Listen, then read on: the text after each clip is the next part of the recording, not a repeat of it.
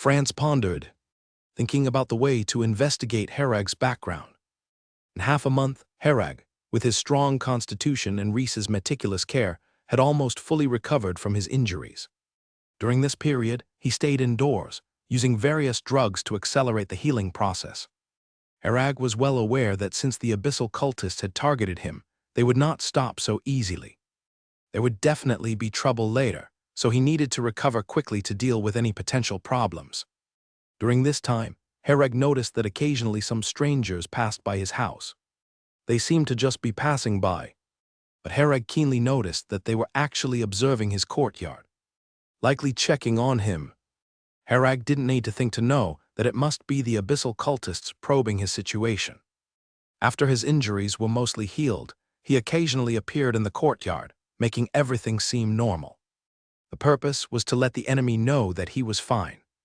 He couldn't expose the fact that he was injured or show his wounds to the enemy. If the abyssal cultists knew he was injured, they could directly deduce that he had fought with Brown and thus gain some information. But now Herag acted as if nothing had happened, making the abyssal cultists uncertain. They couldn't ascertain the exact course of events. During this time, Herag also contemplated how he had come under the abyssal cultists' watch.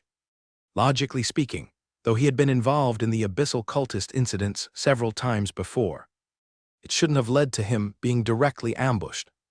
He wasn't aware that Brown's visit was mainly to experiment with the effects of the holy artifact. During this time, Herag coincidentally had no disturbances and had attended most of the events before the incident, making it suitable. One day he was basking in the sun in the courtyard, while Rhys peeled grapes for him. While Herag was enjoying himself, the talisman stone lit up. He glanced at it and saw a message from Goodwin. "Herag, there's a task specifically requesting you to complete. It's not a simple task, but the rewards are substantial, with contribution points. Are you interested in discussing it?" "It's actually President Goodwin." Herag couldn't believe that it was Goodwin, the president of the Witch Array Master Association, who sent him a message. "What task specifically requires me?" Herag was a bit puzzled, but since there were contribution point rewards, it must be related to the official affairs of Surlandir. A task from the Surlandir officials shouldn't be a problem. He was also curious about what kind of task it was. "All right, when?" Herag replied. "Tomorrow afternoon, here at the Witch Array Master Association," Goodwin said. Upon seeing this location, Herag was even more convinced that it must be something to do with Surlandir's officials. In the afternoon, Herag got off the carriage, shielding his eyes from the glaring sunlight, and looked at the building of the Witch Array Master Association ahead. Since he was injured last time, this was the first time he had gone out. The Witch Array Master Association was still as sparse as ever, unlike the Magic Pharmacist Association, which had heavy traffic.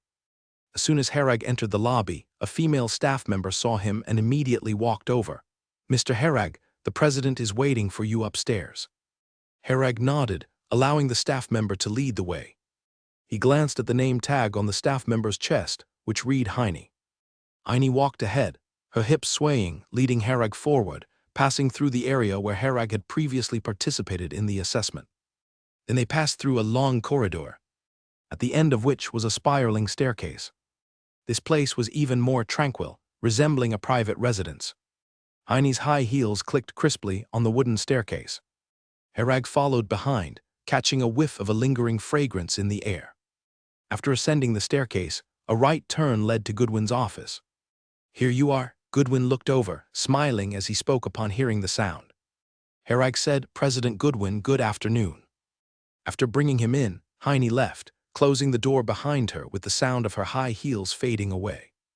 Inside the room, there were two other individuals. One was an elderly man who looked very senior, and another seemed to be a younger relative of the old man, standing by as a guard. "Herag, let me introduce you. This is Mr. France, the most significant manager of the Mozambique slums. He's here to ask you for help with an important matter," Goodwin introduced. Herag turned to look at France, his expression unchanged, and smiled. "What exactly is the matter?" Although he appeared normal on the surface, internally he was quite stirred. It was only because he controlled his expression well that he didn't reveal any anomalies. "From this old man named France." Herag sensed an extremely strong abyss plane aura. If not for being in the wizard plane now, Herag would have thought he saw a demon from the abyss plane. In Herag's eyes, this old man France, apart from having a humanoid appearance, had nothing to do with being human and was entirely like a demon from the abyss plane. Apart from France, the young man behind him was the same. The young man also had an abyss plane aura, albeit not as strong as France, but stronger than that of an ordinary abyssal cultist. Their overwhelming abyss plane aura could only mean that they were almost constantly in contact with entities or things from the abyss plane. Furthermore, they definitely bore the power of the abyss plane within them, making them significant figures among the abyssal cultists. Herag quickly connected these two with the previous assault incident, suspecting that his attack was inevitably linked to these individuals. At this timely moment, they came to see me, even specifically requesting me for some mission. The target must be me. Herag was quite puzzled about why France, such an established abyssal cultist, could still interact jovially with official figures like Goodwin. From the current situation, it appeared that France had some extent of fame and prestige in Silver Moon City, enough to garner a personal meeting with Goodwin. Herag knew that the abyssal cultists wouldn't just let it slide, and was prepared for encountering troubles again. But he never expected that the opponent would meet him in such an open manner through Goodwin. At this point, Herag was somewhat confused about what this France really intended. Here's the situation. Mr. France was personally funding to set up some witch arrays for the slums, so he contacted the Surlandir officials. Afterward, he heard that you have profound knowledge in witch arrays, so he wanted to commission your help. Goodwin explained. Goodwin wore a gentle smile as he continued. Surlandir is highly supportive of this endeavor. If we could add some witch arrays to the Mozambique slums and improve the living conditions there, spreading the news would enhance our reputation in Silver Moon City and for Surlandir. So Surlandir is greatly encouraging this initiative, offering a whole 300 contribution points. The reward is quite substantial. Herag became more puzzled about what France was trying to do. Adding witch arrays to the Mozambique slums to improve living conditions there. He wouldn't believe a word of that nonsense. France must have other motives, but Herag wasn't sure what the exact aim was. Lure them into the slums to kill them. Herag felt this was unlikely since France approached him openly, and the commission task was a collaboration with Surlandir. So choosing a straightforward approach to make contact meant there would be no secretive harm once he entered the slums. Whether in the Land of Dawn or the Barren Land, there were many unwritten rules. Firstly, Surlandir couldn't be unaware of the tricks in the slums, and surely they knew France had issues. Yet both parties maintained a peaceful and friendly facade, with no conflicts apparent. At least on the surface, everything seemed harmonious. If France wanted to kill him, he wouldn't need to make such efforts and could act covertly. Since he chose to approach openly, he must adhere to the rules of open engagement. France, someone who has stood firm in Silver Moon City for so many years, would hardly disrupt the established order voluntarily. This task effectively meant France commissioned Surlandir, and Surlandir then assigned the official mission to Herag. If France dared to kill him in such an official mission, it would be disrespectful to Surlandir, violating the most basic game rules. Having considered all this, Herag asked, "What exactly are the specific requirements?" With the support of a seer, France trembled as he approached, smiling. "This mission is somewhat intricate. It requires witch arrays to purify water sources and protective arrays for some critical places. For example, where food is stored, thefts frequently occur. There's a lot to handle, requiring Mr. Herag to inspect in person and gradually discuss specific details." After listening, Herag thought to himself, "So, they really want me to enter the Mozambique slums. What are they actually planning?" He pondered and said, Indeed. It's somewhat troublesome and requires a field investigation." Having thought it through, Herag realized that since they were ready for a straightforward confrontation, he didn't need to hide. He wasn't afraid of open contact, but he was concerned about those abyssal cultists playing dirty tricks on him. These abyssal cultists were scattered throughout Silver Moon City. If caught off guard, anyone could be caught in their schemes. Rather than constantly worrying about these people, it would be better to confront them directly to see what they are really up to. France nodded and smiled. Good, good, good. In that case, let us know when Mr. Herag is available, and we'll be ready to welcome you at any time. After discussing the timing for a while, France slowly left with the support of a seer. Goodwin deliberately kept Herag back, his usual smile fading into a rare serious expression, saying, "Herag, you must be extremely cautious when dealing with those people in Mozambique. Although they wouldn't dare harm you since you represent Surlandir, caution is still advised." Herag feigned ignorance. There shouldn't be any issues with the slums except for some filth and disorder. "I'm not at liberty to explain. Just remember to be more mindful of everything," Goodwin advised earnestly. Herag nodded thoughtfully. "Thank you for the reminder, President. I will be careful." He understood what Goodwin meant. Goodwin assumed he was unaware of the inner workings of the slums and feared he might get caught up in something shady, hence the specific warning. It seemed Goodwin was also well aware of the intrigues in the slums and knew France was problematic. However, since he was going to complete an official mission for Surlandir, his safety was at least assured, which was why Goodwin allowed him to go.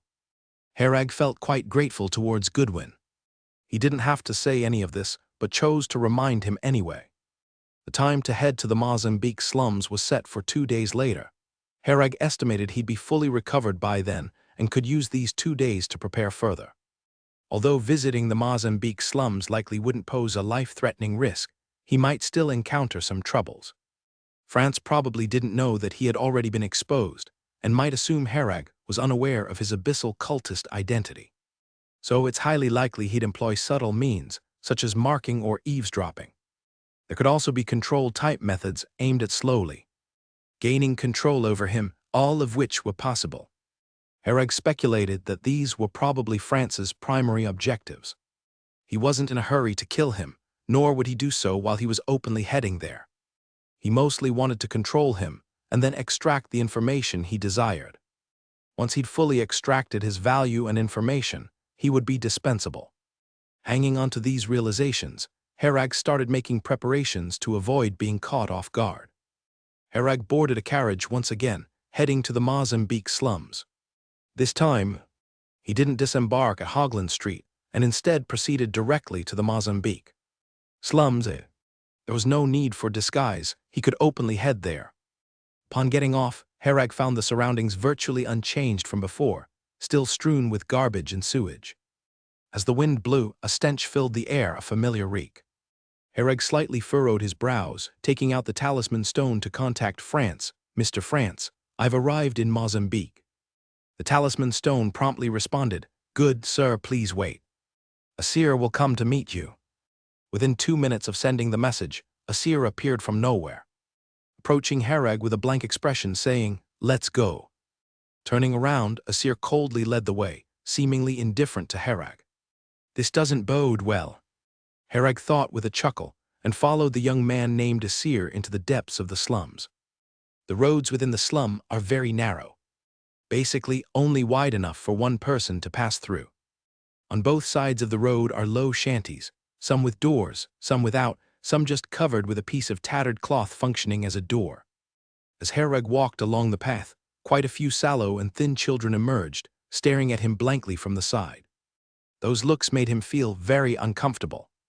Herag thought for a moment before he remembered what kind of gaze this was. It was the look a hunter has when locking onto its prey. The appearance of such a gaze in children, so young, had an unusual significance behind it. Even more concerning for Herag was that he felt he had arrived in the den of the abyssal cultists. On this journey, he had encountered an unknown number of people with the aura of the abyss plane on them. The number was so overwhelming that it made Herag wonder if these people realized they had already become abyssal cultists. If these people all became abyssal cultists of their own accord, then the Mozambique slums would definitely be a great hidden danger. Of course, even if they weren't willing, it was already a problem here. "Hey, handsome," a provocatively dressed woman on the roadside whistled at Herag. Perhaps men with such delicate skin and fair complexion were rare here, so many women stared at him along the way. The bolder ones, like the woman by the roadside, directly greeted and teased him. Some even went as far as to display themselves to Herag. Whenever Herag encountered such situations, he could only sigh helplessly. He naturally had no reaction, considering nobody here looked remotely clean. In the literal sense of cleanliness, everyone looked as if they hadn't washed their faces in a long time. From this, you could see how worrying the sanitary conditions here were. Herag definitely didn't want to catch some disease. Inexplicably, these past few days had been sunny, but the roads in the Mozambique slums seemed forever muddy. Walking on them always produced the sound of stepping into mud on a rainy day. Herag glanced at his leather boots which Reese had bought him. They were already caked with dirt. Seer led Herag deeper and deeper, gradually arriving at the heart of the Mozambique slums. Seer hadn't said a word along the way, merely guiding him. He also didn't seem inclined to talk to Herag. Herag glanced around. At this time, he could see that the surroundings were a sea of contiguous low shanties. In the distant skyline, he could see some tall buildings belonging to the prosperous area of Silver Moon City. So you can see it from here as well. Herag realized that even from the center of the slums, you could clearly see the magnificent buildings far away. Living in such poor conditions, and yet able to look up and see places where the upper class of Silver Moon City live and entertain, who knows how these people feel. Herag continued to walk forward a bit more, knowing they were almost there. Because underfoot, the road had transformed into clean, hard stone slabs instead of muddy paths. Looking up, it was a rare clean place in the slum. The tidy road clearly maintained by someone. Not far away, there was a mansion quietly lying there. Its tall gates were completely incongruous with the slum's atmosphere, giving Herag the illusion of not being in the slums. Asir came to the gate, knocked, and someone opened it. "Go in," Asir said, turning around before walking in on his own, seemingly too lazy to even look at Herag. Herag looked at the back of the boy's head, held back the urge to give it a gentle knock, and went inside to see what kind of mischief these people were up to. France's mansion was even larger from the inside than it appeared from the outside. Herag wound around for quite some time before arriving at a small courtyard. The courtyard held only France, who was sitting in a chair. Next to the chair was a round table with a bottle of red wine and 3 glasses on it. "Ah, Mr. Herag is here, have a seat." France indicated a chair by the round table reserved for Herag. Herag didn't hold back, swaggering over to take a seat. France didn't speak immediately, but picked up the bottle of red wine and slowly began. "This bottle of red wine was bought for me by that kid Brown. I've heard it cost quite a bit, and I've never drunk it. Just kept it there. It wasn't until he died that I remembered it. By the way, Mr. Herag, the guy you killed, you probably didn't know his name was Brown." France talked casually, uncorking the wine and pouring it into the 3 glasses, as if discussing something insignificant. "Oh, so his name was Brown," Herag smiled. France nodded. "He was a good kid, always worked hard. Did he suffer before he died?" Herag thought and said, "Probably not." He recalled that Brown's death had been quite swift, disappearing into thin air with a single punch. He just wasn't sure if the psychological impact counted as suffering. France placed a filled wine glass in front of Herag, saying, "That's good, that's good." With 3 glasses of wine, France and Herag each took one, leaving the third untouched on the table. "Want to try it?" France glanced at Herag, then downed his glass of wine in one gulp. Herag looked at the wine, rich in color, clearly no ordinary vintage. He smiled, raised his head, and drank it all down without leaving a drop. "I thought Mr. Herag wouldn't dare to drink," France joked. "I dared to come, why wouldn't I dare to drink? So what's the reason you called me here? Surely not just to help set up a witch array, right?" Herag said nonchalantly as he placed the glass back on the table. France leaned back in his chair, seeming very relaxed. "I just wanted to ask how Brown died." "Simple, I killed him with 1 punch," Herag replied seriously. France shook his head. "Impossible. He reached the abyss plane and was at least level 2 wizard. How could he be killed with 1 punch?"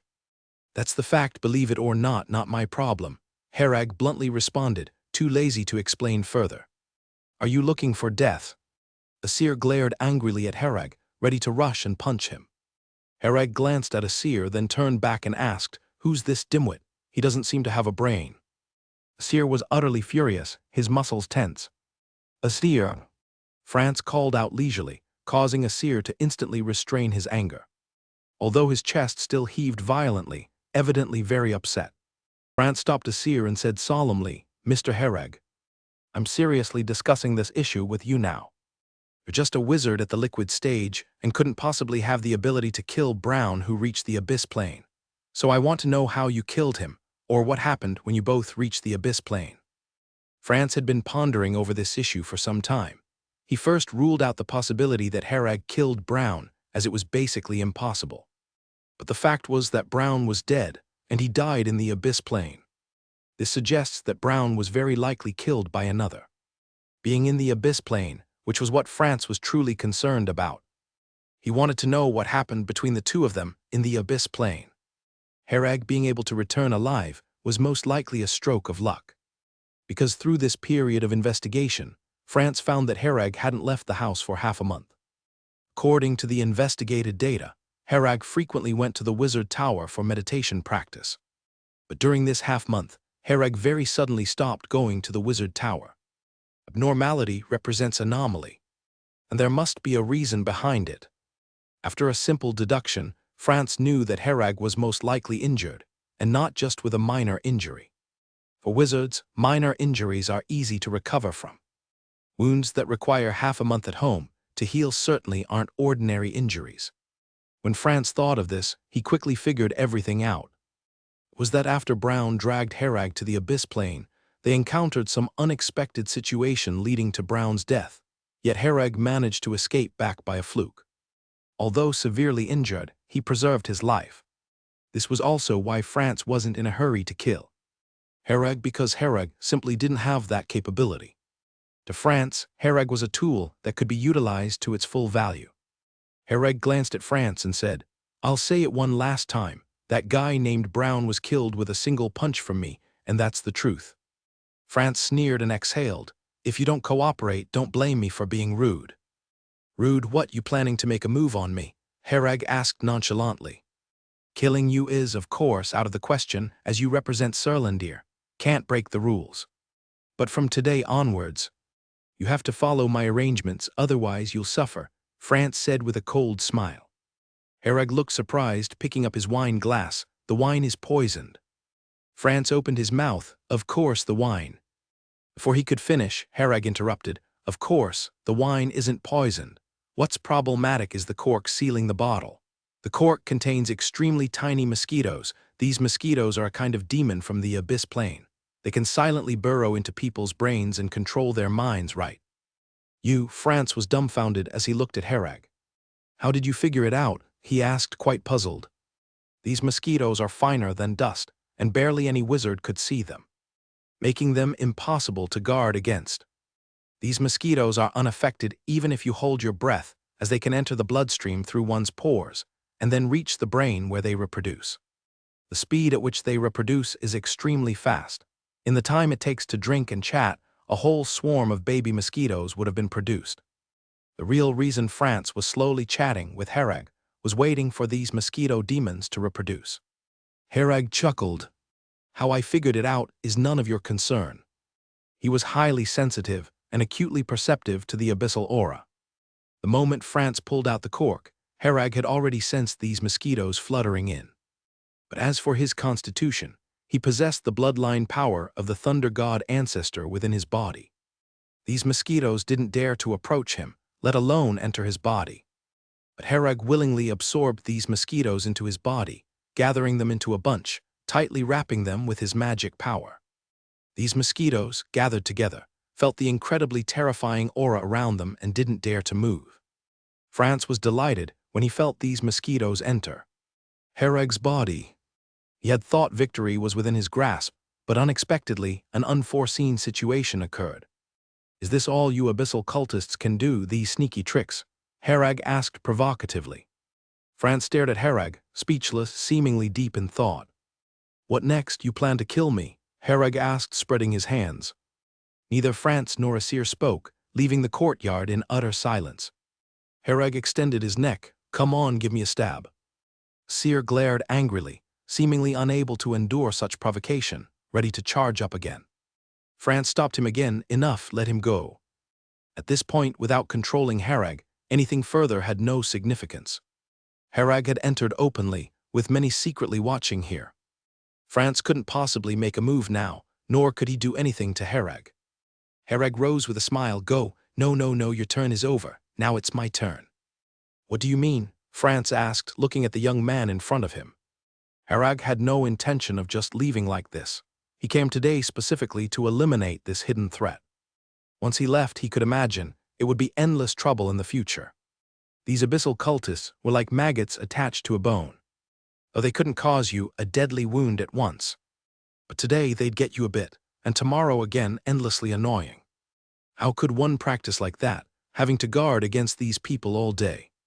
This France in front of him was clearly one of the leaders among the abyssal cultists. The abyss plane aura on him was as intense as that of a native from the abyss plane. If France reached the abyss plane, he should be quite powerful.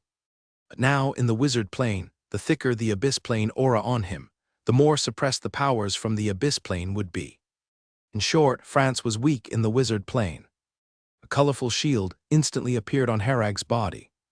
Hereg's body rapidly enlarged, his clothes instantly shattered, and his body was covered with a layer of dark gold armor.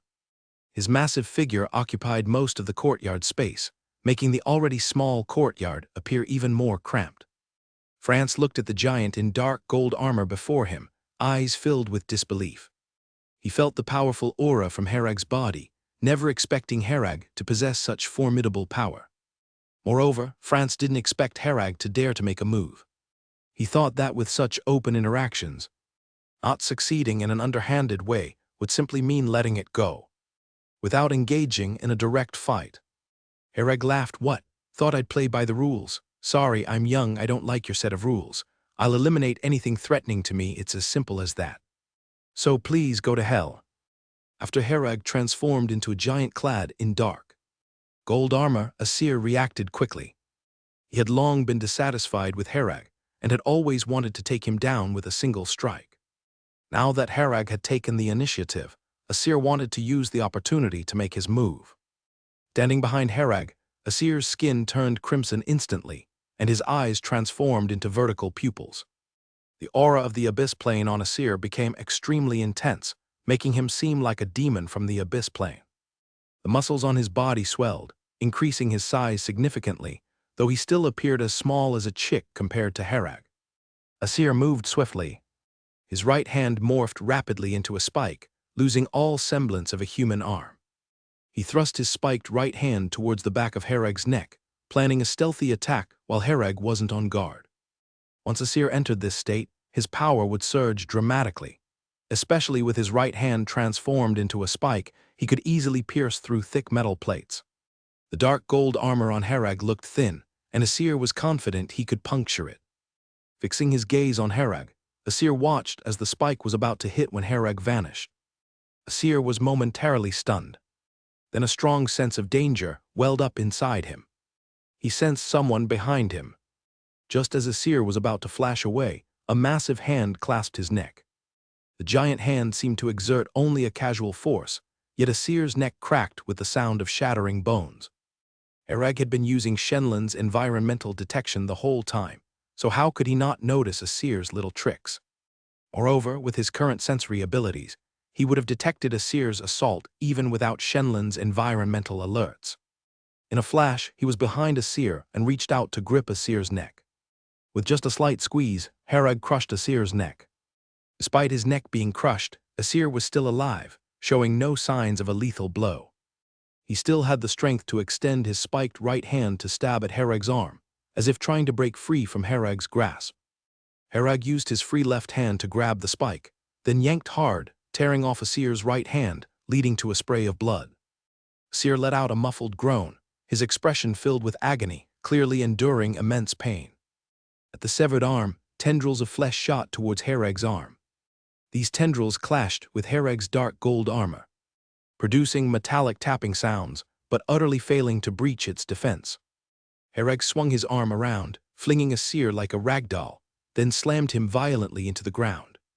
What followed was a relentless barrage of attacks, turning Asir's body into a pulp, leaving only a bloodied mess on the ground. It all happened in an instant. A centipede-like red insect wriggled beneath the carnage, rapidly attempting to flee the courtyard. Such small movements did not escape Hereg's detection. He stomped down, directly crushing the tiny demon, its fluids spreading everywhere. Herag suspected that Asir's power must have originated from this centipede. Since these tiny demons were inherently weak, they wouldn't face much resistance entering the wizard plane. But when such demons merged with an abyssal cultist, they could significantly enhance the cultist's power quickly. This state of obtaining power through abyss plane demons was typically called a demonized state by the wizards of the Land of Dawn. Once in a demonized state, one is doomed to live as neither human nor ghost for the rest of their life. The abyssal cultist and the demon enter a parasitic state, dependent on each other. Just a moment ago, Asir appeared dead, turned into a pulp. But as long as that centipede could escape, Asir wasn't truly dead and had a chance to rebuild his body and resurrect. This is why many willingly become abyssal cultists.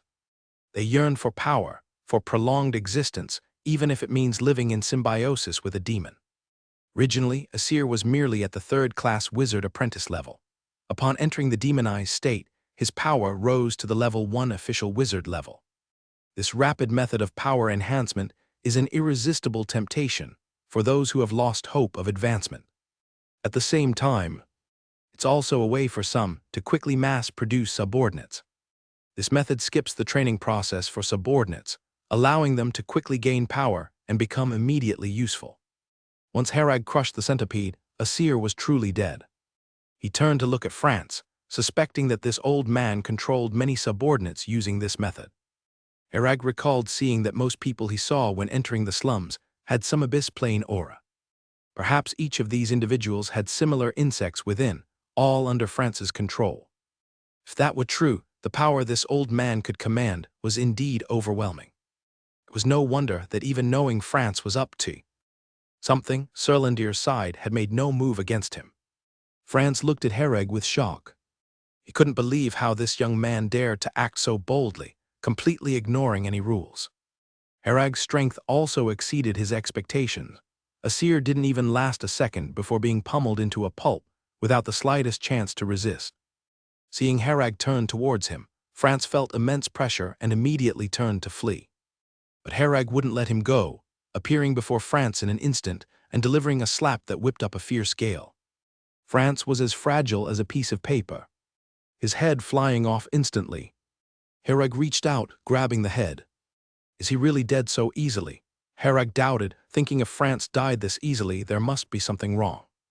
After France's headless body fell, it appeared silent, with only blood spreading across the ground.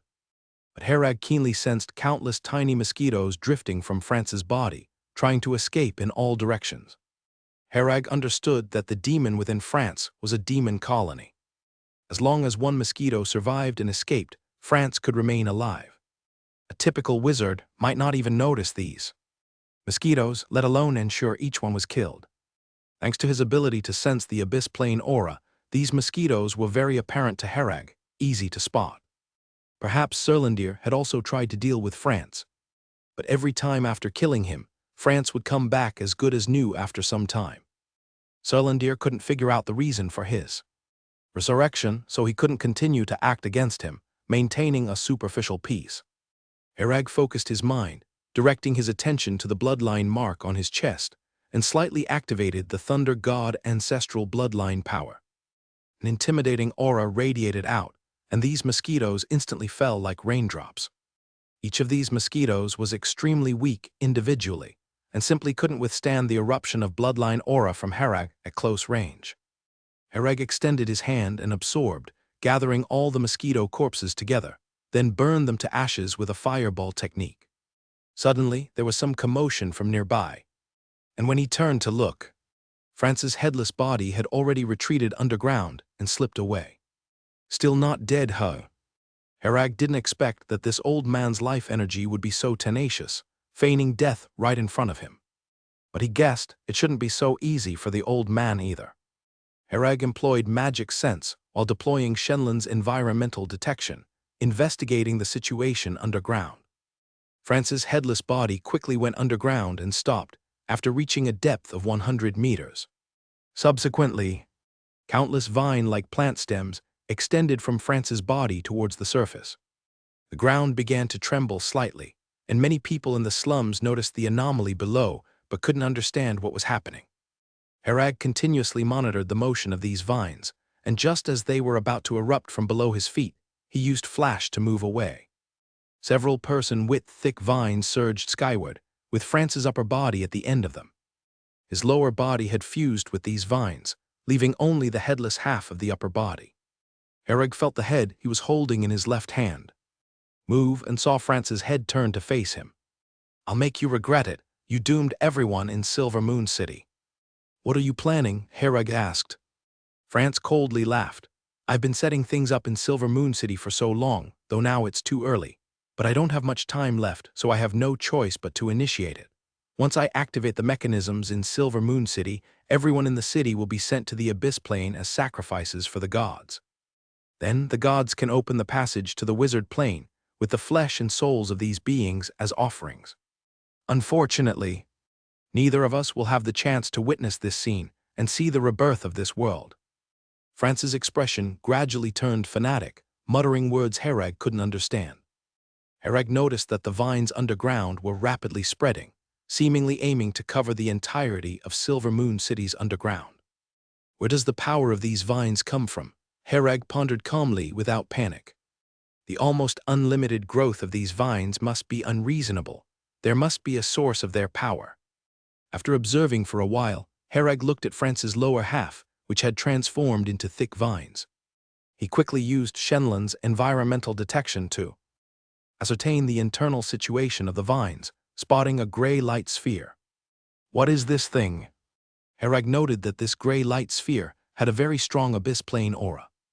He immediately realized that it must be the source of the vine's power. Once realizing this, Herag took out a heap of fire salamander bombs. He threw all these fire salamander bombs towards the vines and immediately detonated them. The explosion echoed, the sound deafening. After the smoke cleared, Herag looked over to see the vines full of potholes from the explosion, but still not damaging the inner sphere. "You might as well give up. Even if your attack hit it, it's impossible to cause any harm to the divine core." France sneered at Herag's actions, seemingly not worried at all. Divine core. Herag had never seen or heard of such a thing before. France, appearing confident, said slowly, "The divine core is a highly potent energy source condensed by gods themselves, with the energy inside only absorbable and usable by beings from the Abyss Plane. Only beings from the Abyss Plane can see it. You wizards from the Wizard Plane can't see or touch it." "Wait, how can you see it?" It seemed that being decapitated had affected him a bit, as France only now realized Herag could see the existence of the divine core. The divine core is a very special item, condensed by powerful beings from the Abyss Plane, containing a portion of their power. To prevent its discovery and destruction by wizards, the evil gods from the Abyss Plane cleverly hid it using rule power. After hiding it, only abyssal cultists of France's level or other beings from the Abyss Plane could sense and see the divine core. If other wizards came here, they wouldn't be able to discover the existence of the divine core. Unless Parker himself came, there would be some possibility of detecting traces of the divine core. But now Parker is on the elf plane and can't attend to this place. Once the vines spread throughout the city, France could initiate hidden methods to transport all life to the Abyss Plane. Actually, France had not completed his preparations, which originally required a long time. Starting now would likely not achieve the goal of transporting everyone. But due to sudden circumstances, France is merely relying on the divine core's power to survive temporarily. In a short time, France's soul would completely collapse. So he had no choice but to start early. Herag did not answer France's question, but looked at the divine core within the vines thoughtfully. He drew out a longsword, approached the vines, and started slicing through them. With great speed, the wood shavings flew swiftly as the divine core was quickly revealed inside. To ordinary people, there was nothing inside. But in Herag's eyes, a gray sphere of light was floating there. Herag felt an inexplicable allure from this sphere, as if it could be greatly beneficial to him. He reached out and touched the divine core, feeling a rush of coldness from his fingertips. This chill flowed from his fingers into his body, finally disappearing into the bloodline mark.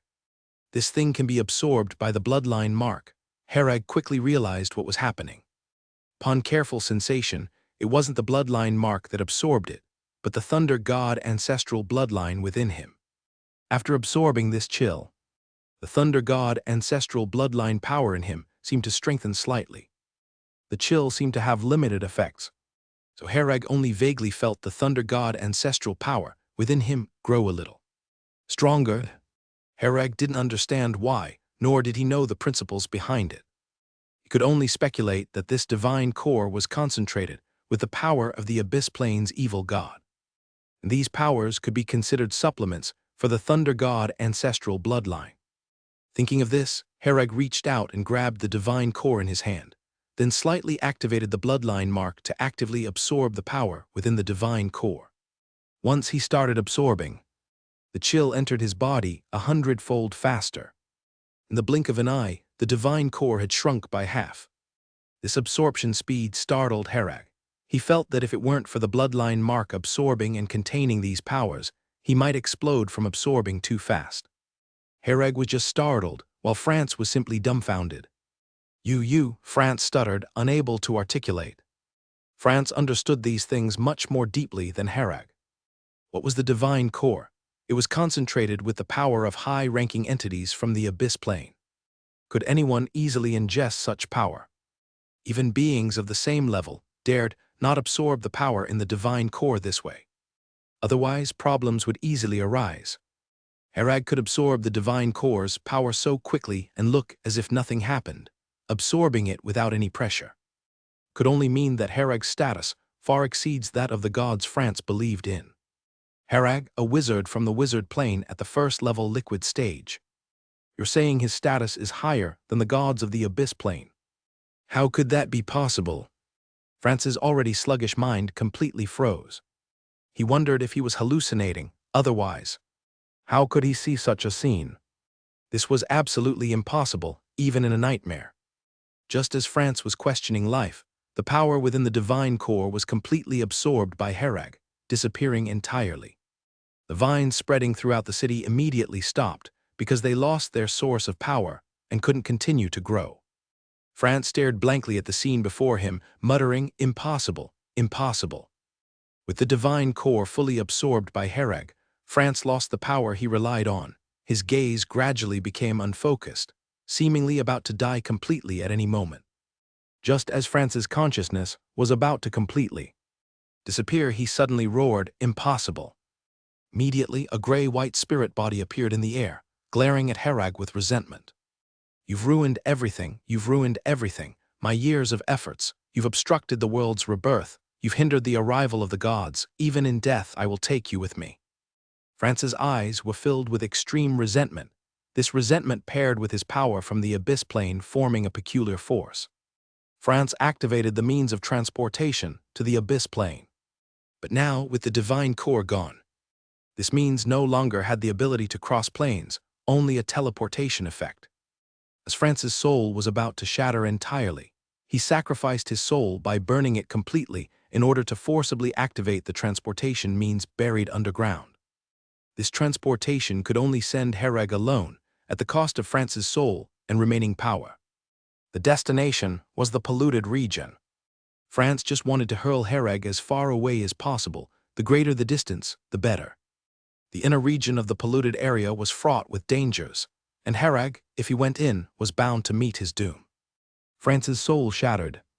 Herag hadn't had time to react when he felt a large witch array beneath him.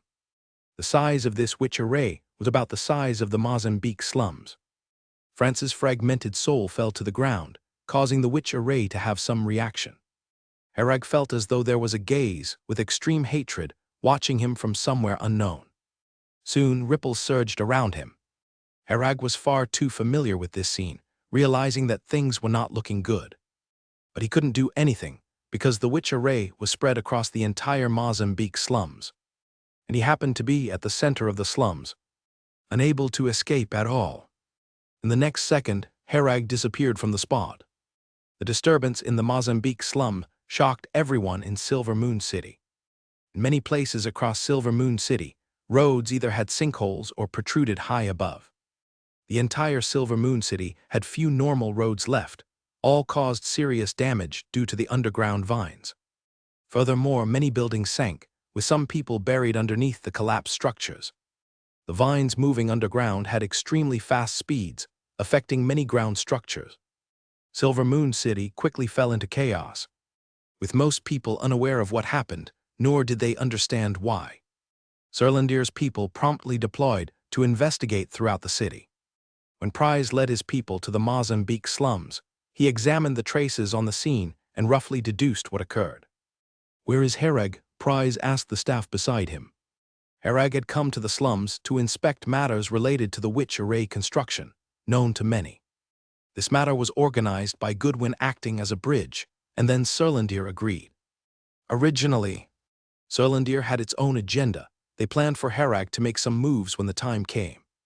After all, the witch array was designed by their own people, so implementing some strategies would be easy. Nobody expected such a huge incident to occur. France's body had already been found, with only half remaining, the other half attached to massive vines, seemingly natural. There was also a head fallen on the ground, the face filled with disbelief and shock. One couldn't know what he witnessed before dying. Price searched the site for traces of France's soul, but found nothing. Instead, he found traces of a soul being shattered. He knew in his heart that France's soul was mostly shattered. As for the other key person, Hereg, was still completely unaccounted for. No body was found, nor were any related soul traces. Serlandir's people were eager to find Hereg to understand what exactly transpired. More importantly, Hereg had achieved great merit this time, directly resolving the threat posed by France. Although there was some damage across various locations in the city, such a cost was bearable. To the wizards, restoring some roads and housing facilities was a very simple task. Although Price didn't know why Hereg was in conflict. With France, it was indeed a situation of life and death. It looked somewhat chaotic, but the result was good.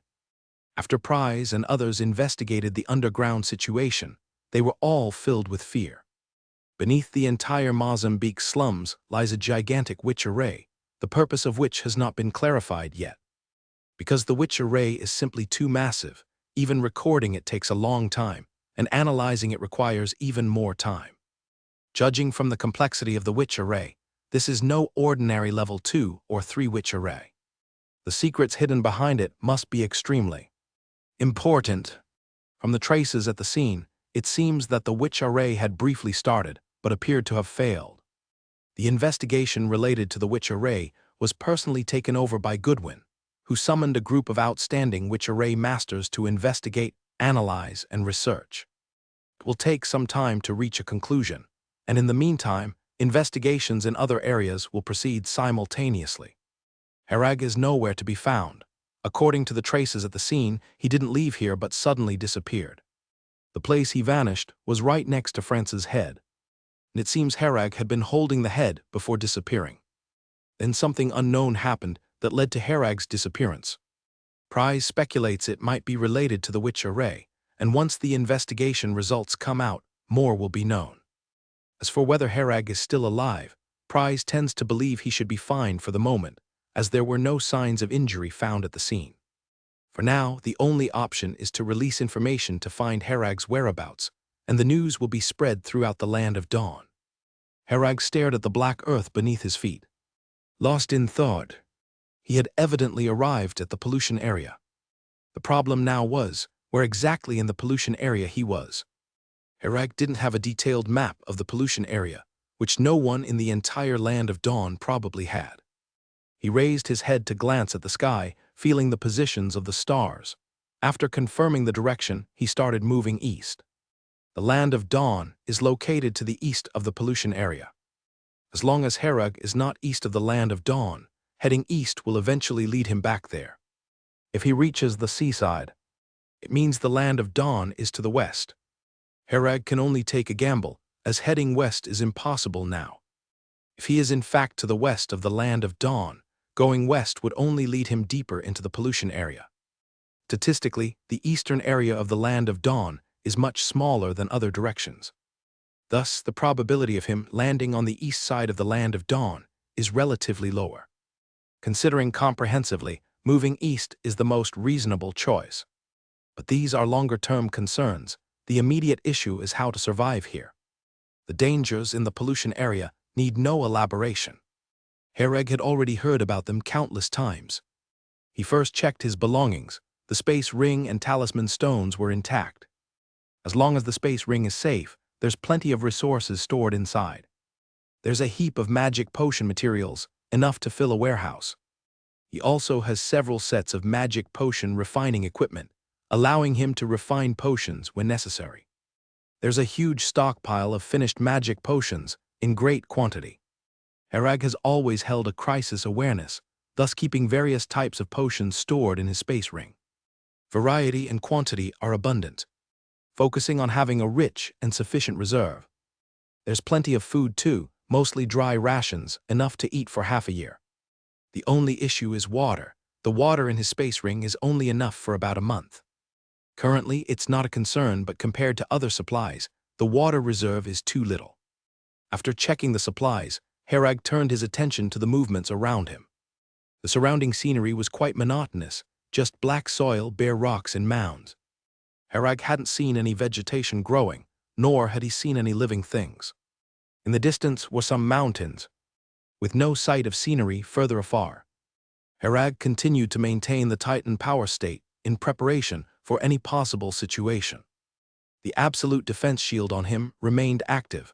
Magic power was consumed periodically, but he had more than enough potions in his space ring. Safety is the priority. Shenlon's environmental detection was constantly operating, keeping an eye on surrounding movements. After walking for some time, Hereg found it rather quiet, as if there wasn't a living creature in this world. The pollution area's sky differed from that of the land of dawn, with clusters of black clouds and gray mist, obscuring what might be hidden within. If not for the starry sky meditation technique, Hereg wouldn't be able to determine direction by stargazing. He could directly sense the position of stars to ascertain direction.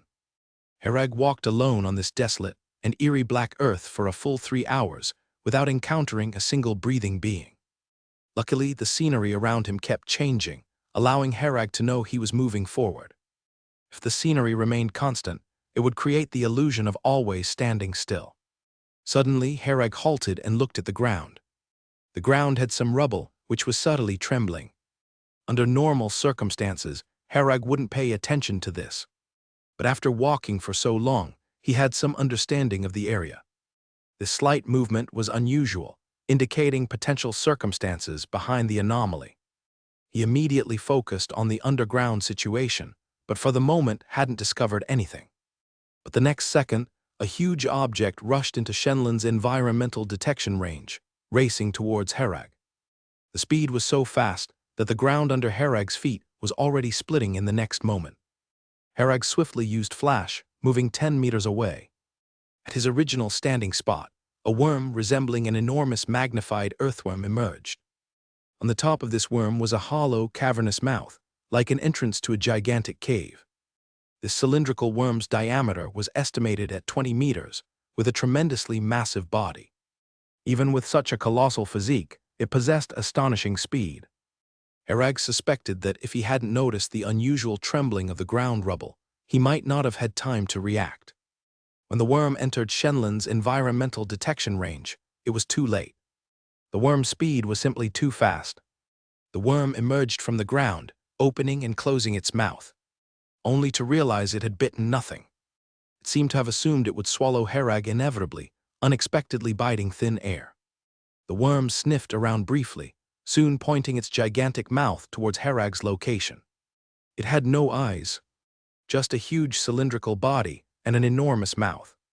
This was a demon Hereg had never seen before. Shenlon, query information related to this demon. Shenlon immediately responded. No demon information matching the characteristics was found.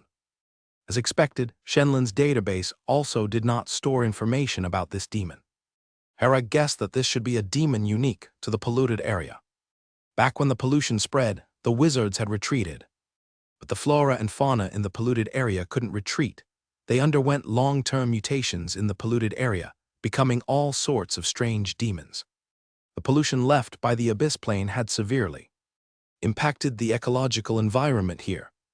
However, the adaptability of life is strong. Many flora and fauna perished, but many also survived after adapting to the polluted environment. The giant subterranean worm before him was evidently a survivor in this polluted area. Not only did they survive, but they also became stronger, becoming a new kind of demon that had never existed in the wizard plane before. The specifics of these demons were not well understood in the Land of Dawn.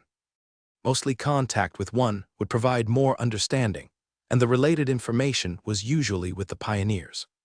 Ordinary people in the Land of Dawn generally wouldn't encounter these and thus wouldn't grasp related information. The giant worm turned to Hereg and lunged directly, attempting to bite him. Hereg once more used a flash to dodge. He certainly didn't want to test its strength with his body. With a flash of light, the world tree bow was in his hand. Jumping backward to increase distance, he bent his bow and shot an arrow in mid-air. The green arrow struck the worm's body, exploding and tearing out a significant amount of flesh and blood, with bright red blood splattering instantly. The giant worm shrieked. Seemingly in pain, its body bore a noticeable large crater that kept bleeding. This completely enraged the worm. Its enormous body emerged a long way from the ground once more, pouncing at Hereg. Hereg, under the state of Titan power, was extremely agile. Combined with Shenlon's assistance, he could predict the worm's action trajectory in advance, calculate its various data, and estimate the time and location of its attacks. With a light step, Hereg swiftly left his original spot, easily dodging the worm's attack. The worm, due to its lack of vision, could only rely on sound and smell to determine Hereg's position. This made its action somewhat slower and not as swift as when underground. In this situation, it was naturally impossible to attack Hereg, who instead created several wounds on it with the world tree bow. Hereg used another flash to dodge the worm's bite and casually aimed an arrow into the worm's wide-open mouth. The arrow from the world tree bow exploded inside the worm, and this time its wailing was extremely fierce, indicating severe injury. The interior cavity of the worm was not as hard, much more vulnerable. With this arrow shot inside, the worm became somewhat fearful, refraining from attacking again. The worm's body was already covered in scars. Its massive frame not entirely emerged from the underground. It looked at Hereg with some trepidation, withdrawing underground slightly, then stared at him. Hereg also stared back at the worm, with all muscles tense and mind highly focused, constantly aware of the worm's movements. After a brief standoff, the worm retreated back under the surface and quickly left this area, abandoning its hunt for Hereg. Animal hunts consider the cost of hunting, and demons naturally do too, even more intelligently. The worm found Hereg somewhat troublesome. After some consideration, it simply abandoned the hunt. Once it burrowed into the ground, its speed increased several times over on the surface. Hereg couldn't keep it, only watching it leave. After confirming the worm had left, Hereg also quickened his pace to exit this area. The noise from the battle just now was too loud. It could easily attract other entities.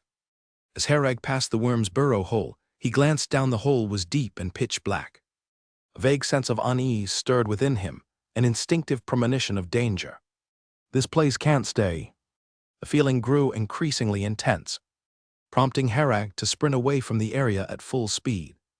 He had no idea what might happen here, and could only speculate that something powerful was approaching. Since the giant worm's attack, Hereg became more cautious of the underground as well. After a 2-hour trek, Hereg hadn't encountered any other living creatures along the way. He couldn't tell if the polluted area was too vast, or if there were just too few demons. After walking for hours, he only came across a giant worm emerging from underground. Hereg wasn't sure if this was good or bad, but going too long without encountering life didn't feel right either. It could very well indicate something wrong with this place, making even demons reluctant to linger here. As the sense of crisis in Hereg's heart faded, he slowed down his pace. He dared not move too quickly, lest he mistakenly enter a dangerous area and fail to retreat in time. Proceeding a little further, Hereg suddenly stopped in his tracks. He spotted a plant not far ahead. After traveling so long without seeing life, spotting a living plant instinctively felt abnormal to Hereg. This was a green broadleaf plant, standing abruptly on the ground with broad, thick leaves. Although knowledgeable, Hereg had never seen such a plant, nor did Shenlin's database yield any related information.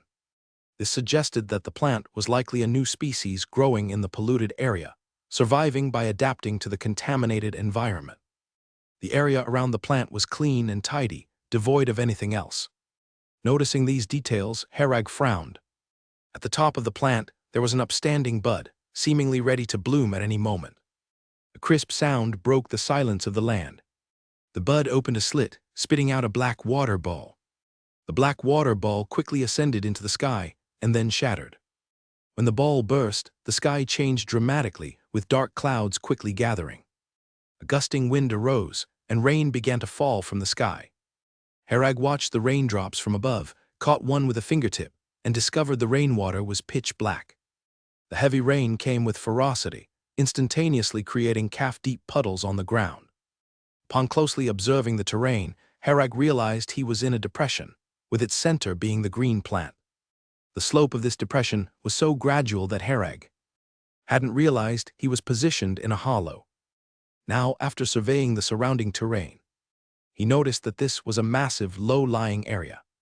The rainwater quickly pooled on the ground, and the water was getting deeper, reaching Herag's waist in just a few minutes. Bear in mind, Herag was now in the form of Titan power, standing 4 meters tall. The plant had already disappeared, submerged at the bottom of the water. Herag glanced around. This place had already turned into a black lake. Torrents of rain were falling, with the raindrops getting bigger and showing signs of further enlarging. This rain was truly unusual. Herag swam towards the shore, planning to leave this place as quickly as possible. Suddenly, a suction force came from underwater. Herag, unable to find a foothold in the water, was pulled under on the spot. The suction was strong, and Herag had virtually no way to resist, being directly dragged to the bottom. Once pulled underwater, Herag saw the plant at the bottom emitting a green glow, with a strong magic power fluctuation around it. He was unclear about what this plant exactly was, but he knew he absolutely couldn't let himself be dragged toward it. With nowhere to find leverage in the water, Herag's strength was of no use, leaving him to helplessly watch as he got closer to the green plant at the bottom step by step. He remained calm and thought seriously about finding a solution, avoiding futile struggle. After a moment, Herag extended his left hand, retrieved 2 fire salamander bombs from his space ring, and then hurled them downward with effort before detonating them.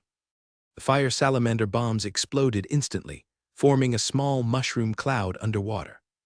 The underwater began to churn, and Herag felt the water below pushing him up violently. With this thrust force, the suction coming from below weakened significantly. Seeing its effect, Herag immediately threw out 2 more fire salamander bombs, repeating the tactic. After several attempts, the explosive force finally propelled Herag to the water surface. But just as he reached the surface, as he popped his head out of the water, glancing at the torrentially raining sky, the suction from the bottom pulled him back down again. Herag, having no other option, could only throw 2 more fire salamander bombs. He adjusted his angle, propelling himself diagonally upward to get closer to the shore. The suction force at the bottom didn't disappear, and every time the thrust from the fire salamander bombs ended, Herag would be pulled down a bit. Each time, Herag used the fire salamander bombs to get himself closer again to the water surface and shore. Fortunately, he had prepared adequately.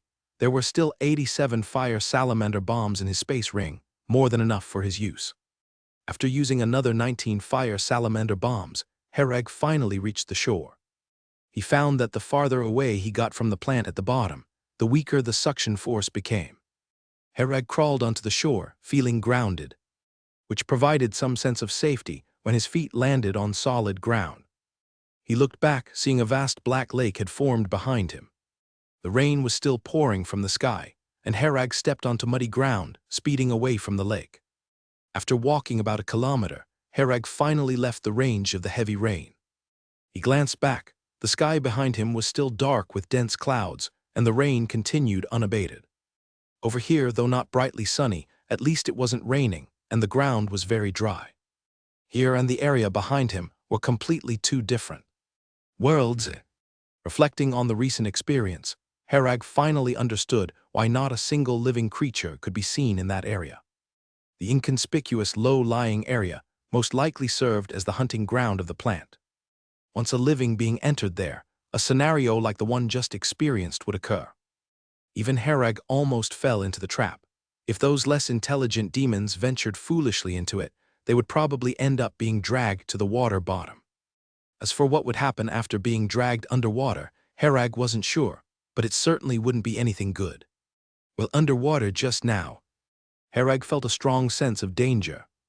He could sense that if he were dragged to the water bottom, getting close to that plant, he would most likely never come back. The plant's power was extremely bizarre, able to affect the weather over such a large area, a power that the current Herag couldn't oppose. The only consolation was that the plant couldn't move to chase him. Herag oriented himself again and continued heading eastward. The sky is getting dark.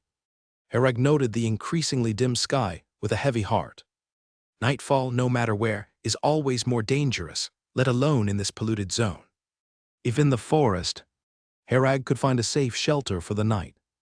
But in this polluted area, Herag couldn't determine where was safe. After experiencing the giant insect's attack, Herag felt no place was safe. Anywhere he could possibly be devoured by a giant insect, abruptly emerging from the ground in his sleep. Herag kept observing while walking, but did not find any place that seemed relatively safe. The sky gradually darkened, and night slowly descended. He looked up, seeing no stars. At night, the dominant shade here was darkness, not a bit of light in sight. In other places, the moonlight could at least help see the road at night. But here it was sheer darkness, devoid of any light source.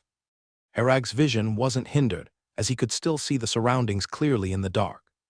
He initially planned to find a safe spot to spend the night, but then reconsidered, as he didn't know which place was relatively safe. Staying static in one place might actually increase the chance of encountering danger, so he decided to trek through the night, aiming to reach the land of dawn as soon as possible. The subsequent journey was more monotonous, only characterized by eternal blackness and silence. While traveling, Herag checked on his own status. Since absorbing the divine core, there had not been a moment to examine his condition. Herag was eager to understand the use of having absorbed this entity. The divine core was absorbed by the bloodline mark, but couldn't be fully activated within the wizard plane. Herag sensed that if he returned to the abyss plane and activated the bloodline mark, revealing its true form, it should be more powerful. So this is how power can be enhanced. Herag made a mental note of this method. Never having encountered something like the divine core before, he naturally didn't know about this way of becoming stronger. Now it seemed clear that the Thunder God ancestral bloodline power could still continue to grow. My spiritual power. At this moment, Herag realized that in his mind, his liquid spiritual power had filled his mind completely. Next, he just needed to proceed with compression to gradually approach the crystallization wizard stage. Herag remembered that it clearly required 2 more stars of meditation to complete this step. Now it's already completed, probably because of absorbing the divine core. Although Herag wanted to start the compressed meditation of liquefying spiritual power, but it's obviously unrealistic at the moment. Compressing and liquefying spiritual power requires high concentration of spiritual power and can't be disturbed, or else a major problem could occur if interrupted. In the polluted district, it's hard for Herag to find such an environment for peaceful meditation practice. Herag was pondering while paying attention to the surroundings slowly advancing in the night. Suddenly, a firelight appeared ahead. Herag looked up to see a campfire blazing ahead, with a little girl sitting nearby. The little girl sat by the campfire, her gaze staring blankly at the roaring flames. Herag's heart skipped a beat, knowing he had encountered trouble again. Such a raging fire should have been noticed much earlier. Fire so dazzling in the pitch-black night should be noticeable from miles away. But now that campfire was just 20 meters away. Seeing that the little girl hadn't noticed him, Herag was about to retreat. Suddenly a clear voice came from behind. "Brother, are you cold?" Herag turned around to see the little girl standing behind him, looking at him blankly. Although the little girl was speaking to him, her eyes weren't really looking at him. "Brother, are you cold?" the little girl asked again. "Come by the fire to warm up." The little girl suddenly disappeared, and her voice came from behind again. Turning back once more, Hereg found the little girl sitting by the campfire, watching him. He sensed a familiar presence. This little girl carried the aura of the Abyss Plane. However, this aura was somewhat peculiar, not quite like the typical aura of the Abyss Plane. Thinking of this, Hereg slightly activated his bloodline mark, exuding a faint aura of the Abyss Plane. The little girl's expression changed slightly, and she looked over with a surprised expression. The little girl blurted out halting words, and then knelt down, bowing to Hereg. Hereg walked over expressionlessly and sat down by the campfire. The little girl still knelt on the ground, with her head buried and not lifted. "Who are you?" Hereg asked in the common language of the Abyss Plane. This demon seemed to lack intelligence, wasn't aware of what it was, and could only speak a few simple words. After recognizing Hereg's aura, she no longer dared to perform any tricks on him. Hereg continued to ask, "Is there any safe place around here?" The little girl sat up straight, looking blankly at Hereg. "Master safe." It took a moment for Hereg to understand her meaning. The little girl meant that being by Hereg's side was safe. In close proximity, Hereg noticed the little girl's aura from the Abyss Plane had indeed changed. He speculated that when the Abyss Plane invasion was repelled, many demons couldn't retreat in time and remained in the polluted district. These remaining abyssal demons had undergone some changes over the long years, and even their aura from the Abyss Plane was different. Finding it difficult to communicate with the little girl and unable to extract any useful information, Hereg got up to leave. Unexpectedly, a cold, small hand grabbed his hand, and the little girl with her head buried said, "Master, don't leave." Her speech was a bit faster, seemingly urgent, afraid that Hereg would leave. Recalling his daytime experiences, Hereg suddenly had some speculations. He felt the polluted district might also have a territorial division, like no other demons were near that plant. Clearly, the little girl was also a demon, and this area was likely her territory. From this point of view, the chance of encountering other demons in this place was very low. If Hereg spent the night here, it would be relatively safe. With this thought, he sat down again. Though the little girl showed no expression, and her gaze remained vacant. Yet Hereg could sense that the little girl seemed quite happy. The little girl stood up, walked to Hereg's side, and sat down, quietly staying with her gaze staring blankly ahead. Hereg, seeing she made no move, ignored her and focused on the surrounding sounds. The campfire continued to burn, illuminating Hereg's face. Only then did he notice that this campfire actually emitted no heat. The two, a human and a demon, sat side by side for the entire night. Until the dawn broke, the little girl stood up, waved her little hand at Hereg, and gradually faded away. The campfire disappeared as well. Hereg stood up, preparing to continue his journey. Just as he guessed, the entire night he did not encounter any other demons. During the day, although the sun couldn't be seen directly, there was enough light. Hereg turned to glance at the place where he'd spent the entire night. It was just a patch of black soil, with nothing else, leaving him unsure of the little girl's form of existence. He took out some provisions and water from his space ring to replenish his energy. Then he took out a potion to restore magic power, fully recovering his state. Having eaten, Hereg slightly accelerated his pace, wanting to cover as much distance as possible during the day.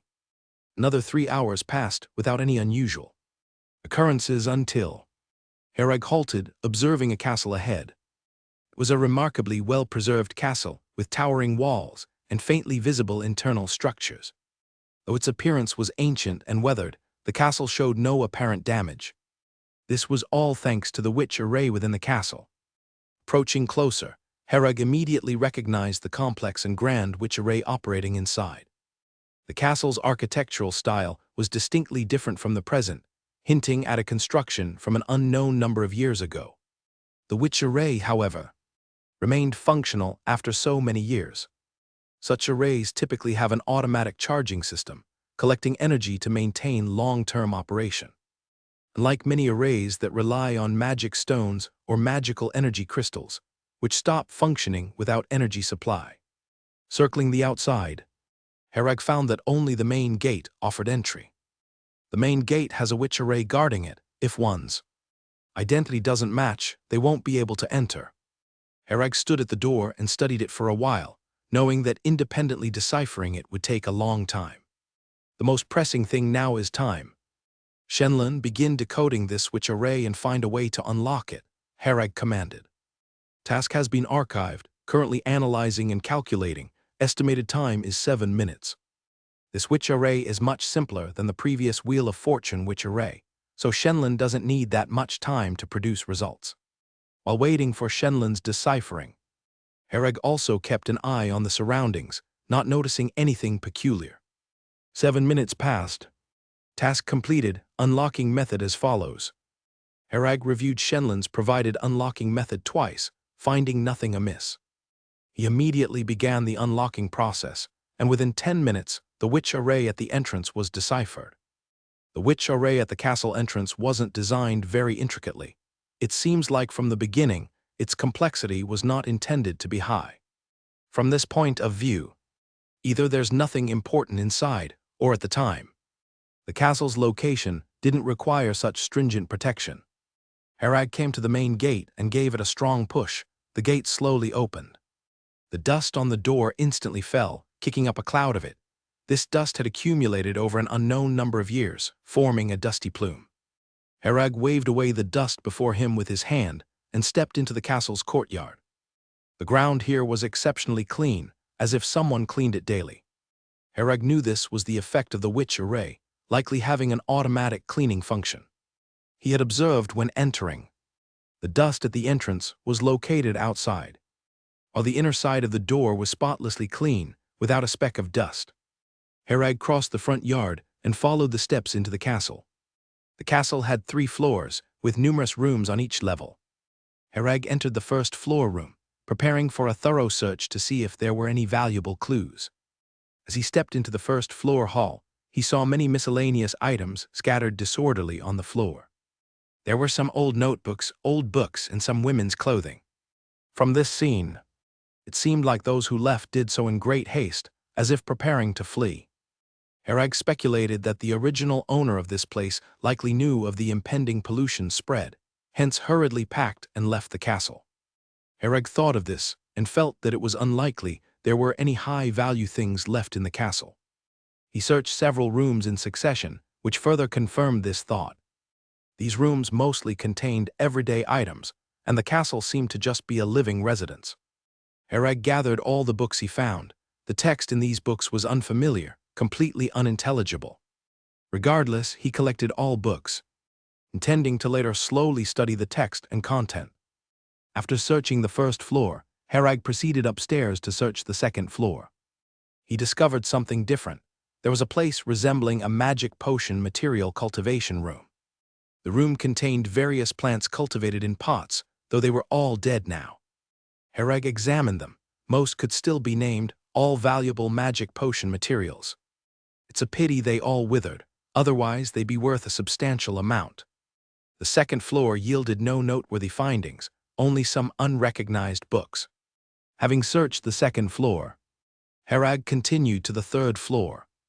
The third floor had fewer rooms, but each was significantly larger, indicating it was the residence of the castle's owner.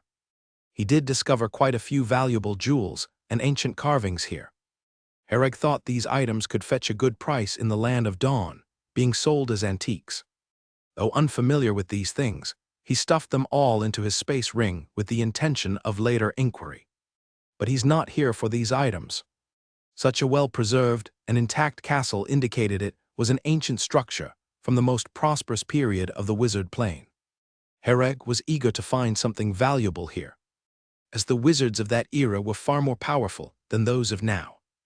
Many things from that time haven't been handed down, and compared to then, the overall power of the Land of Dawn is vastly inferior. Harag meticulously searched the third floor, using Shenlin's environmental detection too, but found no secret chambers. Slightly unwilling, he pondered if he'd have to leave this ancient relic empty-handed. Standing by the window, Harag gazed outside when inspiration struck. Using Shenlin to scan, he indeed discovered a basement. Promptly, Harag went to the basement entrance. The entrance was well concealed. Only after clearing a thick layer of turf did he find the basement passageway. Harag tugged open the basement door and then descended inside. The basement entrance was also guarded by a witch array, which was far more complex than the one at the door. This indicated that whatever lay within wasn't ordinary. Shenlin decode this witch array, Herag commanded after glancing at the array, acknowledging its complexity and initiating Shenlin's deciphering task. Task has been archived. Currently analyzing and calculating. Estimated time is 23 minutes. Deciphering this array required over 3 times the time of the door's witch array. While waiting, Herag kept vigil on outside movements, knowing all attention shouldn't be riveted here, lest external incidents go unnoticed. Waiting time was always tormenting. Herag felt it a lengthy period before Shenlin provided a deciphering method. Swiftly scanning it and confirming no issues, Herag began cracking the array. 5 minutes later, Herag lightly twisted the doorknob and the door opened. Upon opening it, the sight before him left Herag stunned. The basement room was extremely cramped, with a glass vessel suspended in the air within the confined space. The glass vessel contained a black piece of flesh, soaked in green liquid. Herag's talent spell was Great Dark Heaven. He immediately sensed the flesh was still active, possessing a potent bloodline power. Though this bloodline power was still inferior to the Thunder God ancestral bloodline power, it ranked second amongst the bloodline powers Herag had seen, just short of the Thunder God bloodline power. What kind of flesh can remain unspoiled through countless years? Herag felt the piece of flesh pulsating as if with life energy, freshly cut from some powerful being. This piece of flesh, although black in color, is not rotted but rather it was originally black. Herag can clearly feel the life force contained within this piece of flesh. Judging by the arrangement here, it seems no one has come here for many years. Yet the piece of flesh in the glass incubator still maintains its vitality. Herag wandered around the room. The space is narrow and there's not much else. He quickly noticed a witch array here, connected to the entire castle's witch array. The specific effect of this witch array is still unclear and cannot be seen in a short time. Herag suspected it was meant to maintain the vitality of the flesh. He believed the castle's entire witch array was actually centered around this piece of flesh. The castle's owner likely intended to leave this piece of flesh here, at least to use the witch array to prevent it from decaying. When the opportunity was right, he would return to retrieve the piece of flesh. The castle owner was surely a powerful wizard. This can be seen from the magic potion materials he cultivated. Furthermore, this piece of flesh must come from an extremely powerful being, possibly of an abyss plane evil god level strength. Since the castle owner dared to study this thing, it shows he himself was sufficiently strong to manage it without being destroyed by its backlash. Herag gazed at the piece of flesh, pondering whether to use Great Dark Heaven to absorb its bloodline power. Because he was unsure of the nature of the being from which this piece of flesh came, Herag dared not lightly absorb its bloodline power. What can be certain is that the piece of flesh definitely originates from some being in the abyss plane and is quite powerful. This thing cannot be taken away for future study. Since once removed from the glass incubator, it will instantly decay upon leaving the witch array and become a useless piece of smelly meat. Thus, Herag could only decide here whether to absorb the bloodline power from the black flesh. He thought for a moment, then reached out his hand, and a phantom of an ancient stone tablet appeared behind him. Herag decided to absorb its bloodline power. Within him already existed the Thunder God ancestral bloodline power, which the bloodline power in this piece of flesh cannot surpass. Therefore, even if problems arise, he can rely on the ancestral bloodline power to suppress it. Herag performed Great Dark Heaven. As his magic power touched the black flesh, strands of bloodline power began to be absorbed by him. These strands of bloodline power circulated throughout his body and ultimately gathered within the bloodline mark. Herag's bloodline mark felt slightly warm, indicating that absorbing this power had caused some subtle changes. 10 minutes later, Herag ceased Great Dark Heaven, completely absorbing the bloodline power from the black flesh. The black flesh in the glass incubator now turned dull and lifeless, its contained life force nearly exhausted, quickly becoming an ordinary chunk of meat. Once its bloodline power was absorbed, the flesh naturally could no longer maintain vitality. Herag closed his eyes, sensing the newly absorbed bloodline power. He gained a talent named Desolate Plague. Desolate Plague absorbs the life force of a living being. Herag discerned the function of the desolate plague after sensing this newfound bloodline power. Simply put, desolate plague can absorb all life energy, strengthening one's own life force. Life energy can extend one's lifespan and rapidly heal injuries. Herag, currently still fairly weak, can only absorb life force from other beings through touch. Once stronger, he will be able to absorb life force from beings within his line of sight. Herag immediately thought of the desolate pollution spreading across the Kala continent. He quickly realized that his desolate plague talent likely emanated from the same force that polluted the Kala continent. However, the individual who caused the entire continent's pollution was an extremely powerful existence. Herag could hardly imagine the level of strength required to pollute an entire continent with the desolate plague for such an extended duration. The desolation has polluted the Kala continent for countless years, during which it absorbed an immense amount of life energy.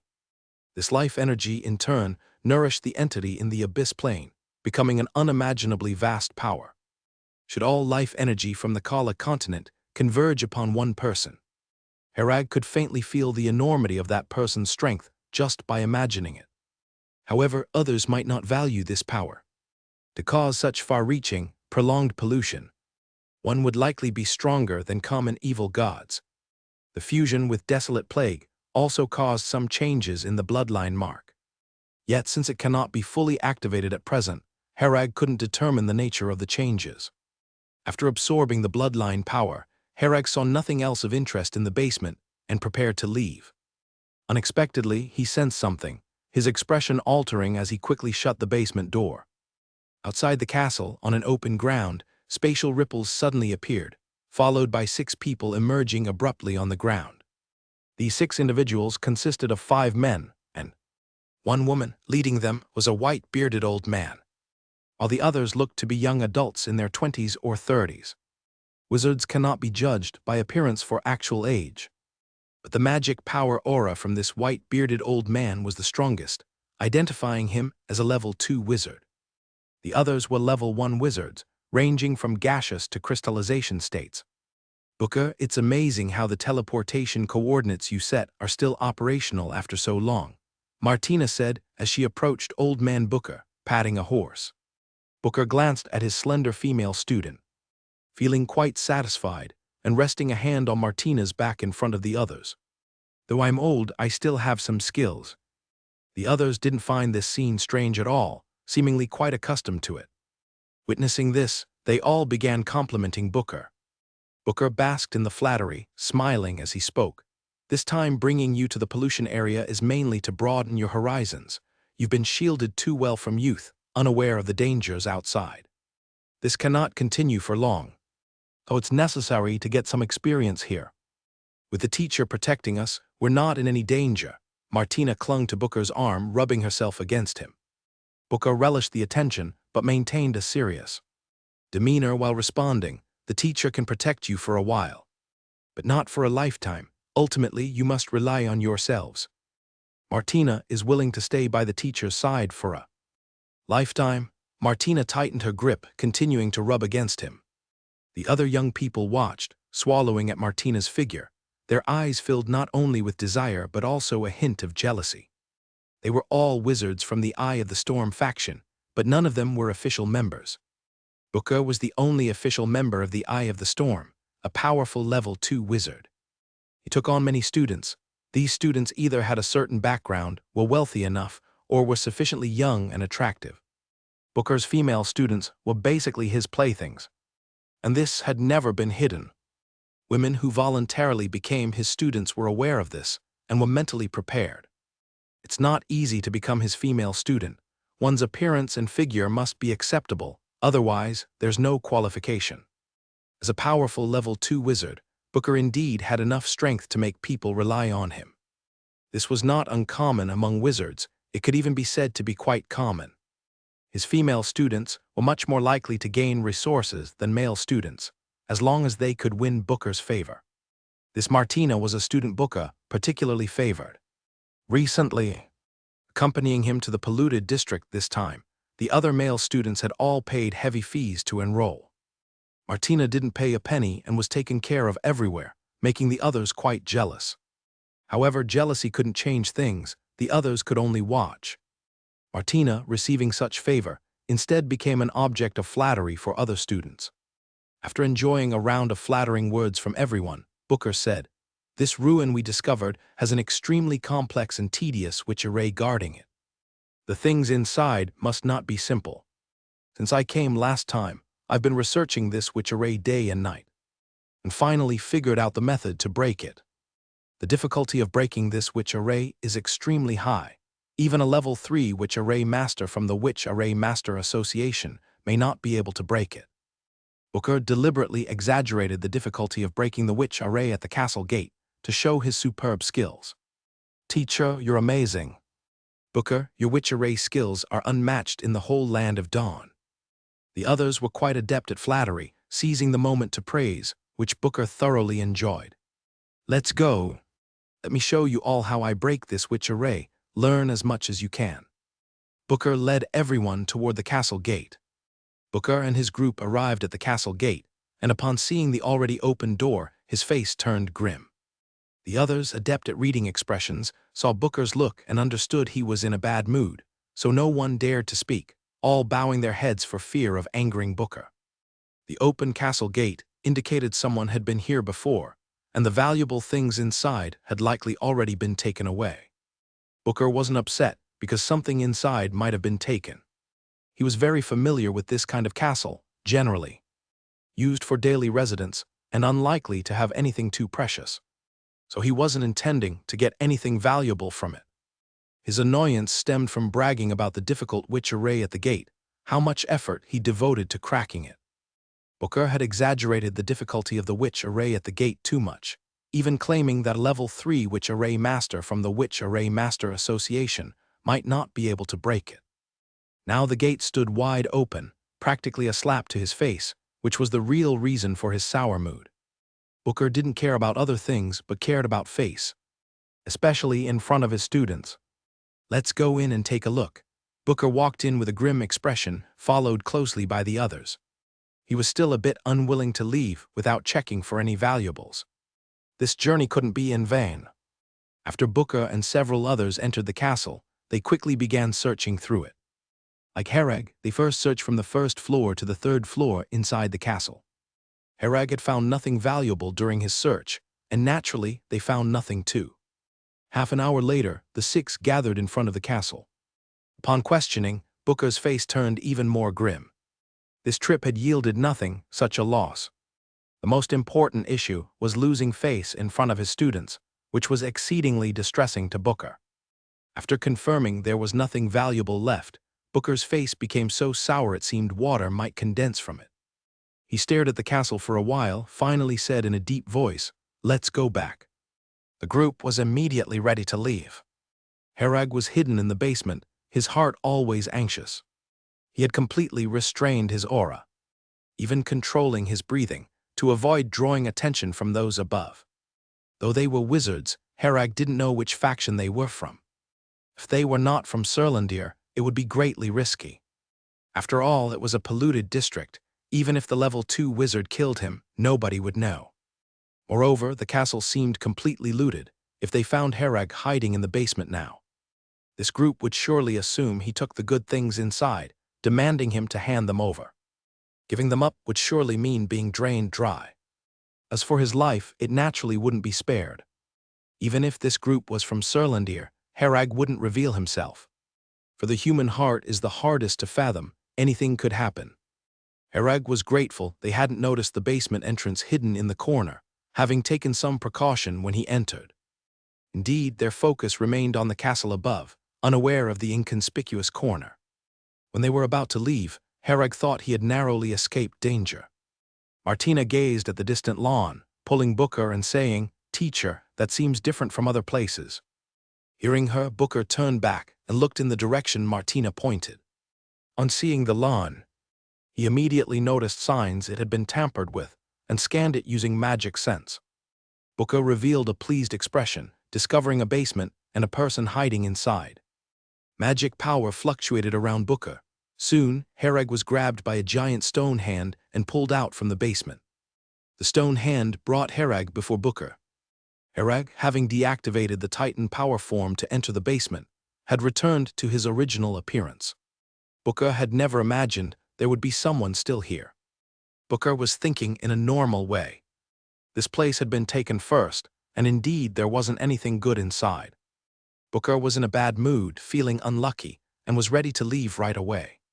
He never thought that the person who beat him to it arrived just a little bit earlier than he did. Normally, there wouldn't be such a coincidence. Booker naturally assumed that the items here had already been taken by the person who came first. He had no idea that the person was still here and hiding in the basement. Martina, you're still the observant one. I'll give you a good reward when we get back tonight. Booker was extremely happy at this moment, growing more satisfied with Martina. If Martina hadn't noticed a slight difference on the lawn, Booker wouldn't have discovered the hiding Herag. It's all thanks to the teacher's prowess. Martina's face turned red as if she thought of something upon hearing Booker's promise of a reward, making her look even more alluring. Booker turned to Herag and said, "Hand over the items." He didn't ask about Herag's identity because, in his view, it was meaningless. Herag replied calmly, "There's nothing valuable here, I just got in as well." "Kid, don't spout such nonsense in front of me. Hand over the items and I'll give you a quick death." Booker bluntly indicated he intended to kill Herag without beating around the bush. "Hand over the items or I'll gouge out your eyes." Martina venomously glared at Herag as she spoke. Herag said, "I'm an official member of Surlandir. Are you trying to provoke a war by attacking me?" Surlandir? Booker hesitated for a moment upon hearing Herag's declaration of identity. But then he thought, this is a contaminated zone. So he smirked coldly, "If I say you're not, then you're not. I only know you're a thief who stole my things." Herag's expression turned cold, knowing this old man was determined to eliminate him. So he wasted no more words and directly activated his Titan power form. His body rapidly swelled in size, tremendously increasing his strength and constitution. The stone giant hand holding Herag instantly shattered, and Herag seized the moment to charge toward the castle's main entrance. The castle gate was the only exit. As long as he could get into the contaminated zone, he had a chance to escape. No matter how skilled and daring Booker was, he wouldn't risk chasing him very far in the contaminated zone. Booker was somewhat surprised. Herag's suddenly swelling size and strength were beyond his expectation. The stone giant hand he conjured could restrain a typical level 1 crystallization wizard without any problem, but it was unexpectedly broken free by Herag in an instant. This made Booker's face look even more displeased. If he couldn't even handle a level 1 liquidation wizard, how could he maintain his standing in front of these students? Booker snorted coldly, waved his hand, and a massive, thick stone wall rose from the ground, sealing off the castle gate leading outside. Herag's sprinting figure immediately came to a halt, facing a stone wall over 10 meters thick, impossible to destroy in a short time. Booker's voice sounded from behind, and then a gigantic cage formed around Herag's body. In an instant, a huge birdcage-like stone enclosure formed. Herag was like a small bird trapped inside the cage. The stone cage was made up of many columns, with relatively large gaps between the stone pillars. Herag tried to squeeze through, only to find that the gaps between the stone pillars merely appeared to be there, but couldn't actually allow his hand to pass through. Idiot, Martina couldn't help but suspect Herag's intelligence upon seeing this scene. In her opinion, Herag was doomed to die. Herag naturally wouldn't give up. He took out several fire salamander bombs, threw them toward the same spot, and detonated them instantly. The entire stone cage didn't even sway, and the blasted area remained unscathed. This cage contains rule power. With your strength, it's impossible to inflict any damage on it, Booker said unhurriedly. He just quietly watched Herag try various methods, without stopping him, not worried at all that Herag could escape from the stone cage. Seeing the fire salamander bombs were ineffective, Herag then pulled out his world tree bow and shot an arrow into a corner. The green arrow from the world tree bow quickly formed and flew out, appearing at the edge of the stone cage in an instant and exploding. Herag noticed that the spot where he shot had developed some extremely fine cracks. Even though it wasn't obvious, it indicated that the stone cage wasn't invincible. How is that possible? Booker was a bit taken aback, immediately focusing on the world tree bow in Harag's hand. He had never seen this bow and didn't know what it was, but he guessed it must be an extraordinary treasure. The fact that it could inflict minor damage on the stone cage already indicated that this bow contained some rule power. With the power of Harag, a mere level 1 wizard, it would be impossible to damage the stone cage otherwise. Sure enough, there's something good. Booker showed a hint of greed. Teacher, that bow and arrow. Martina also noticed the extraordinariness of the world tree bow and reminded him. Booker laughed. I'll let you play with it for a couple of days later. Thank you, teacher. Martina was quite pleased to hear this. In Booker's view, the world tree bow was already as good as his. He thought this trip would be fruitless, only to unexpectedly gain a bonus. Martina contributed significantly to this outcome. In his joy, Booker promised Martina she could use the world tree bow for a period. However, what he didn't know was that the world tree bow had very high bloodline power requirements for its user. Martina, with her ordinary bloodline, would have to expend her life energy to use the world tree bow. Let's settle this kid first. Booker cast aside unrelated thoughts, raised his hand to gather magic power, ready to directly kill Harag trapped in the stone cage. At this moment, Harag was a bit anxious inside the stone cage, a massive sense of crisis surging in his heart, as if death could descend at any moment. He had tried many methods, but couldn't escape from the stone cage. Even using Flash wasn't working. The spatial travel of Flash couldn't leave the stone cage spatial area, only stopping by the stone pillars. Just as Booker raised his hand, about to cast a spell to annihilate Harag directly, a mighty roar came from the distance, sounding like thunder rolling, sweeping over from afar. When the second roar came, the sound had already arrived above the castle, resounding like explosive thunder above everyone's heads. Harag covered his ears, feeling uncomfortable. Even with his constitution, the explosive volume was hard for him to endure. He glanced outside the stone cage, and sure enough, besides Booker, everyone else was on the ground struggling. Among the 5 students, including Martina, nearly everyone was bleeding from their noses and mouths, with blood also flowing from their ears. The stronger ones could still remain conscious, but 2 of the weaker gaseous wizards had already fainted completely. The roar was truly terrifying, an earth-shattering sound. The noise exploded so close above their heads, causing those with weaker constitutions to collapse immediately. Booker was surrounded by a dirt yellow shield, his complexion somewhat pale. It wasn't because he was injured, purely out of fear. As an old wizard, Booker was naturally experienced and well acquainted with the pollution zone. Otherwise, he wouldn't dare to casually bring students there. It must be said, he indeed had quite a few real skills. But precisely because he knew a lot, Booker was very clear about what was above them. When Booker thought of these 4 words, he swallowed with some bitterness. As a level 2 wizard, it had been a long time since he felt this fear of impending death. Encountering any other powerful demon, Booker wouldn't claim to defeat it, but at least he could ensure his own safety. But when facing a legendary demon, he never even considered confronting it. His mind raced, thinking about how to escape. Legendary demons are the most powerful entities known to wizards within the pollution zone. Any single legendary demon has at least the strength of a 4th-level wizard. In the Land of Dawn, those at level 4 were basically the strongest in various factions. The highest rulers of various factions generally reached the level of a 4th-level wizard. Therefore, when wizards of the Land of Dawn encountered a legendary demon in the pollution zone, they almost had no ability to resist. The origins of legendary demons are varied, with some saying they have existed since ancient times. Others say legendary demons have also proliferated through many generations, but due to their rarity, they are little known. The wizards of the Land of Dawn, through experiences accumulated with blood over the years, summarize the 8 great legendary demons within the pollution zone. Encountering any of these 8 types of legendary demons means facing a near-fatal encounter. Ordinary pioneers entering the pollution zone might never encounter such beings in their lifetime. If they do come across one, all they can do is blame bad luck, as the odds are just too low. Something most people never see in a lifetime. Dying at the hands of a legendary demon leaves nothing to be said. Booker felt dizzy, his face turned pale, his heart raced. He almost forgot there were such beings in the pollution zone, having always thought of them as legend stories. Never expected that on this outing, he would encounter such a level of existence.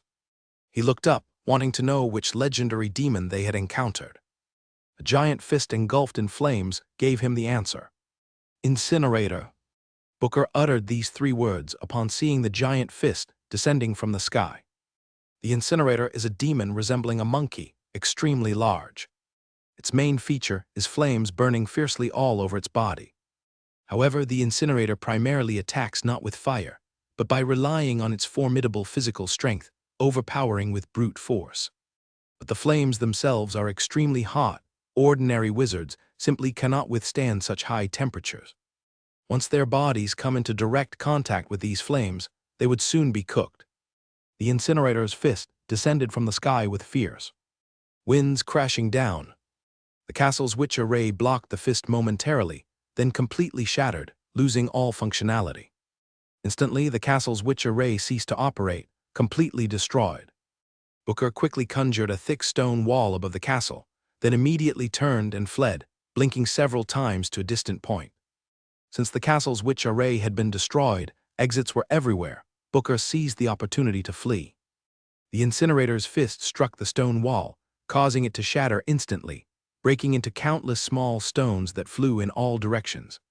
Simultaneously, numerous flames splattered out, landing everywhere. These stones and flames also hit the 5 people on the ground, eliciting wails all around. Some were hit on the head by stones, and having already fainted, couldn't effectively protect themselves, dying on the spot. Others who got touched by the flames were rolling on the ground in agony. These flames couldn't be extinguished by conventional means, clinging to the body like maggots on bones, burning deeper into the flesh. Unless the whole person was consumed, the flames wouldn't stop. Herag, being within the stone cage, was protected by it, avoiding the disaster. Booker focused solely on escaping. Couldn't care about him. The fist retracted, and from a gap between the stone bars, Herag glanced up at the sky. He only saw a giant hand retracting, along with 2 enormous feet, unable to fully view the incinerator. The incinerator's target seemed to be Booker, losing interest in the castle after his escape, instead focusing on the distant Booker. The incinerator stomped on the ground, causing a gust of wind powerful enough to almost blow the people on the ground away. Another explosion resounded overhead. This time, Herag was prepared, shielding his ears, feeling less discomfort. The noise was tremendous as the incinerator flew across the sky. Hearing it rapidly fade, the intense threat of death that loomed over Herag's heart finally eased somewhat. Judging by how far the incinerator flew, Booker truly could run. In such a short amount of time, he had managed to get that far, likely using some special means. Minutes later, the stone pillars suddenly crumbled. Herag understood that Old Man Booker was probably no more. That Old Man Booker was able to hold out for a few minutes under the chase of a legendary demon was quite remarkable. Of course, it was also possible that Old Man Booker had voluntarily cancelled the drawing, a prison spell to conserve magic power, though this possibility was relatively small. After drawing, a prison disappeared, Herag stood on the ground, looking at the moaning few before him. One man was still alive. Upon seeing Herag, he fearfully crawled backwards. His leg was broken, unable to stand, so he could only crawl on the ground, his broken leg twisted at an extremely strange angle. Herag took out the world tree bow, aimed at the man's head, and shot an arrow. Once the green arrow left the world tree bow, it disappeared, appearing in front of the man's head the next instant. Immediately, the man's head exploded, and he fell completely silent. Don't kill me." Martina was still alive, her knee on her leg crushed, a few ribs broken, unable to move freely. Watching Herag shoot an arrow exploding her companion's head, she fearfully retreated. Martina, because of her leg injury, could only keep crawling backward. Her chest heaved continuously as Martina breathed rapidly, her heart filled with fear. She was very realistic about her own strength. Although she was a wizard in the liquid stage, it was only with the support of Old Man Booker's various resources that she had been thrust into this realm. Her combat abilities couldn't be described as weak, but she had virtually no practical experience. Herag being able to withstand a few rounds against Booker, a level 2 wizard, was clearly not something that these few students could handle. Not to mention that he was still injured, making the odds of winning even lower. Herag's gaze was drawn momentarily by a constantly moving part, and he took a second look. However, he wouldn't be tempted. Now wasn't the time to think about those things. Martina was best at reading people and understood men well. She immediately noticed Herag's gaze and quickly said, "Spare me, I'm yours, you can do whatever you want with me, I will serve you well. Please spare my life." Martina stopped retreating, ignoring the pain in her body, emphasizing her physical advantages. Herag spoke, "You are indeed trying hard to stay alive, but I'm sorry, you all must die." He pointed the world tree bow at Martina's head. Martina, with her mouth slightly open, was about to continue begging for mercy. Bang, and there was a headless corpse on the ground. The two other remaining conscious men, upon witnessing this scene, began pooling their magic power for a final stand. They had lost hope and did not think Herag would spare them. A woman as beautiful as Martina, with such a great figure, was killed without hesitation, making their survival even less likely. Herag could kill Martina so decisively, without a moment's hesitation, which meant he had made up his mind to kill them all. Herag naturally noticed the two men's actions. They were injured and unable to control their magic power stably. Just as the two began to gather their magic power, Herag had already pulled the world tree bow. 2 arrows flew out, adding 2 more headless corpses to the ground. After eliminating the conscious ones, Herag put away the world tree bow and retrieved a longsword from his space ring. With a swift cut, he finished off everyone in the yard. While dealing with these people, Herag also took the space rings from each of them. However, he didn't have time to inspect them carefully, so he put them in his space ring to examine later for any valuable items. Herag piled up all the bodies together, then cautiously threw scattered flames from various parts of the castle onto them. After tossing a few clusters of flames, the fire burned more fiercely, soon reducing the bodies to ashes. Just a few stray flames from the incinerator had such power, making Herag thankful that he wasn't the one targeted by the incinerator. Booker, being a level 2 wizard, brimmed with magic power, much stronger than anyone else in the castle. For the incinerator, Booker was a meal worth biting into. As for people like Herag, they were completely like ants on the roadside, easily ignored.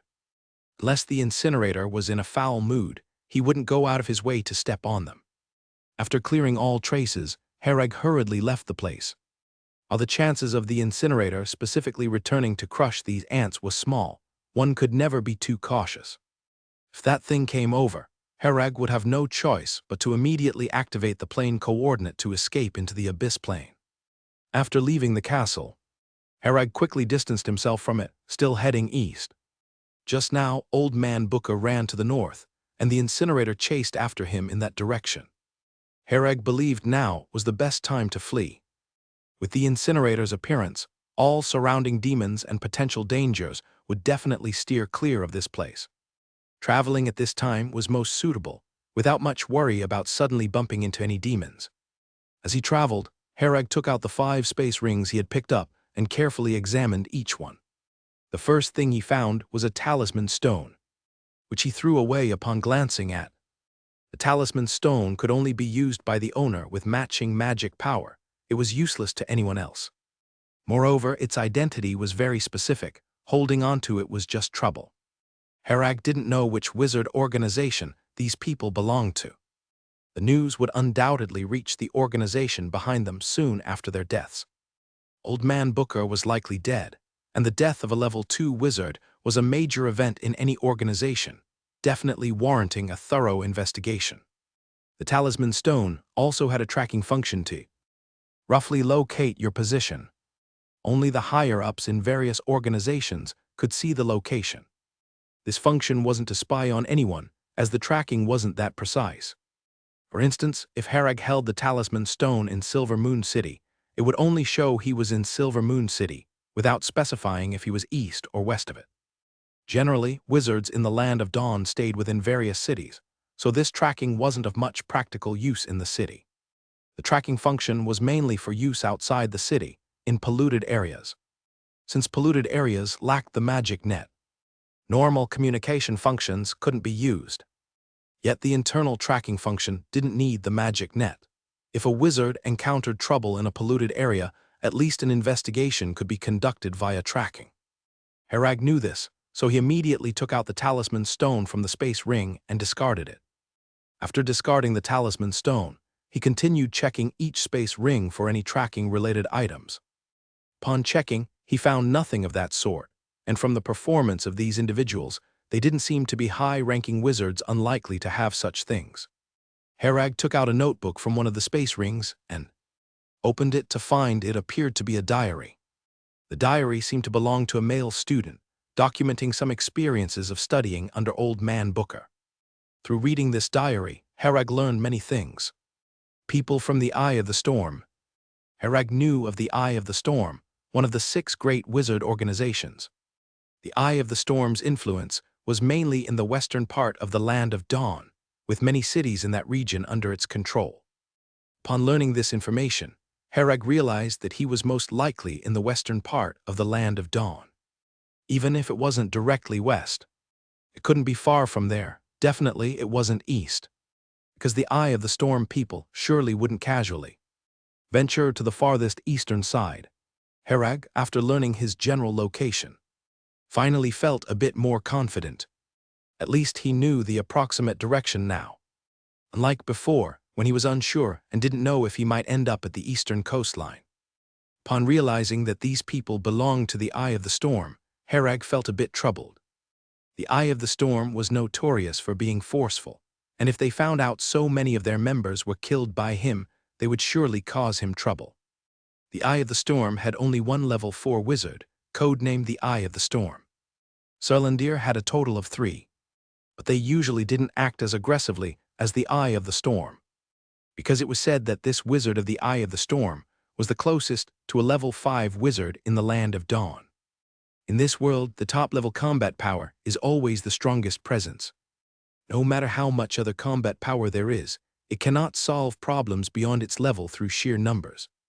The Eye of the Storm was naturally overbearing and also extremely protective. This led to his subordinates also acting very aggressively. Booker didn't even bother to ask who Herag was and directly prepared to attack him for this reason. They were used to being aggressive and did not regard others in their eyes. Herag felt some anxiety, fearing he might run into people from the Eye of the Storm. He didn't know how Booker and the others got there or from which direction they came. Herag speculated that Booker and his group shouldn't have entered the contaminated area alone. There was likely another group. Perhaps while on the road, he might encounter people from the Eye of the Storm.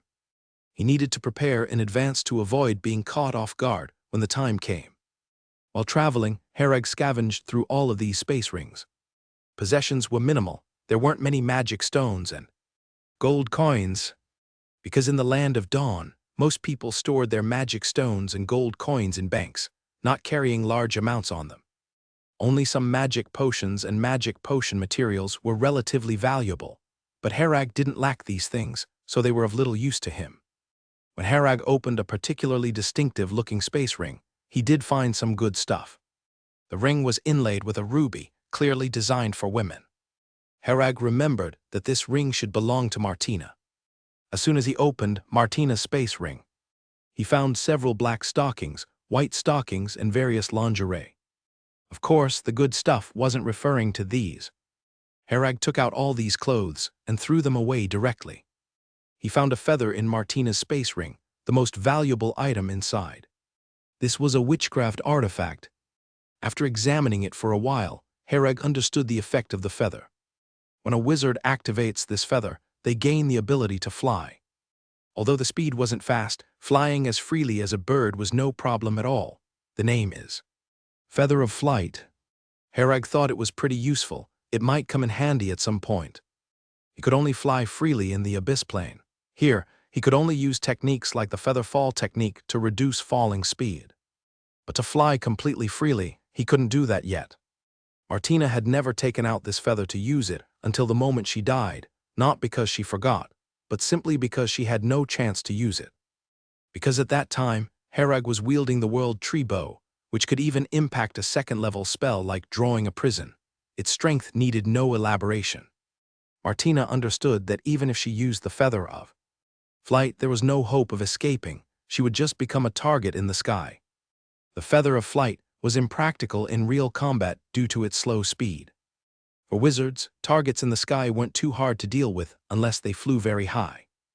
Herag remembered encountering the strange plant and thought if he had the feather of flight, he could have flashed out of the water after nearing the surface and flown away using the feather's flying ability. Besides the feather of flight, he also found a considerable amount of jewelry, all appearing quite valuable. Some jewelry pieces were marked with the White Mountain and Black Water brand, part of Lady Wendy's family's produce. These jewels should be worth some magic stones, but Herag, unfamiliar with jewelry prices, couldn't estimate their value. White Mountain and Black Water was a luxury brand within the wizarding community, and definitely not cheap. After inspecting all of these space rings, only the feather of flight held any value. It's a shame I couldn't get Booker's space ring, Herag sighed. Booker was a level 2 wizard, so there must have been a lot of good stuff inside his space ring. But old man Booker was being hunted by the incinerator, and who knows where he ended up. A fleeting thought of scavenging for corpses passed through Herag's mind, but he immediately dismissed it. Encountering the incinerator would be seeking death. One cannot be tempted. Wealth and resources are external possessions which demand life to enjoy. Herag's plan was steady development. Resources might be less abundant, but safety was more important. Herag kept traveling for 6 hours, not even spotting a trace of a demon. He did, however, notice traces of demons having passed by along the way. Judging by the footprints, they ran fast, most likely frightened by the incinerator. The incinerator's presence was so overwhelming that no demon dared linger. They all fled far away. Heading east, Herag was relieved upon seeing the demon's footprints. Luckily, the incinerator scared them off. Otherwise, there was no guarantee of safely returning to the land of dawn. Herag saw a footprint over 10 meters long, and who knows how massive the creature it belonged to was. If he encountered such a demon, it would definitely be a life or death situation. But now, because they were scared off by the incinerator, Herag found his journey considerably easeful. After continuing the journey for several more hours, the skies darkened, with nightfall approaching. Herag looked ahead, hesitant about whether to keep moving forward. It was an immense city, situated in the distance, with its interior structures stretching endlessly. As Herag moved closer, he discovered that the city was already quite dilapidated, filled with ruins and debris. The city was surrounded by massive, broad walls, and from their scale, it was obvious that the city was once thriving and vast. These city walls were even more grandiose and lofty than those of Silver Moon City. However, at the moment, the walls were crumbled beyond recognition, with breaches everywhere. Only some sections remained upright, not having collapsed. From these remaining sections, Herag could tell how grand they were in the past. He knew this was a city from the era of the 6th Ring Tower. A city from the peak period of wizarding strength on the wizard plane. Herag stood outside the city wall, contemplating whether to enter. At this moment, the sky had gradually darkened, and it wouldn't be long before it completely turned to night. The city was vast, covering an extensive area. Herag glanced along the traces of the city wall on both sides. The wall stretched endlessly, with no end in sight. He was not surprised to see this city, because there were many similar cities in the pollution district. At the time of the pollution spread, people could leave, but the city could not. Once people left, these cities gradually fell into ruin and decay until they became desolate ruins, utterly lifeless. In the land of dawn, there were occasional legends about these cities. Some stories spoke of certain eerie existences inside, quite frightening. Others said many treasures were hidden in these cities because people didn't have time to take everything when they left, leaving them in some corner of the city. Some even reported sightings of people in these abandoned cities, claiming these people lived there and had been reproducing since that era. Yet many scoffed at such claims. If you're fabricating stories, at least make them logical. How many years have passed since the pollution first occurred? How could anyone survive and multiply in the pollution district? It's simply preposterous. Herag used to gather information whenever he had time, so he knew quite a bit about these matters. Looking at the dilapidated city before him, Herag finally decided to enter and spend the night inside. At least in the city, one could find shelter, allowing room for maneuver if anything happened. Outside the city, there was no shelter, making one too conspicuous. Moreover, there was no such thing as a safe zone in the pollution district. It was the same everywhere, so it was better to stay inside the city. Night had fully fallen, plunging into complete darkness. Hereg walked into the city, moving along the wide road. The road was piled with dust and gravel, as well as some strange debris. There wasn't much in the way of weeds. Due to the spread of desolation, these abandoned cities weren't overtaken by vegetation. If other cities were abandoned for so many years, they'd be overgrown with weeds, resembling a primordial forest. However, precisely because of this, Hereg could still make out the original appearance and general structure of the city. From the collapsed buildings, Hereg could see the architectural style was entirely different from today's. It must be several tens of thousands of years ago. Hereg recalled that the era before the spread of desolation was called the era of radiance. After the desolation spread, now commonly referred to as the Dawn era. The implication being that after successfully repelling the Abyss Plane invasion, the Wizard Plane would someday return to the pollution district, completely eradicate pollution, and usher in a new era for the Wizard Plane. As for how long ago the era of radiance was, Hereg had yet to find detailed historical records, only knowing it's calculated in tens of thousand years. Hereg always felt the historical books he read in the Land of Dawn were somewhat problematic, unclear, seemingly tampered with. He shook his head, choosing not to think about these matters for now, as they had nothing to do with him. Using Shenlin for environmental scanning, Hereg observed his surroundings, finding few intact buildings. After walking along the main road for a while, he finally found a room that seemed relatively intact. Judging by the surrounding ruins and current appearance, this must have once been a large mansion, though now the walls were completely missing. The main hall of this mansion was very tall and was constructed of massive stone blocks. The type of stone was unknown, yet after all these years it still maintained high hardness. The main hall was essentially built of these large stones, relying on their inherent hardness to keep the hall's main structure from collapsing. Hereg entered and found a room where he planned to spend the night. The floor was covered in thick dust. Just a few steps sent clouds of dust swirling. With limited conditions, Hereg couldn't ask for more. He was fortunate to have a place sheltering from the wind and rain. There were several chairs in the room, all wooden, which crumbled to dust at the slightest touch. Hereg gathered some wind elemental energy particles to blow all the dust out of the room. After a bit of cleaning, he finally had a spot clear enough to sit. Once the dust settled completely in the room, Hereg took out some dry rations and drinking water to replenish his strength. He calmed himself and began meditating to restore depleted magic power while adjusting his condition. His mind was already filled with liquefied spiritual power, unable to increase further. If he wanted to move forward, he would have to compress the liquefied spiritual power into a crystal, embarking on the crystallization wizard stage. Once entering the crystallization stage, the limit of spiritual power increased substantially.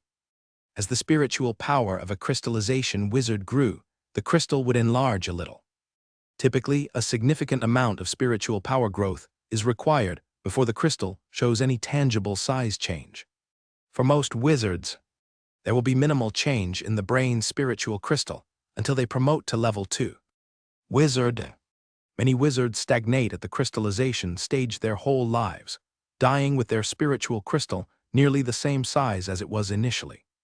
The needed spiritual power to increase the crystal's size is simply too much. Most wizards meditate their whole lives, and the amount of increased spiritual power is just enough to maintain, without making the crystal particularly large. Hereg still hadn't started compressing his spiritual power, instead relying on meditation to recover magic power, adjusting his condition. While meditating, he suddenly noticed a shadow hundreds of meters away on a large street. That entity could only be described as a shadow because it was an entirely pitch-black humanoid creature. Hereg, upon seeing it, immediately realized what it was. He had come across related records and descriptions in a found diary, identifying it as a common demon in the pollution district known as the Crawler. Crawlers are mostly transformed from people who died in the pollution district, These might have been wizard apprentices or knights in life. They possessed a certain level of strength, though not very strong. Crawler strength varies between individuals, but generally falls around third-class wizard apprentice or knight level. Crawlers are said to be immortal, without any lethal weaknesses. Even if you decapitate them, they continue to move freely, unaffected. Wizards typically deal with crawlers using fire magic, completely burning them to ash. If only hacked into parts, each would continue moving independently, extremely eerie. The undead nature of crawlers naturally attracted the attention of wizards. Years ago, many wizard organizations specialized in capturing crawlers for dissection and behavioral studies. But in the end, nothing was discovered, and the reason for their immortality remains unknown. Based on conventional theories in the wizard world, it's speculated that crawlers' immortality stems from pollution, characteristics originating from certain existences in the abyss plane. Crawlers are humans that were polluted after death, causing their corpses to acquire some unknown traits, enabling them not to die. However, this immortality is not truly immortal.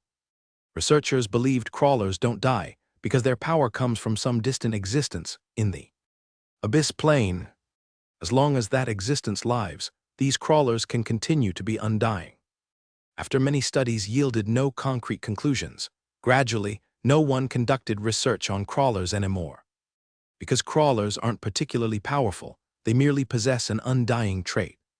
But they're not invincible, you can just burn them down. Once, a wizard attempted to transfer the undying trait from crawlers to himself, resulting in execution after being discovered by the Land of Dawn's higher-ups. Because this wizard's experiment failed, he not only didn't gain immortality, but also attracted attention from the abyss plane. His experiment was extremely dangerous, almost transforming himself into a creature of the abyss plane. Although he wasn't an abyssal cultist, his actions were no different from one. The Land of Dawn considered a broader context, since pollution inherently has a spreading nature. If this wizard caused any pollution to spread in the Land of Dawn, it would be disaster. Thus, since then, the Land of Dawn established a new prohibition against attempting similar experimental operations with pollution. This is a crawler. Hereg observed the crawler in the distance. Just as its name suggests, although it looks human, it moves by crawling on the ground with its hands and feet. Its speed is fast, almost on par with a knight-level person running at full tilt. This crawler wandered aimlessly over the ruins, seemingly searching for food. Finding food in a polluted area isn't easy. Most captured crawlers were dissected and found to have stomachs full of stones, dirt, and not even a single insect. This causes crawlers to go insane upon encountering fresh human blood and flesh. The scent of human blood and flesh is an enormous temptation for them, irresistible in every sense. Once they spot a human, crawlers will frenziedly pounce and bite. The instinct for food drives them to hunt. Even when their heads are chopped off, they continue to clench their jaws at humans. A breeze passed by, the crawler suddenly sniffed the wind. It looked towards the direction the wind blew, right where Herag's palace was located. The crawler's body had turned pitch black, and its facial features blurred, showing no expressions. Yet Herag could still sense the mania emanating from it. Bad news, it caught my scent. Herag hadn't expected the wind to carry his scent over like that. He wasn't afraid of the crawler, but worried that dealing with it would attract other entities' attention. Already fast, the crawler sped up considerably upon sensing food. It was only a few hundred meters away from Herag, reaching him in the blink of an eye. The crawler crashed through many buildings, charging straight towards him. These buildings were already decayed and mostly weathered over time. The crawler had great strength and speed. Its collision resulted in a cascade of collapsing structures. Herag cursed under his breath. This crawler making such a grand scene would bring him lots of trouble. He took out the world tree bow, aiming at the crawler barreling down on him. An arrow shot out, the green arrowhead disappeared instantly. The next moment, the green arrow appeared in front of the crawler, piercing its chest and exploding immediately. The crawler had already made such a commotion that Herag stopped hiding, dealing with it directly with the world tree bow.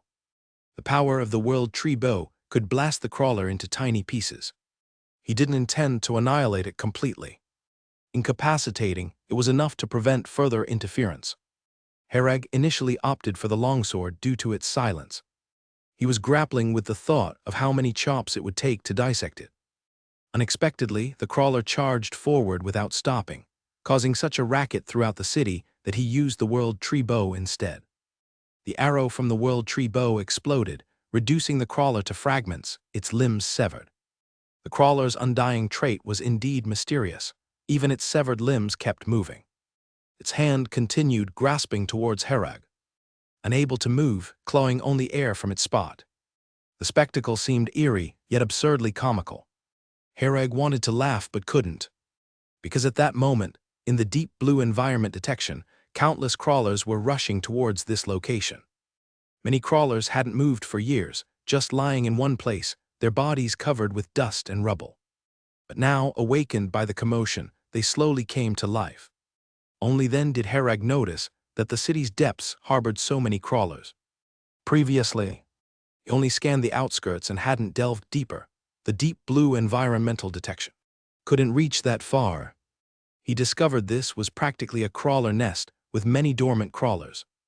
The scent of Herag's blood and flesh drifted with the night wind, shining like the night's brightest beacon to these crawlers. Many crawlers began emitting hoarse howls. Their howls sounded bizarre, likely due to damaged vocal cords, akin to a torn trumpet. Soon, over 10 crawlers reached the palace's exterior, charging at Herag. Herag fired 2 arrows, shattering a few, then took out a fire salamander bomb to blow up several more. One crawler reached him. Herag kicked it hard, piercing it through with immense force. Herag's foot lodged in the crawler's chest, releasing a stream of black goo from the rupture. Uncaring of its punctured chest, the crawler clung to Herag's leg, gnawing at it. Herag is now in the Titan power form, his entire body covered in dark gold armor. The crawlers can't bite through this layer of armor, their sharp teeth unable to leave even a scratch on it. Herag glanced at the black slime on his legs and frowned, then used force to fling the crawlers stuck to his legs away. Afterwards, magic power gathered in his hand, quickly forming a fireball that flew out and exploded upon hitting the fallen crawlers. As the fireball technique exploded, flames instantly engulfed the crawlers, burning fiercely. The crawlers seemed to have no sense of pain. Completely ignoring the flames on their bodies, they staggered forward to charge. However, they didn't make it far before their legs broke, falling to the ground, still crawling forward. Herag took out the World Tree Bow, aimed at the crawlers still crawling, and shot an arrow that shattered them. Dealing with this crawler was just the start, as crawlers continuously surged in from all directions. The sheer number of them made Herag's scalp tingle. He took out the Feather of Flight from the space ring, infused it with magic power to activate it, and the Feather of Flight attached itself to the back of Herag's left hand. Herag gently stepped on the ground with his toe, and then his whole body flew into the air. After the Feather of Flight's effect was activated, Herag naturally grasped the ability to fly, as if it was inherent. However, this flying ability was not as powerful as when he was on the Abyss Plane. Both the speed and level of control over his body were far inferior to before. It's barely adequate for flying, but nothing more can be asked. When Herag flew into the air, he glanced down, seeing that the ground had turned into a sea of crawlers. All these crawlers raised their heads to look at him, reaching out their hands as if trying to grasp Herag in the air. But no matter how hard they tried, they couldn't reach Herag, who was far up in the sky. Flying in the air, Herag could see a broader view.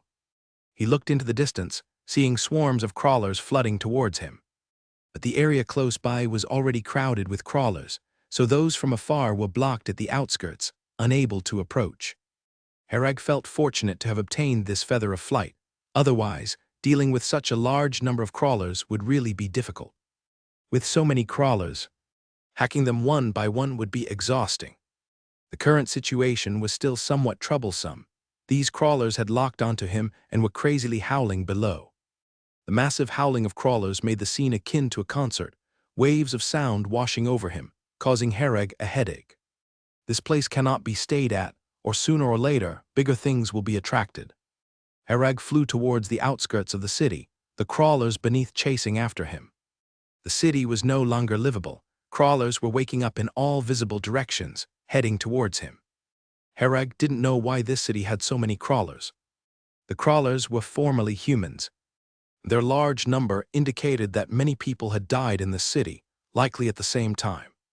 After these people died, this city completely became a dead city. Over the long years, the dead inside the city was slowly transformed into crawlers due to pollution. Hereg couldn't ascertain what exactly happened here back then for so many people to die. While Hereg was pondering, he suddenly felt something and quickly dodged to the side. Soon after, a massive rock flew past him.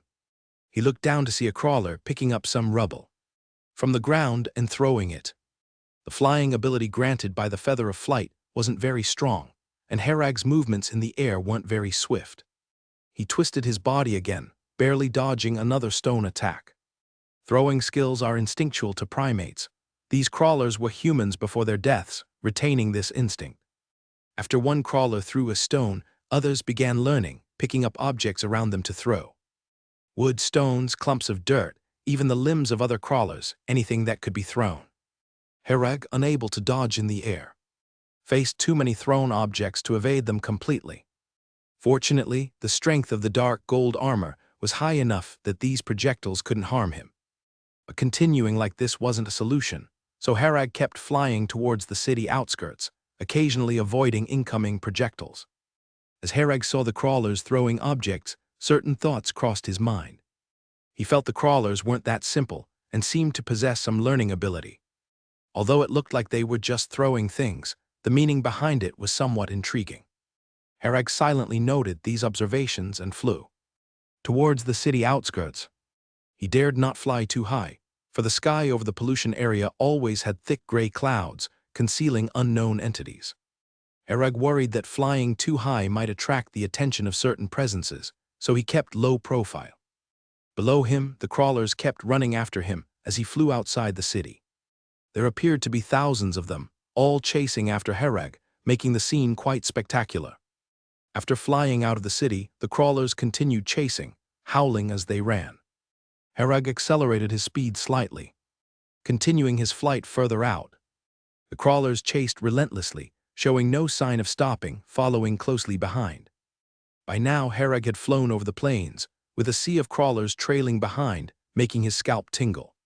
He considered quickly shaking off the crawlers, as he'd become a big target wherever he went, drawing too much attention. Why are they still following me? Hereg looked back to see the crawlers frantically and relentlessly pursuing him. He speculated that it was due to his own excessively strong blood energy.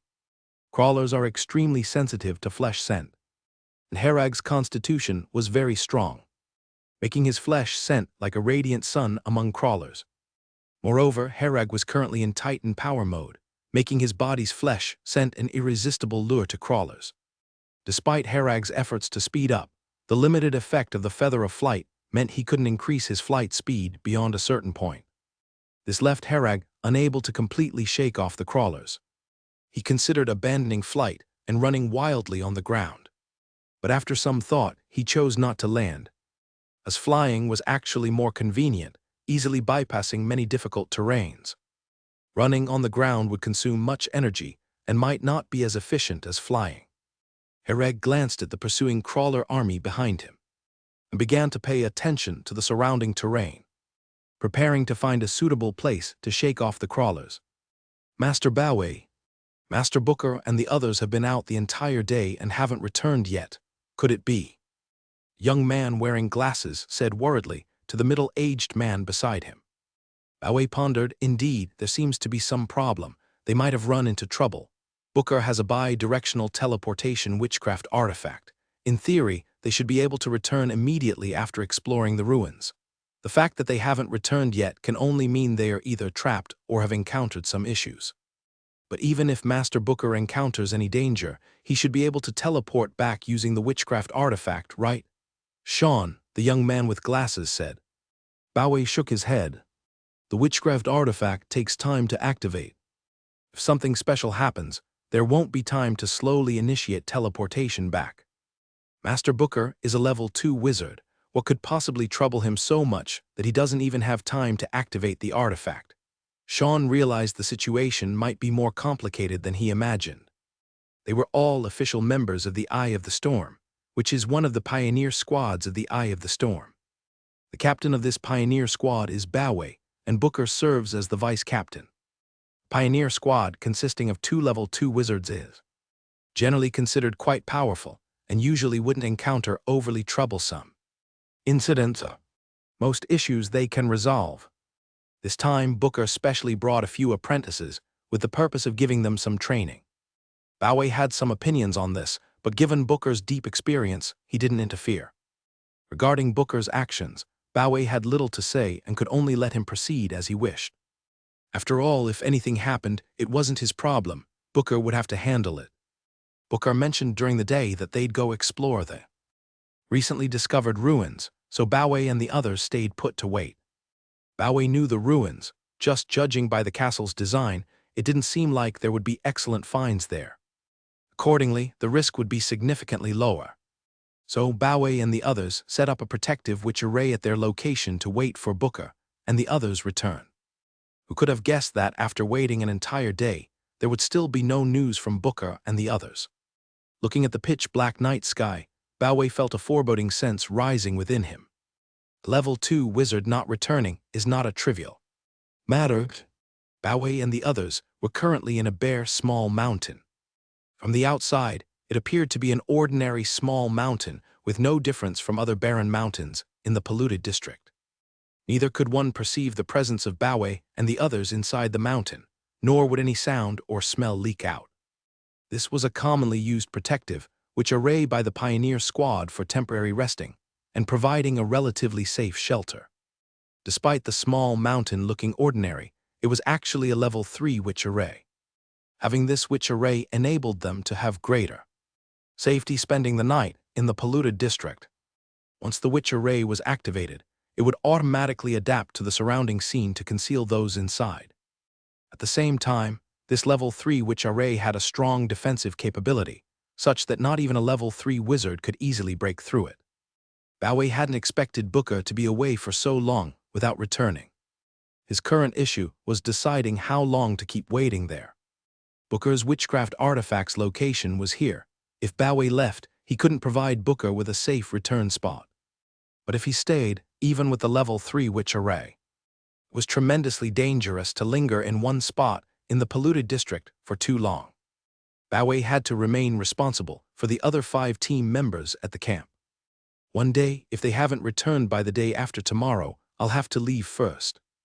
After much consideration, Boway decided to wait another day there. If Booker still hadn't returned, it would signify something happened to him.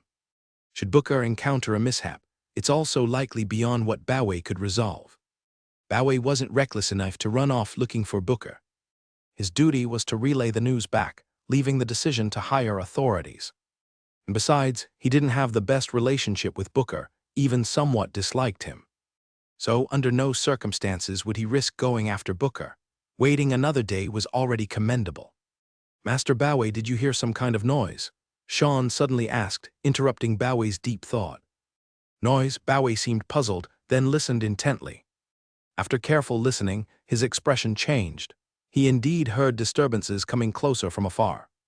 Boway quickly extended his hand, channeling magic power to condense into a blue mirror. Within the mirror appeared distant scenes, revealing hordes of crawlers rushing forward in a frenzy. Boway maneuvered the mirror to adjust the view angle, and soon he saw whom the army of crawlers was pursuing. It was a young man flying mid-air, clad in dark golden armor, seemingly a lone individual. Boway found it odd how a loner appeared in the polluted district. In the land of dawn, no matter which faction, their pioneer squads always operated together and never acted alone, as it's a huge taboo.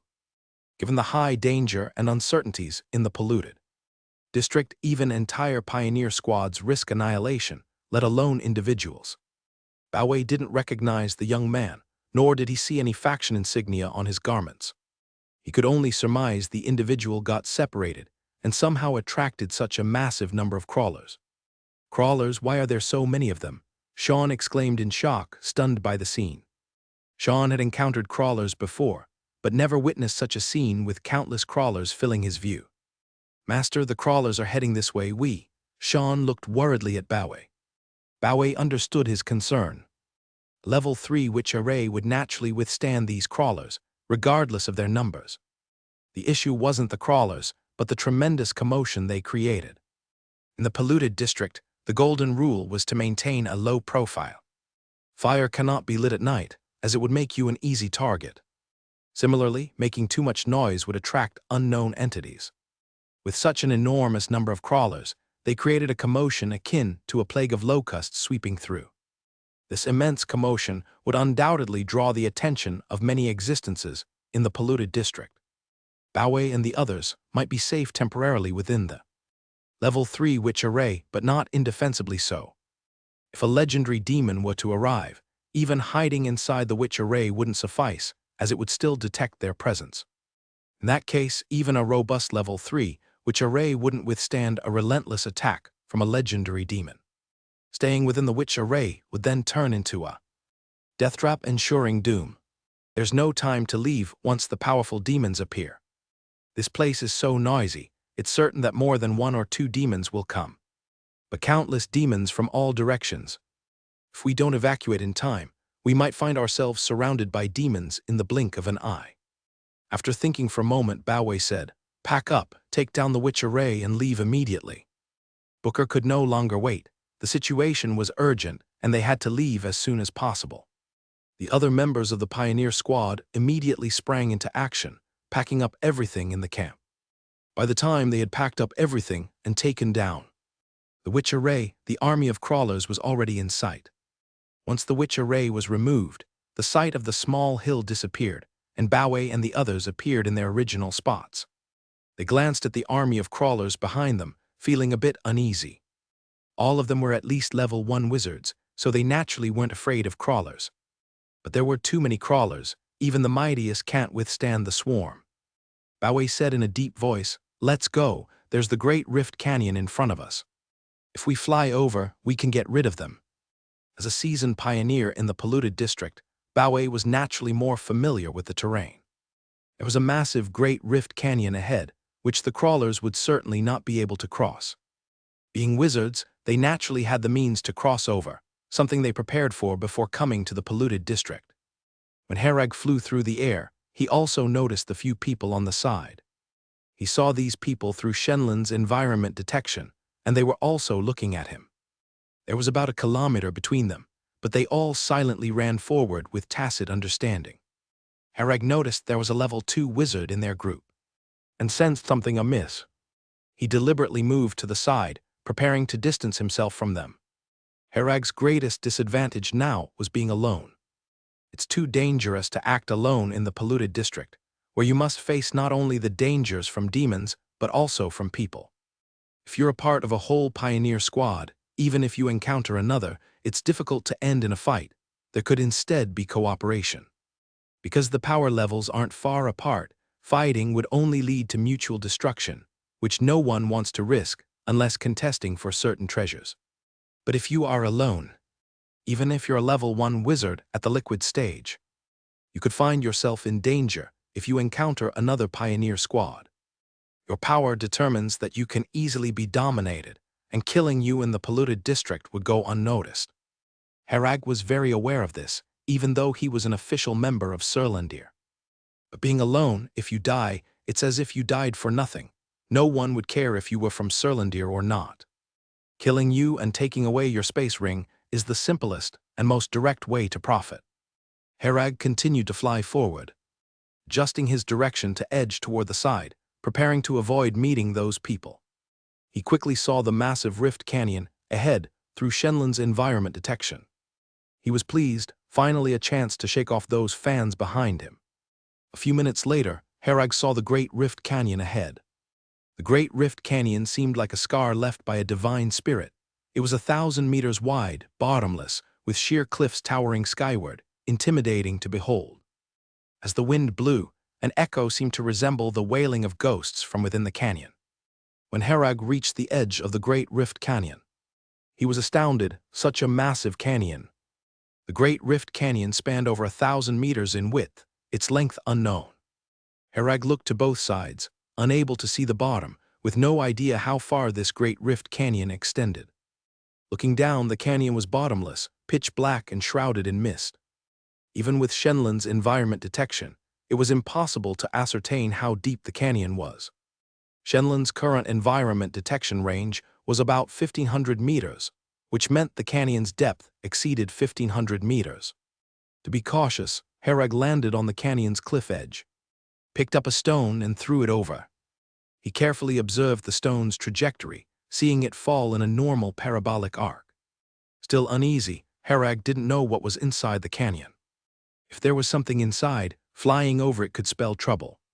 Hereg glanced back at the fans rushing towards him, and after a moment's thought, grabbed a crawler to hold in his hand.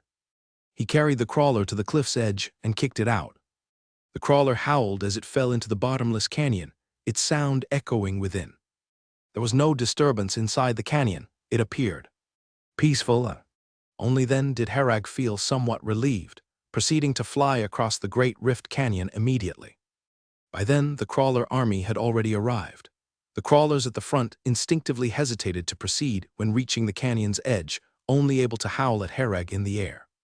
But before they could howl much, they were bumped off the edge by the following crawlers. Scene unfolded like dumplings dropping into boiling water at the cliff's edge, as crawlers fell endlessly over. Hereg looked back at this scene and inexplicably found it somewhat amusing. As he flew over the canyon, looking down at the black and bottomless abyss, he felt uncertain, a sense of trepidation. Hereg felt something was amiss, there was something wrong with this canyon. So many crawlers fell without a single sound, emerging afterward. Crawlers couldn't possibly die from the fall, they should still howl after falling. But now, with so many crawlers dropping, the canyon's bottom remained silent with no sound. Whether the canyon was too deep or for some other reason, Hereg felt uneasy. With this in mind, he hastened to fly over the canyon as quickly as possible. The further Hereg flew, the more something felt off, until he landed on the other side's cliff, still feeling a chill across his back. He didn't know what went wrong, but instinctively wanted to stay away from the canyon. After landing, Hereg fired up his full strength, sprinting away from the canyon edge as fast as possible. Knowing that something was definitely wrong with this place, he couldn't linger. While sprinting, Hereg suddenly stopped, forcing himself to halt in his tracks. Immediately after, a huge fireball exploded ahead, scattering countless sparks. Sparks landed on Hereg's dark gold armor, sizzling with smoke, but didn't cause any damage to the armor. If Hereg had hesitated for just one more second, he would have been hit by the fireball. "Don't be so eager to leave, my friend. There's something I need to ask you." The voice came from behind, and Hereg turned to see the same few people he had noticed earlier. Bowei said expressionlessly, "Who are you?" Hereg replied, "I'm a formal member of Surlandir here on a mission." "Someone from Surlandir?" Bowei was somewhat surprised and continued, "A lone mission? What kind of mission would a liquidation wizard be assigned in a polluted zone?" Bowei instinctively didn't believe him. He's a veteran of the polluted zone and has never heard of any faction sending a liquidation wizard on a mission there. The kid obviously wasn't being honest. He was just giving a roundabout answer. Hereg replied, "It's confidential, so I'm unable to answer." Bowei asked, "You say you're from Surlandir, but how do I know you're not just saying that? Show me your talisman stone to prove your identity. Otherwise, I'll have to treat you as an abyssal cultist." He signaled to the others, who subtly moved in and formed an invisible circle, blocking Hereg's path. "I'm just a minor character without anything valuable on me. Why make things difficult for me?" Hereg said. This was the last situation he wanted to encounter. Being alone and powerless in a polluted zone was too dangerous. If you should cross paths with a pioneer squad like this, you're just waiting to be slaughtered. When power becomes overwhelming, rules and civilization no longer matter. Bowei spoke gravely, "I'm not one to enjoy banditry, but my instincts are usually spot on. I have a feeling that you're somehow linked to our missing companions. The moment I saw you, this feeling was incredibly strong, which is why I stopped you to inquire. Companions. That definitely has nothing to do with me. I haven't encountered anyone else." Hereg immediately thought of Booker and the others, but maintained his composure. Bowei sneered, "You're lying. Now hand over your talisman stone. I want to verify your identity, otherwise I'll have to get rough with you. And I warn you, don't lie in front of me." Hereg realized in that moment, this man must have some means to discern if others are lying. He glanced around. The magical power aura emanating from these people was thick, clearly prepared to act. If he dared to move, he'd undoubtedly be attacked immediately. Most importantly, this level 2 wizard was fixated on him, leaving Harag no opportunity to escape. He had no choice, forced by circumstances. Harag took out his talisman stone, activated his personal information, and tossed it to Bawe. Though the talisman stone couldn't use the magic net, it still had functionalities that didn't rely on it. Bawe retrieved the stone, reviewed it, and said, "Harag, so you are indeed with Surlandir. Level 1 Witch Array Master, Level 1 Alchemist, impressive skills. Unfortunately, after today, there will be no more Harag." After speaking, Bawe gathered powerful magical energy in his hand. With a loud bang, Harag's talisman stone shattered into powder. Harag's face tightened, understanding what Bawe intended. By destroying the talisman stone, his location couldn't be tracked. In the polluted zone, once Bawe destroyed the stone and eliminated Harag, no one would know. Given Harag's status as a formal member of Surlandir, just stealing his space ring would result in complicated follow-up issues. Bawe didn't want any trouble, so he planned to simply kill Harag. Since it was confirmed that Harag was linked to the disappearance of Booker and others, eliminating him seemed reasonable. As for the specifics, interrogating Harag's soul after killing him would provide clarity. Having destroyed Harag's talisman stone, Bawe was ready to take action. He looked up and noticed Harag staring behind him with a highly surprised expression. If it were only Harag, it wouldn't be a big deal. Such tricks wouldn't fool a level 2 wizard. The problem, however, was that even the 2 pioneer squad members who moved behind Harag were staring with sheer terror at something behind Bawe. Bawe felt a sudden, intense unease, and as he spun around, he was greeted by a sight that made his hair stand and his heartbeat nearly stop. A pair of enormous eyes was staring blankly at him. Looking upward, he saw the full visage of a colossal head. 2 massive hands rested on the cliff edge, the huge head quietly observing Bawe and the others. Harag, standing farther, could see more clearly. This was a giant standing in the Great Rift Canyon. Harag wasn't sure how deep the canyon was, but it definitely surpassed 1,500 meters. Judging by the giant's gesture, it seemed to be leisurely leaning against the canyon edge, listening to Bawe and the others. "Great demon," Sean said with a shaky voice, recognizing the entity before them. Upon hearing the term from the man behind him, Harag quickly queried Shenlin's database, soon understanding what a great demon was. A great demon is a legendary demon, possessing level 3 wizard strength. Its immense stature generally stands around 1,800 meters tall, with an incredibly robust physical power. Even though a great demon is assessed at a level 3 wizard's power, it doesn't mean a level 3 wizard can challenge it. No level 3 wizard would willingly engage with this creature, as ordinary magic is mere scratching to it. Its high health, strong defense, and powerful attacks make it an extremely formidable demon. From its appearance, a great demon is a humanoid demon. Even its facial features are similarly positioned. No one knows how a great demon comes into being, nor where it originates. Now this great demon stood in the Great Rift Canyon, looking blankly at everyone. The cold night wind swept through, leaving the scene in silence. No one dared speak. The silence was such that Harag could hear the breathing of others, revealing their tension from their breath. Bawe similarly remained motionless, not daring to make a move. They couldn't discern what the great demon intended. It merely fixed its gaze without attacking. As long as the great demon didn't initiate attack, they obviously wouldn't act. Fleeing was out of the question too. Suddenly running might provoke the great demon to chase them. No one understood why a great demon would be in the rift, speculating it lay sleeping inside and was awakened by noises above. Harag took a deep breath, finally understanding the source of his unease while flying over the Great Rift Canyon. He never anticipated such a terrifying entity lurking below. The cold wind blew. No one dared to move, everyone held their breath. The great demon's eyes shifted, fixing its gaze on Bawe. Bawe was the strongest among the wizards here, naturally drawing more attention from the great demon. Harag felt that this great demon seemed not fully awake, appearing a bit dazed. The great demon watched Bawe for a long while, then sniffed the air. After catching a scent, its eyes visibly widened, appearing more alert. The great demon's mouth slowly grinned, revealing an odd smile. It raised its giant hand resting on the cliff edge, swinging it towards Baowei. Due to its enormous size, its movements appeared slow. But in reality, the speed at which the great demon reached out was extremely fast, whipping up a gust of wind. Seeing the impending danger, Baowei immediately transformed into a burst of flame and disappeared, reappearing 100 meters away the next moment. The great demon's hand followed closely but grasped at empty air. Unclenching its fist to look at the empty palm, it showed an angry expression and opened its mouth to roar at the crowd. The sound was extremely piercing, causing everyone's heads to buzz and feel dizzy. Frustrated by its failed grasp, the great demon angrily swung its hand towards another level 1 wizard.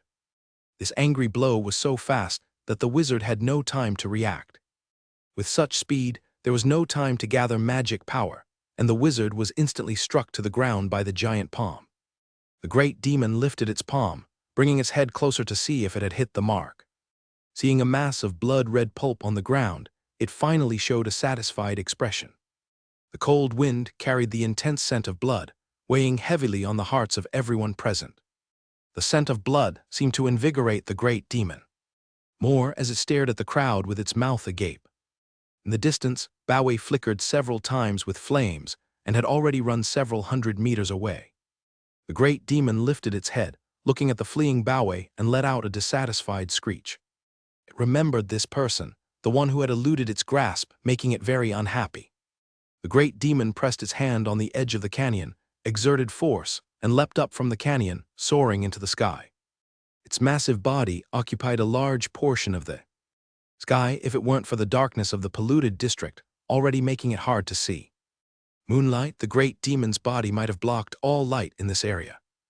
Herag realized that the great demon couldn't actually fly, it merely jumped very high and far.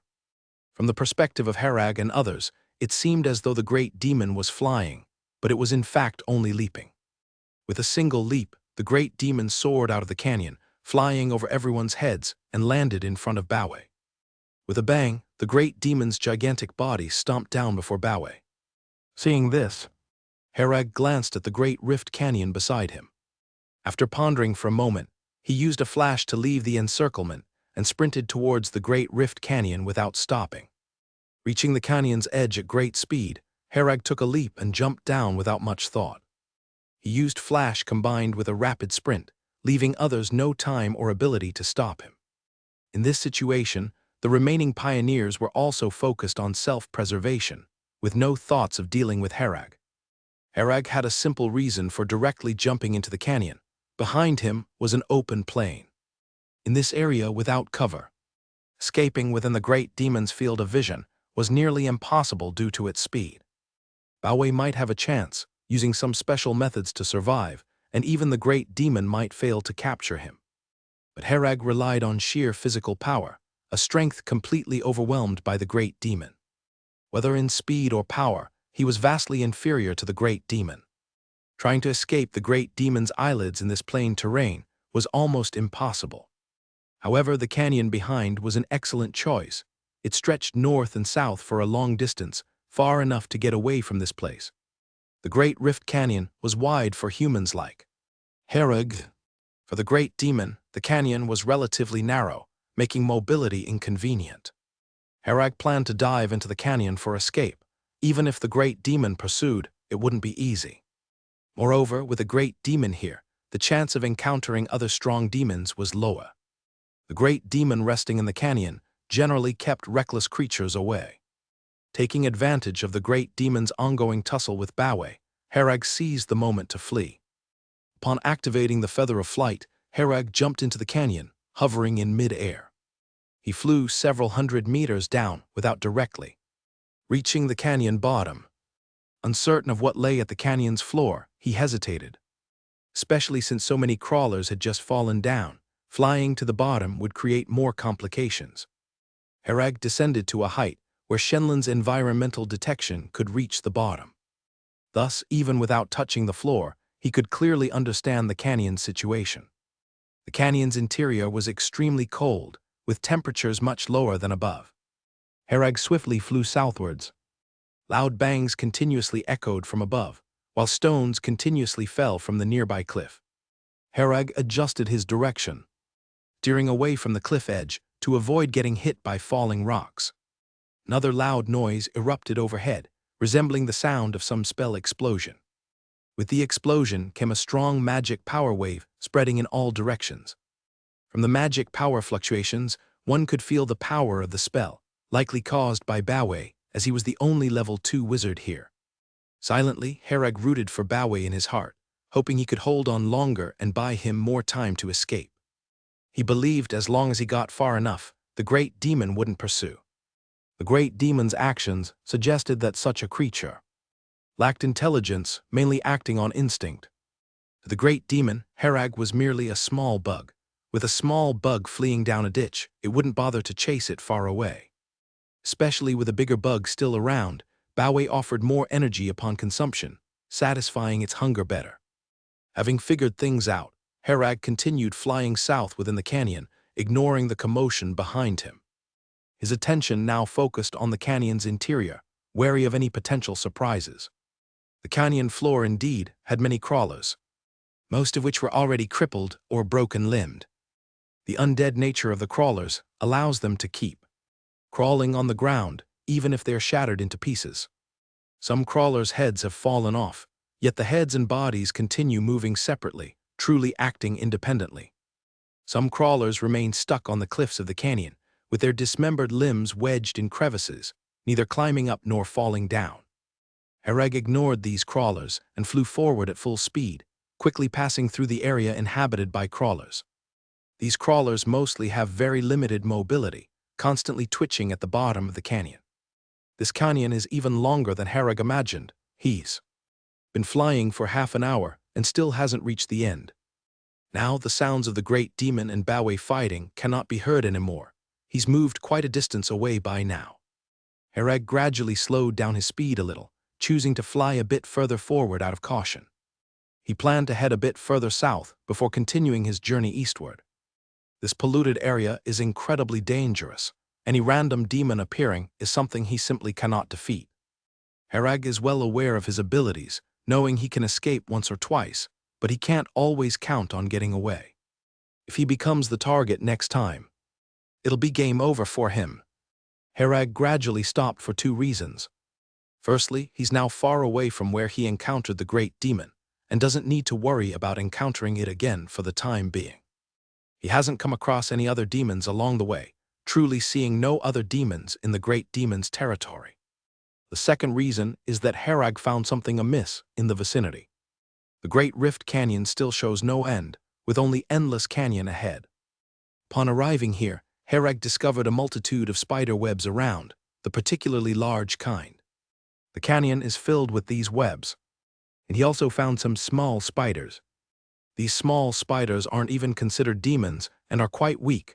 Herag could stomp them to death easily. However, Herag did not act recklessly.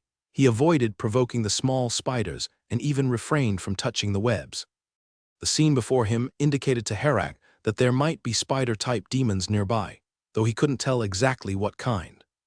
His knowledge of polluted zones is too lacking. He lacks information.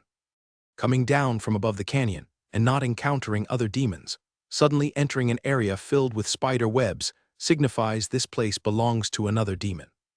Herag carefully observed the surroundings and monitored the feedback from Shenlon's environment detection.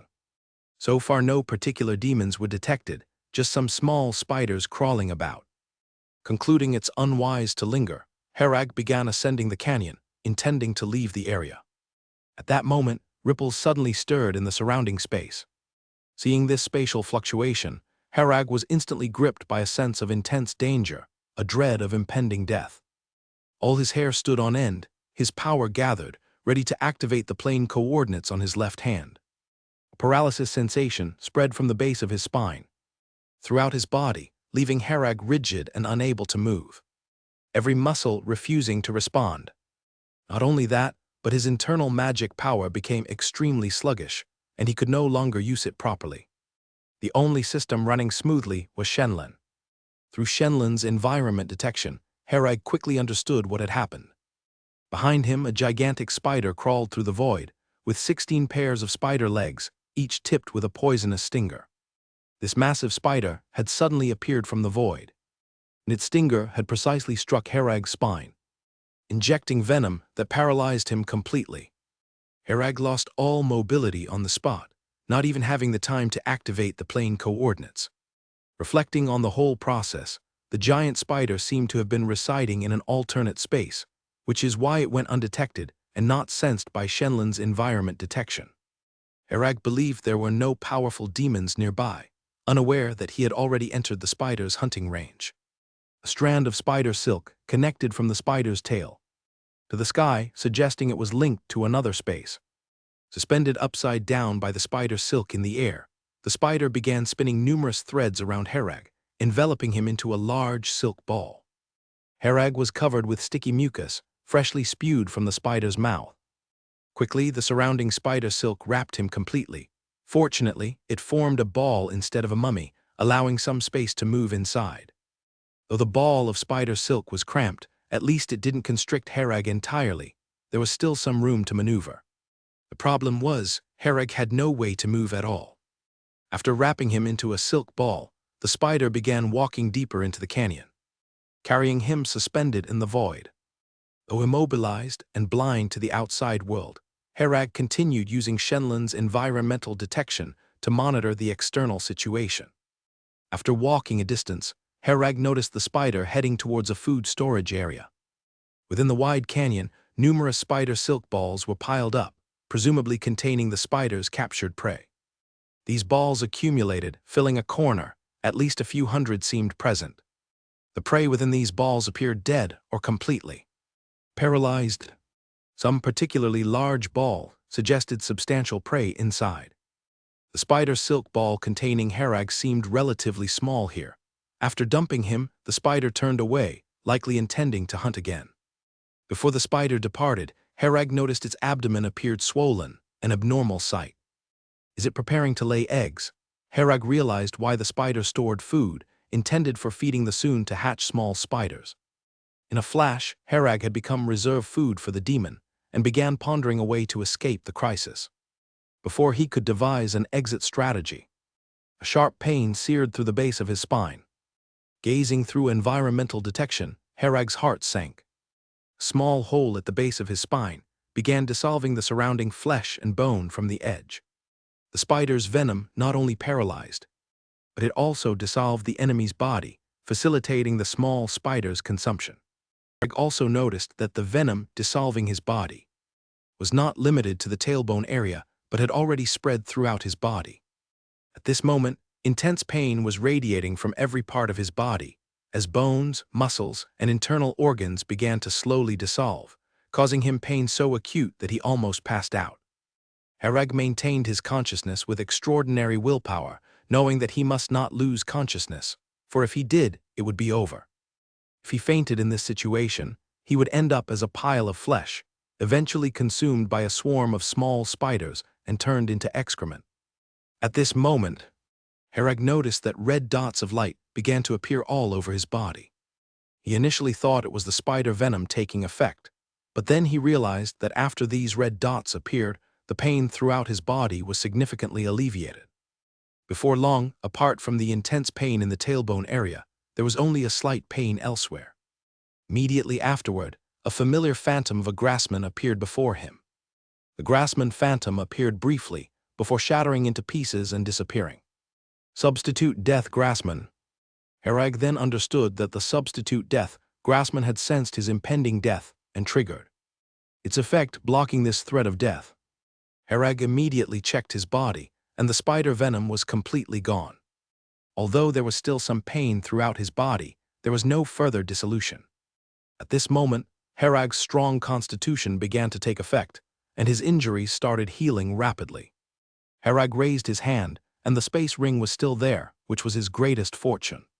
He immediately took out a magic potion from it and consumed it, and his internal injuries quickly healed again.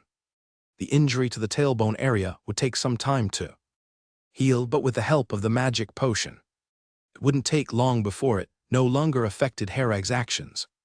Herag didn't rush to break through the spider web to escape, but instead waited patiently for his injuries to recover.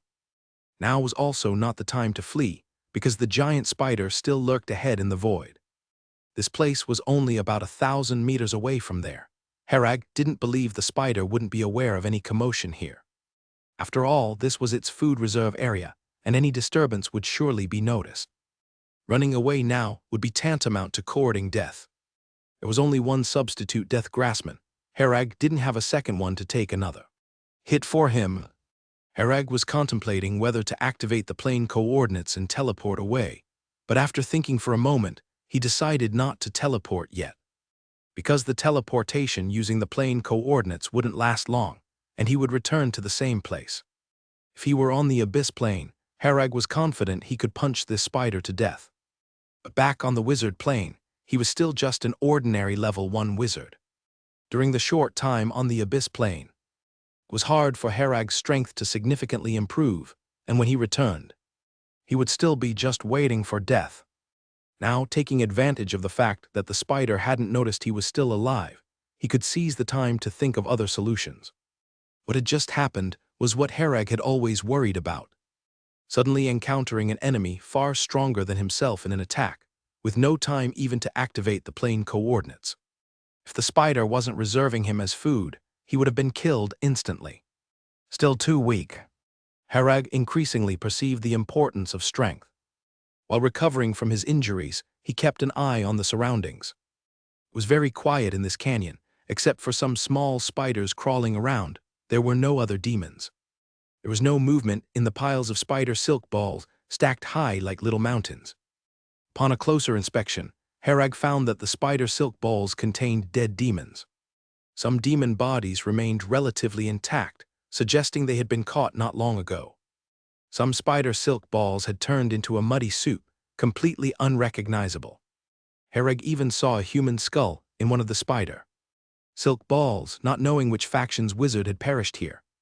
This skull emitted an unusual glow, not having been dissolved or corrupted. Herag speculated that this person must have been a very powerful wizard in life, and the skull seemed to have been refined with some kind of magic, turning into a demonized item-like existence. Herag didn't know the name of the spider, making it impossible to determine its species and thus its strength. If it were those pioneers, they would certainly know, as they were quite familiar with the demons in the contaminated area. Herag regretted not having understood the contaminant area for long beforehand, leading him to be clueless upon entering, relying solely on luck all the way. As he couldn't act recklessly now, Herag simply began his meditation practice. All he could do now was wait for the right opportunity to arise. Reflecting on the sights he had just observed, Herag noticed that the spider's egg-laying time seemed imminent, with its abdominal movements being highly noticeable. He had to find a way to leave before the spider laid its eggs. If he waited for the spider to lay eggs, there would be no opportunity, as the spider would surely stay here guarding the eggs until they hatched. Once the spider eggs hatched, the little spiders would start enjoying them as food. At that time, under the gaze of that giant spider, Herag doubted he would have any chance of escaping. Herag spent these 8 days staying inside the narrow spider silk ball without causing any commotion. The smell in there was unpleasant. The spider's secretion bore a strong fishy odor, and the air was incredibly stale. Herag made a tiny hole in the spider web to prevent himself from suffocating inside. During this time, apart from his meditation practice, he slowly recovered from his injuries. Now his body's wounds had completely healed, and he could move without any hindrance. But the problem was he still hadn't found the right moment to escape. This area seemed to be the spider's territory, as no other demons had approached these days. Demons had a keen sense of danger, and wouldn't intrude into a powerful demon's territory without cause. Herag suspected that the prey in this canyon was spiders' quarry from hunting expeditions, with few walking in voluntarily like him. Through careful observation over this period, Herag discovered a potential escape route. The path lay beneath the piled spider silk balls, a rather small hole with a passage leading downward, destination unknown.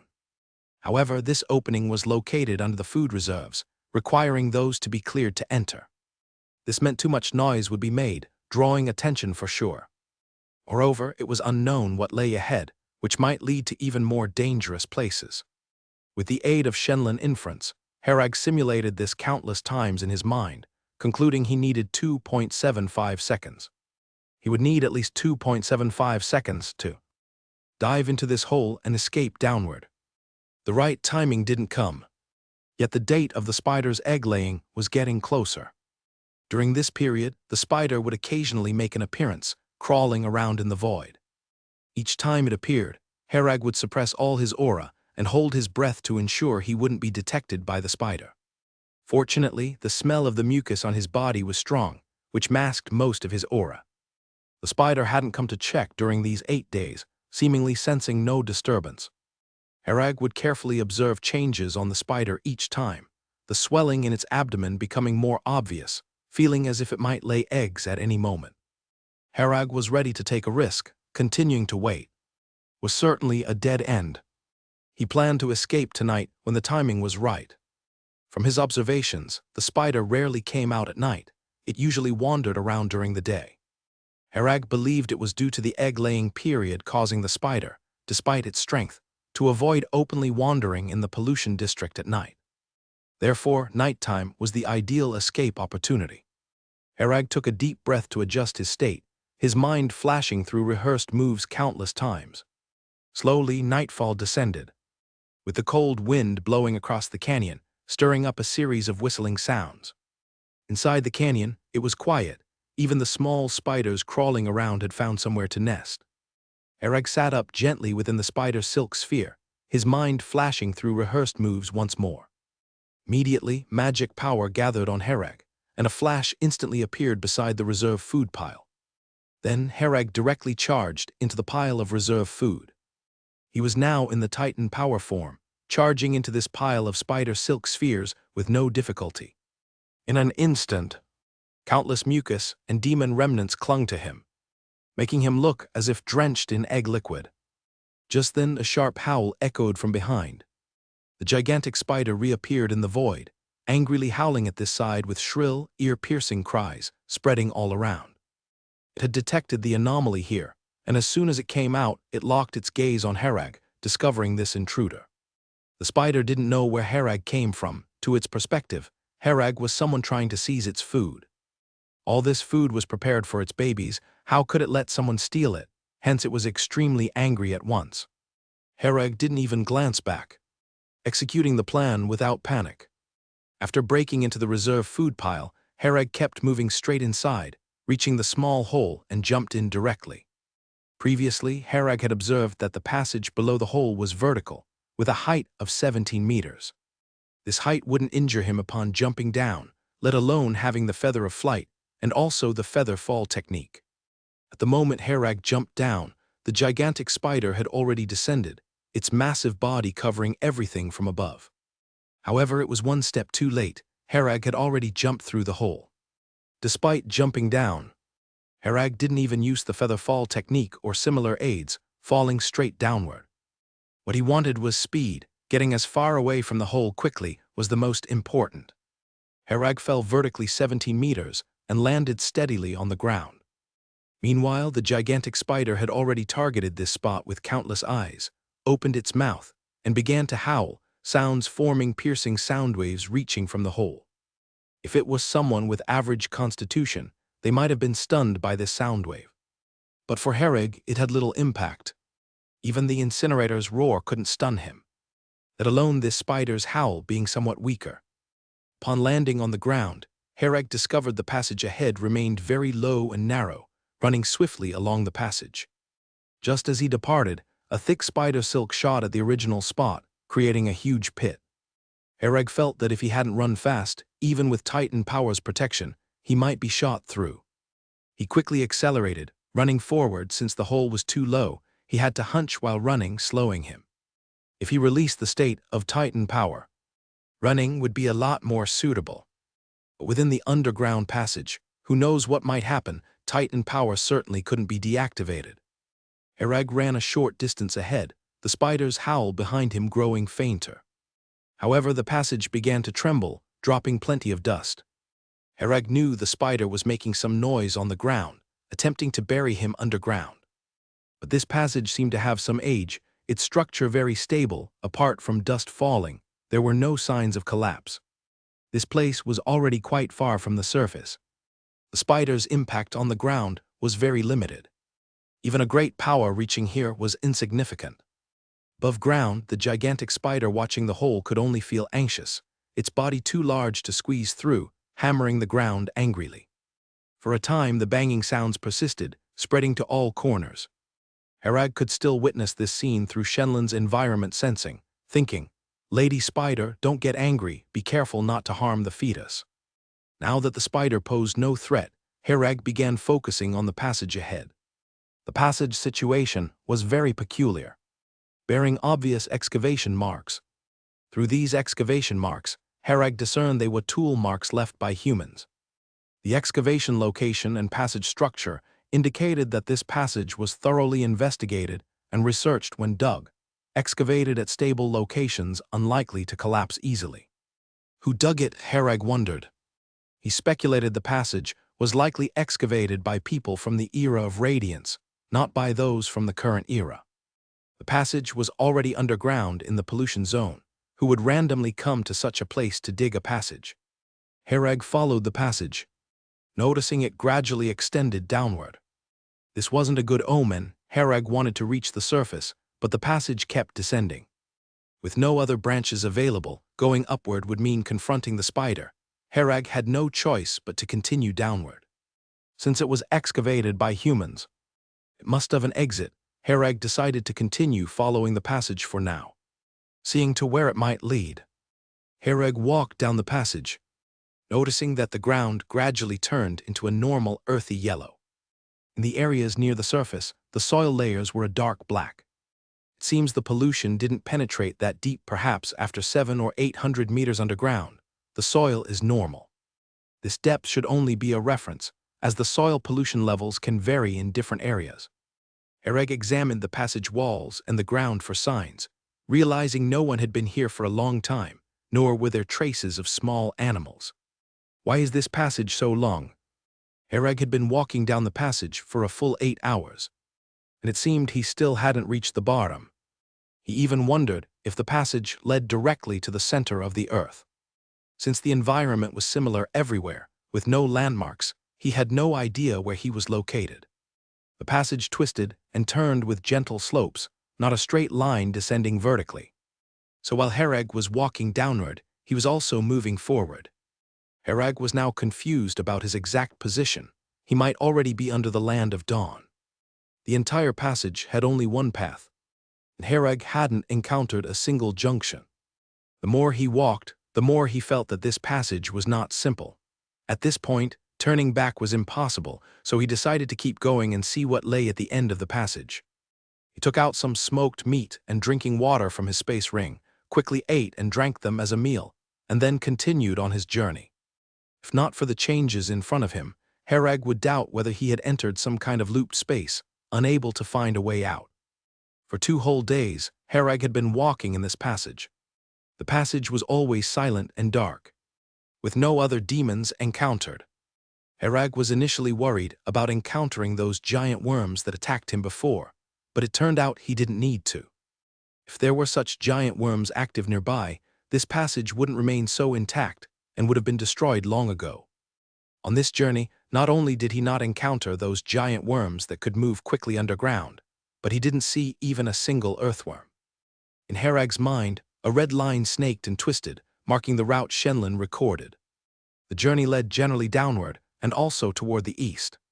It now seemed he was deep underground, and from the horizontal distance, he was far east of the Great Rift Canyon. But this map might not be accurate. If his sense of direction was disturbed, the drawn route would be incorrect. Herag felt that this map was likely incorrect, or that distances in this passage should not be calculated by usual feelings. Because he had gone too far down, yet throughout the journey, the soil was almost identical, which seemed illogical. Herag believed there was something strange about this place, and he might not be as deep underground as he thought. But the journey was real, with no repeated or looped segments in the route. After 2 days of tedious travel, the passage walls finally showed something different. They were ancient murals, as if from unknown millennia ago with clear signs of age. Herag looked at the murals, feeling strangely familiar, with a sense of déjà vu. He looked ahead. The murals were long and stretched forward endlessly. Herag stood at the beginning of the murals, observing their contents, trying to understand their story. The murals' lines were simple, even crude. Yet through these simple lines, the artist accurately conveyed the story they wanted to tell.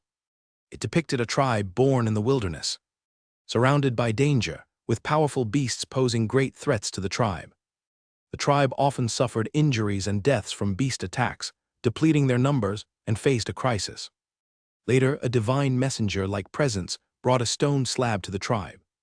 Seeing this, Herag finally understood why it felt so familiar.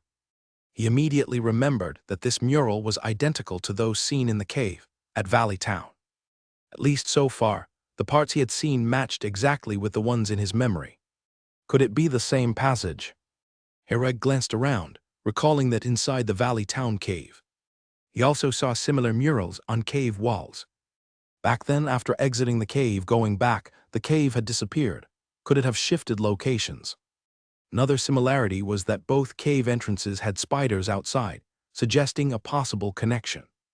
But after closely comparing the surroundings, it was clear this wasn't the Valley Town cave, only the murals were identical. Herag was puzzled as to why identical murals appeared in places so far apart.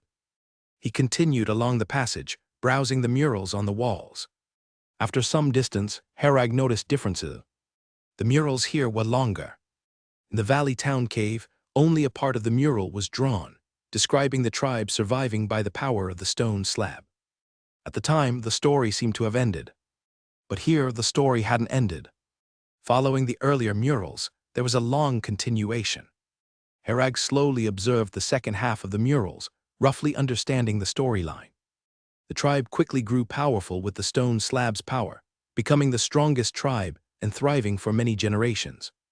Many years later, they successfully ruled the land, with peace and prosperity all around. However, demons descended from the sky, killing on sight. The demons were depicted in various terrifying forms, with the artist's style still crude, the lines simple. But Herag could feel that the artist intended to show the demons great strength and frightfulness. The demons from beyond quickly occupied vast lands, plundering all resources. The land's people, under the tribe's leadership, resisted the invading demons. But the strength gap was too large. The tribe's people suffered constant defeats, almost losing their world to the demons. At this moment, the stone slab emitted a strong light, and the tribe's people all knelt and worshipped before it. This stone slab has always been regarded as a holy artifact by the tribe, and they perform rituals to worship it during major festivals. The stone slab had always remained silent, without any anomaly. But when the tribe faced a life or death crisis, the slab started to tremble and emit a dazzling light. The people of the tribe couldn't understand what was happening, they just kept worshipping the stone slab. Soon after, the people of the tribe obtained new power from the stone slab, and with this new power, they drove away the invading demons, reclaiming their land.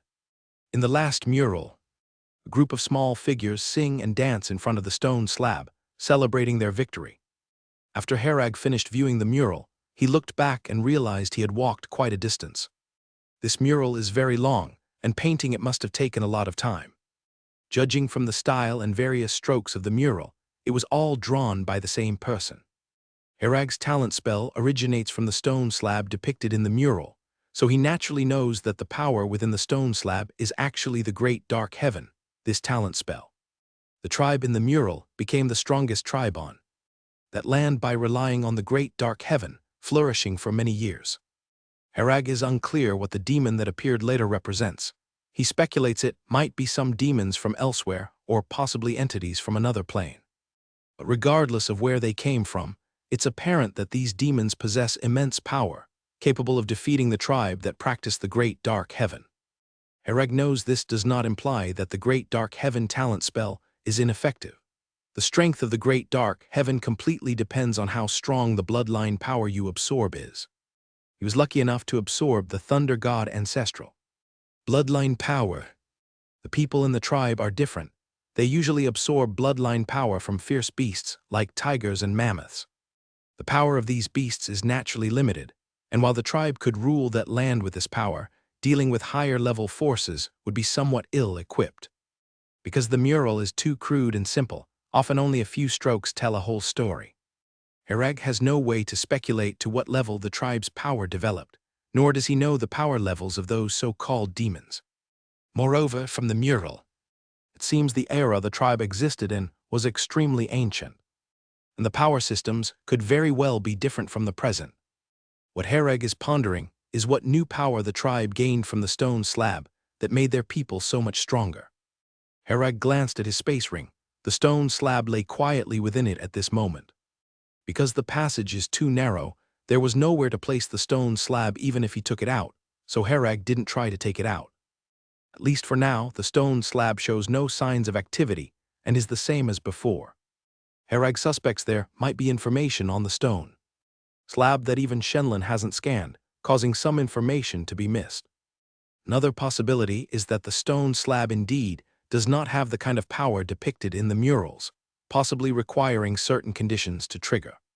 Hereg had Shenlin record all these murals, and while doing so, he re-examined the mural once again, discovering nothing new. After looking at the mural again, he continued forward to see if there were any new discoveries further on. The passage beyond the mural indeed changed significantly, becoming taller and wider. Hereg originally had to stoop to move forward, but after walking a while, he could stand upright comfortably. Seeing there was enough space, Hereg took out the stone slab from his space ring. The stone slab looked exactly the same as when he first saw it, with no alterations, standing quietly in the middle of the passage. Hereg could now read the content on the stone slab normally, unlike the dizziness he felt on his first encounter. He didn't discern anything particularly special after looking for a while, and there was no special reaction from the slab here either. After observing for a while, Hereg placed the stone slab back into his space ring. He stored the stone slab and proceeded forward. The passage grew taller and wider, and after covering a certain distance, it no longer resembled a passage, but rather seemed to Hereg like a huge palace. Hereg's footsteps echoed through the space as he moved, highlighting its emptiness. Ahead was a massive plaza, with bonfires burning in every corner. There was no visible wood fueling these fires. As Hereg approached to feel them, he confirmed they were real flames with warmth. At this plaza, the passage came to a definitive end. There was no path onward. This plaza resembled the one in the valley town's cave, with a similar overall structure and appearance. The only difference was the absence of a stone slab at the center of this plaza. Hereg thought for a moment and prepared to take out the stone slab to see if it would have any effect. In that instant, the stone slab inside the space ring began to tremble softly. Noting the stone slab's action, Hereg was about to take it out when he noticed an anomaly occurring on the plaza ahead. The stone slab's phantom appeared in the center of the plaza, gradually solidifying. Moments later, the phantom fully materialized into a real stone slab. Cautiously approaching, Hereg glanced at the stone slab and immediately felt a sensation of vertigo. He quickly realized that the contents on this stone slab were beyond his current ability to read. With just a quick glance, Hereg could already conclude that the stone slab before him was entirely different from the one in his space ring. He was somewhat curious about what the stone slab contained. The first stone slab recorded the great dark heaven. Talent spell, surely, the content on this second slab would be no less significant. Since Hereg is a level 1 wizard, and even with his spiritual power, he couldn't read the contents, indicating that the second stone slab contained at least second-level spells. Shenlin scanned and recorded the contents on this stone slab. Unable to read the stone slab's contents for now, Hereg had to have Shenlin record the information. Hereg sensed that the content on this stone slab could very likely be the new power he just saw depicted on the mural. The people of the tribe relied on this new power to drive out the invading demons. After Shenlin completed the scan and record, Hereg, like before, planned to put the stone slab directly into his space ring and take it along. The last time he had to loosen the soil around the slab, but now it's not necessary. Holding the stone slab, Hereg used some force and pulled the slab out from the ground, then stored it in the space ring. In the space ring, the first stone slab and the second stone slab are placed side by side. The two stone slabs are exactly the same in height and size, but the content is entirely different. Herag is now even more curious about these two stone slabs, wondering where they came from and who made them.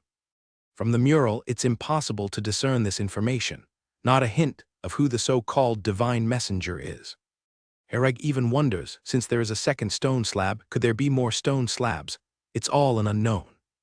Before he had time to ponder these questions further, some changes occurred in the plaza where Herag was.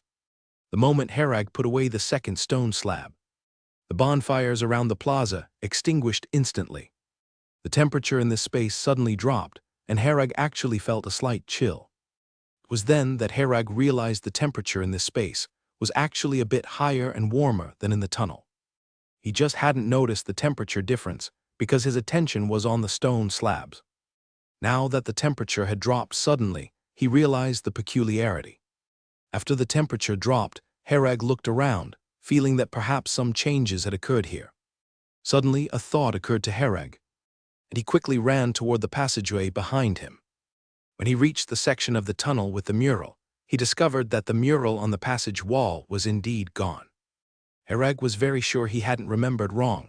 The mural he just saw was indeed in the spot, but now it's completely gone without a trace. The disappearance of the mural was sudden, but Herag had already anticipated it in his mind. Because previously in Valley Town, he experienced a similar phenomenon.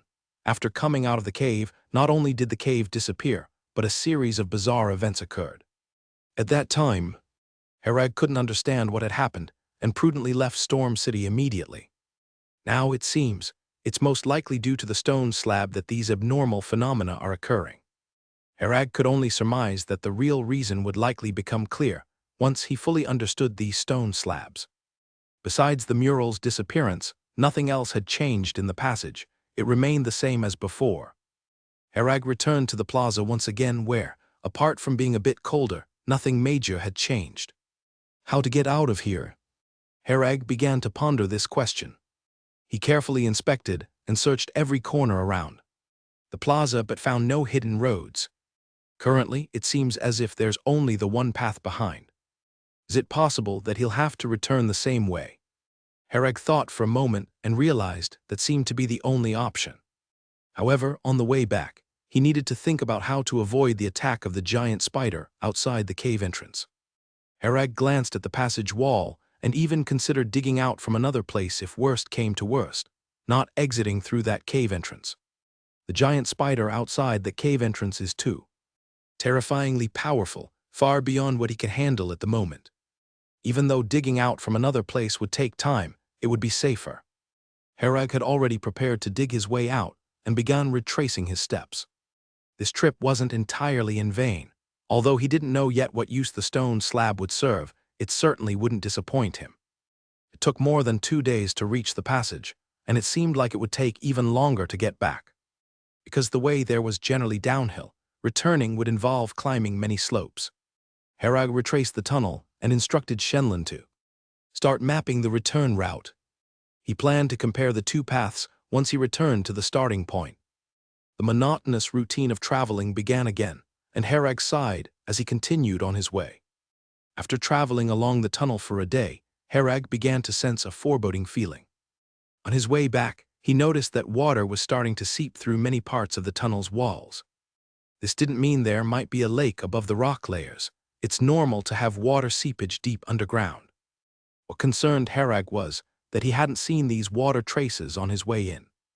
On the way there, the tunnel was very dry, without these water traces. Moreover, Herag frequently sensed the presence of small creatures moving in the surrounding soil layers. Earthworms, beetles, and various other bugs were burrowing through the soil layers, and occasionally he could sense some snakes. There were none of these creatures on his way here. Herag initially thought that perhaps the polluted area's soil layers simply lacked these small creatures, but it now seemed otherwise. Having already experienced a similar phenomenon in Valley Town, Herag found himself less surprised, with a degree of psychological preparation. These weren't significant issues. Herag's concern was the tunnel's safety. Previously, the tunnel was very intact, maintained in excellent condition, with no signs of collapse or damage. But now, after things returned to normal, Herag noticed that many areas showed signs of impending collapse. This tunnel had no supporting measures, and it could collapse at any moment. Currently, being at least hundreds of kilometers underground, Herag didn't believe he could escape alive if buried here. Although his physical abilities were indeed strong, they weren't strong enough to break through from hundreds of kilometers underground. Just imagining the mass of earth, rock, and minerals above made Herag's scalp tingle. He silently quickened his pace upward, needing to leave this underground space as soon as possible, as being buried here would be highly dangerous. 4 hours into his upward journey, Herag faintly heard some sounds behind him in the tunnel. Listening carefully for a while, he discerned that the tunnel behind him was beginning to collapse.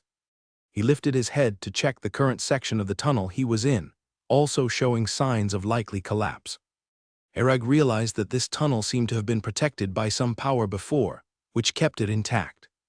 Now that this power had disappeared, the force maintaining the tunnel was gone, making it now just like any regular underground tunnel. Located in the deep underground, under the immense pressure of countless layers of rock and soil above, this tunnel wouldn't hold out for long before being slowly compressed and collapsing. No, there's not enough time. Herag immediately realized that the tunnel's collapse was happening faster than he had expected. He wouldn't make it back to the surface in time. The tunnel would completely collapse before then. Herag thought for a moment and then took out the second stone slab from the space ring, placing it firmly in the tunnel. The only thing he'd done below was taking this stone slab. The power maintaining the tunnel most likely originated from this stone slab. Therefore, Herag took out this stone slab, intending to see if he could restore the tunnel to its previous state. The tall stone slab pressed directly against the narrow passage, pushing the top section of the passage upward significantly. Herag realized that after taking out this stone slab, the situation inside the passage hadn't changed at all. He speculated that the reasons for this must be complex, and simply taking out the stone slab would hardly make any difference. Herag even suspected that returning the stone slab to its original position wouldn't alter the situation here. Although the situation inside the passage hadn't changed, the stone slab instead provided support here, temporarily maintaining the present conditions. Herag knew this was only temporary. Once the force from above came down, it would be an all-around seamless compression. The stone slab could only support the vertical direction, with no way to provide support front and back. When a complete collapse occurred, Herag would be crushed to death by the surrounding rock and soil layers. At that time, he might become the first wizard in the history of the wizard plane to be crushed to death by rock layers underground. Now running upwards was already too late, because through Shenlon's environmental sensing, Herag had observed that both the upper and lower passages had started to collapse. Herag glanced at the plane coordinates in his left hand but did not directly activate the teleportation to escape. It was still the same principle. He would eventually automatically return, and by then, appearing directly inside the rock layers would still mean death. Once teleported over, Herag would need to seize every moment to increase his power, ensuring that when he returned, he could survive in such circumstances. Herag heard some subtle sounds, coming from the surrounding rock and soil layers, sounds of them being compressed by pressure. He looked up at the top of the passage. Some chunks of earth had already started falling. If it weren't for the stone slab supporting here, this passage would have collapsed instantly. Herag's mind raced, thinking about how to get out of this peril. He didn't have much time left, estimating that within seconds this area would be fully compressed and collapsed. By then, pressure would come from all directions, and even though Herag was in Titan power form, it was impossible to withstand such immense pressure. Herag gripped his left-hand coordinate with his right hand, ready to activate teleportation at any moment. Until the last moment, this method couldn't be used. Because in a certain sense, teleporting to the abyss plane only postponed the death time, not solving the problem fundamentally. Earth chunks gradually fell down, interspersed with various stones. Every second passing increased the pressure in Herag's heart. Just as the passage was about to completely collapse, Herag almost retracted the stone slab and activated the plane coordinates. He suddenly sensed the presence of a demon through Shenlon's environmental detection. That giant worm, similar to an earthworm, was the kind of demon that had previously attacked him from underground. Herag immediately had an idea, drew his longsword. temporarily relieved the titan power and sliced a long wound on his palm. Not only that, but he also splattered his blood out while shouting loudly towards the position of the giant worm. The sound waves quickly transmitted through the rock layers to the giant worm, which had very sensitive perception underground. Upon sensing the sound waves, it immediately turned and swam towards Herag, its body shell extremely hard and uniquely structured, seemingly specifically designed to move through underground rock layers. The giant worm soon smelled the blood scent, which made it excited and rushed towards Herag at increased speed. It moved underground at extremely high speed, much faster than its actions on the surface. In almost a blink of an eye, the giant worm arrived at the rock layer next to Herag.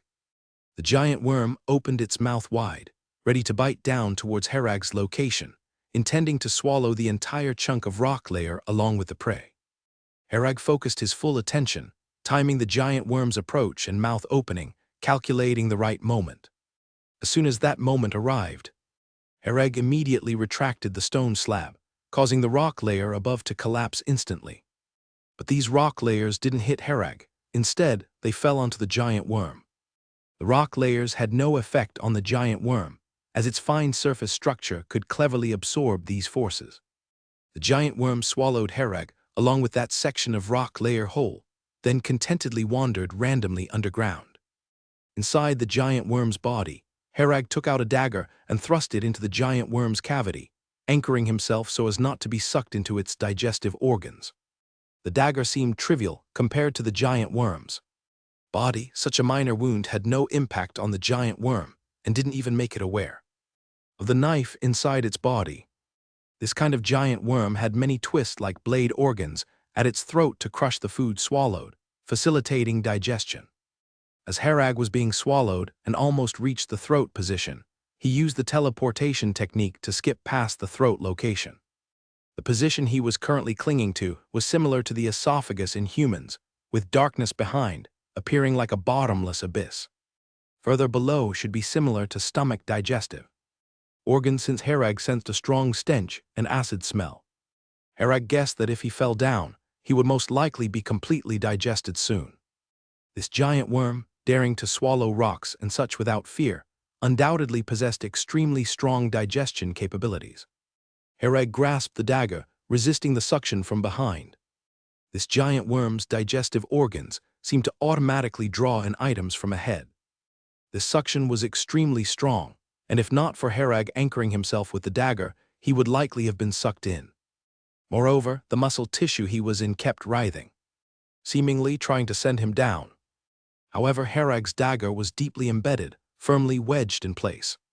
The situation now was akin to fishbone getting stuck in one's throat, firmly lodged and unable to swallow down. After stabilizing his position temporarily, Herag dangled mid-air, being swung around wildly. This giant worm was moving at an extraordinarily high speed, constantly changing direction. If Herag didn't grip tightly, he might be flung off inadvertently. He didn't know where the giant worm was heading, nor did he know when it might stop. Herag prepared to take some action, otherwise, if this giant worm randomly led him to some strange place, he'd never be able to return to the land of dawn in his lifetime. After a while, the giant worm seemed to realize the anomaly inside its body. It initially thought it had swallowed the prey, but realized that this prey was stuck internally and hadn't gone down. Once the giant worm realized this, it began to thrash its body in an attempt to fling Herag into its digestive organs. Even as he was whipped around 360 degrees, Herag's hand remained tightly gripping the dagger. The giant insect had never expected the prey it casually swallowed to be so troublesome. No matter how it shook or swallowed, it couldn't deal with Herag, who refused to be completely swallowed. After some struggle, the giant insect seemed to give up, allowing Herag to remain inside. But it didn't take long for Herag to realize what the giant insect intended to do. The insect began opening its mouth to gulp down soil and rocks, which tumbled directly onto Herag. In his titan's form, these rocks couldn't harm Herag. The giant insect began an insatiable gulping, with countless soil and rocks pouring down, nearly forming a mudslide.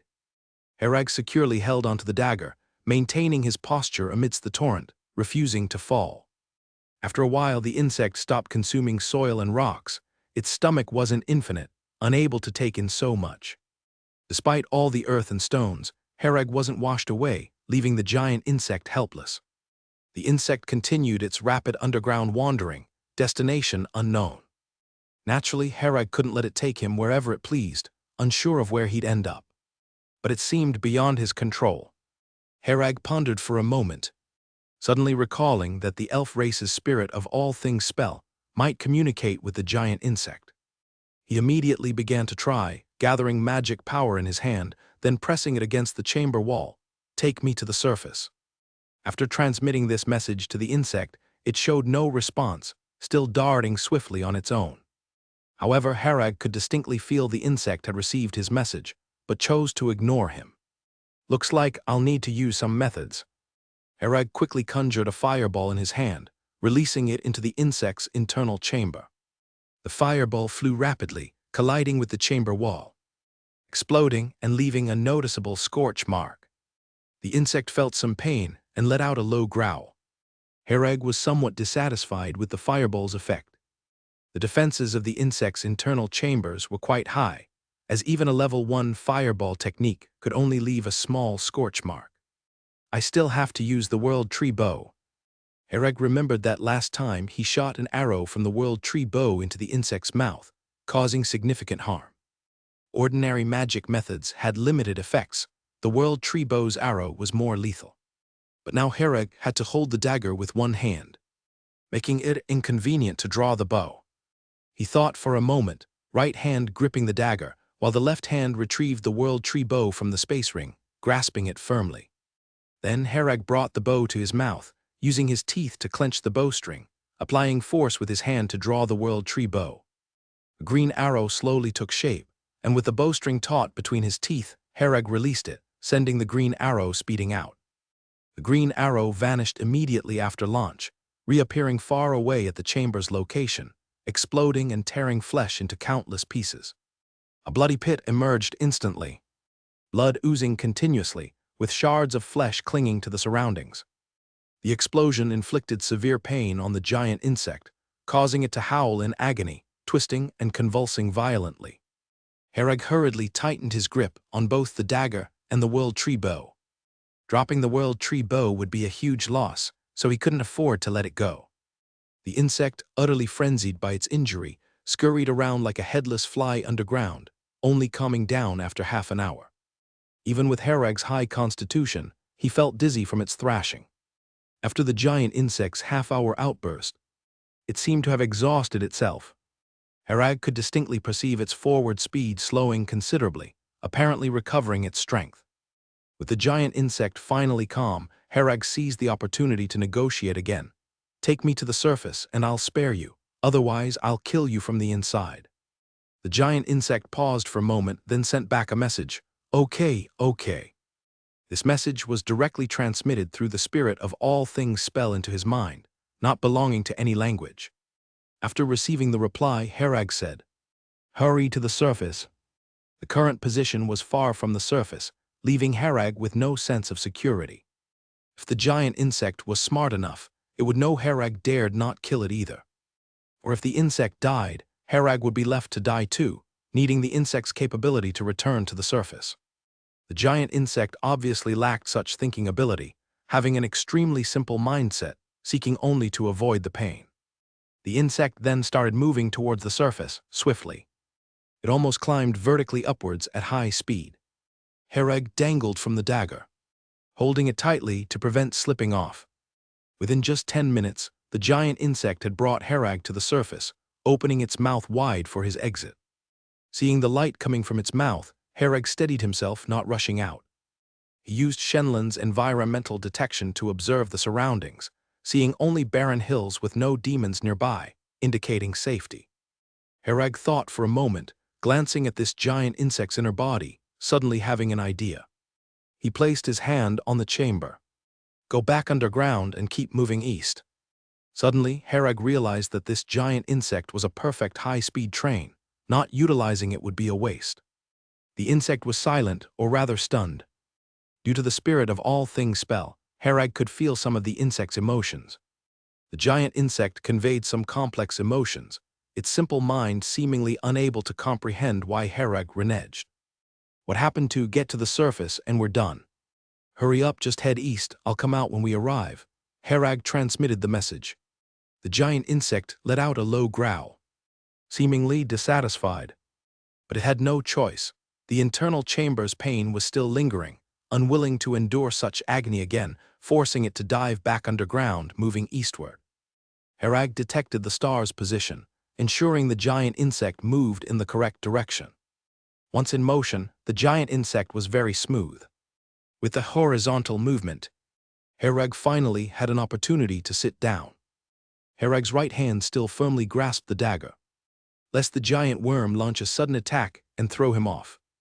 The giant worm was now roughly 3,000 meters underground, advancing at a very fast speed. Herag constantly kept an eye on the surrounding environment, particularly the changes in soil color. Wizard towers were erected in various places in the Land of Dawn to prevent the spread of pollution. In the vicinity of cities in the Land of Dawn, the land appeared in normal colors, but in polluted areas, the land was black. As soon as the surrounding soil began to turn yellow, it indicated entering the territory of the Land of Dawn.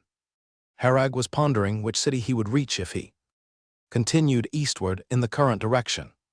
The cities to the west of the Land of Dawn mostly belonged to the Eye of the Storm Wizard organization, which was not advantageous for Herag. Herag had clashed twice with the pioneer squad of Eye of the Storm in the polluted areas, and he had personally killed a few members of Eye of the Storm. When encountering the Great Demon, he seized the opportunity to escape, while Baowei and several other Eye of the Storm pioneers were still engaged with the Great Demon. Who knows if any of those people survived? If someone survived and he encountered them when entering the city, it would become troublesome.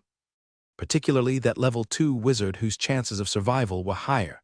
Meeting him again would certainly spell trouble for Herag. The more troublesome issue now was that Herag's talisman stone was gone, turned into powder by Baowei. In the Land of Dawn, talisman stones were quite convenient, allowing most tasks to be completed with ease.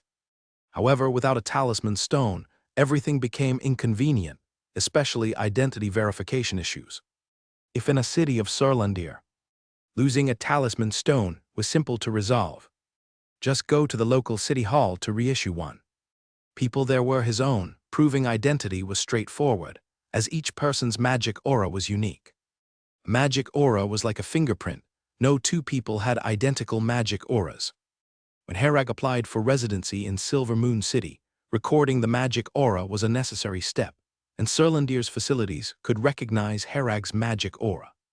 But here in the territory of Eye of the Storm, it was impossible for Eye of the Storm to have the data information of Surlandir's population. These were the confidential information of each wizard organization. Though the major wizard organizations in the Land of Dawn were in a state of united cooperation, they still had their own biases in many matters. The population information and magic aura data of each city were not to be shared with other wizard organizations. So the issue now was Herag had no way to prove his identity in the cities of Eye of the Storm. Going to the city hall of Eye of the Storm and contacting Prize through a talisman stone was, of course, a method. But Herag did not trust the people of Eye of the Storm. Once entering a city of Eye of the Storm, he had to be cautious, as it was their territory, and everything was dictated by Eye of the Storm. People of Eye of the Storm were known for their assertiveness. If they learned about his doings in the polluted area, they would certainly capture him first. With no chance of help. Without the talisman stone, handling it was even more convenient, allowing them to probe into Surlandir's internal secrets. Herag could imagine all these things were entirely possible. He dared not gamble, nor could he rely on Eye of the Storm people to assist him kindly.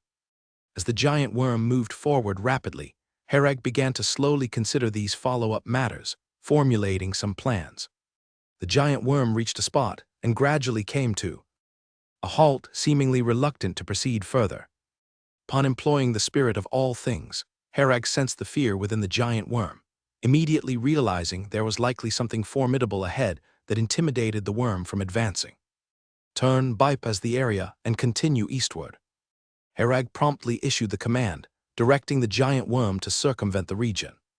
The worm veered northward for quite a distance before resuming its eastward course. Since the entire journey was 3,000 meters.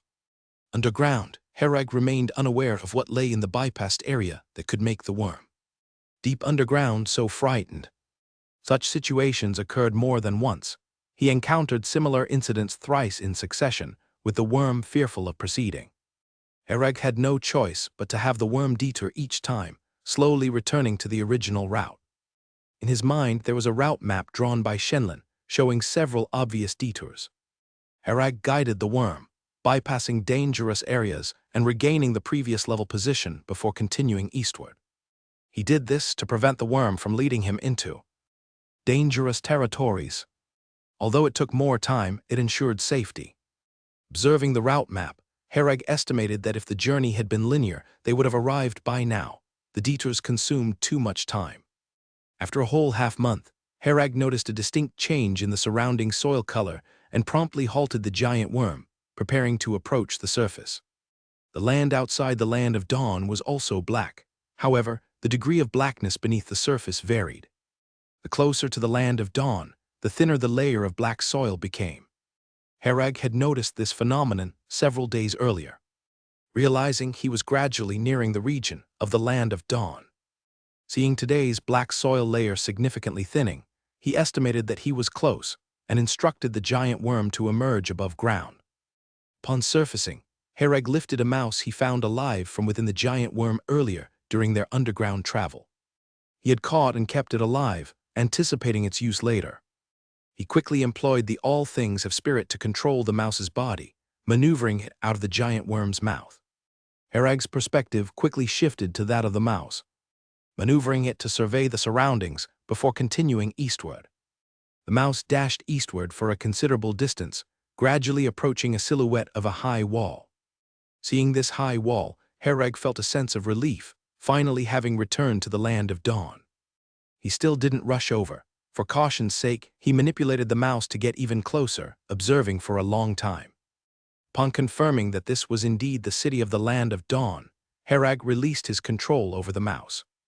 Herag glanced at the giant worm cavity he had inhabited for half a month, patted the giant worm and said, "All right, I'm leaving.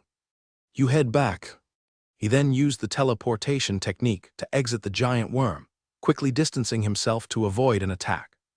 The giant worm initially did not sense Herag's departure. Only upon noticing the presence of someone nearby did it realize that the being residing inside its body for so long had finally departed. The giant insect stared blankly at Herag and did not launch an attack. It was already quite familiar with Herag's aura, having spent so much time here. Herag turned back, saw the giant insect looking at him, and waved it to leave. He didn't ask the giant insect to take him to the high wall, because that would have caused too much commotion. If the giant insect dared to break out of the ground outside the high wall, that commotion would surely draw the attention of the city's defense personnel. After waving his hand, Herag began to restrain his aura and cautiously approach the high wall, always alert to his surroundings. The giant insect watched as Herag gradually disappeared into the horizon, looked around confusedly, and then burrowed back into the ground. Herag heard the noise behind him and knew that the giant insect had returned. He felt a bit sentimental and genuinely had to thank this demon, without which he might not have made it back. Just avoiding those several danger zones on the way, he could hardly manage to get through them all and return safely. Things that could make the underground giant insect terrified were clearly not something Herag could handle at the moment. On this journey underground, Herag evaded many potential dangers without realizing it.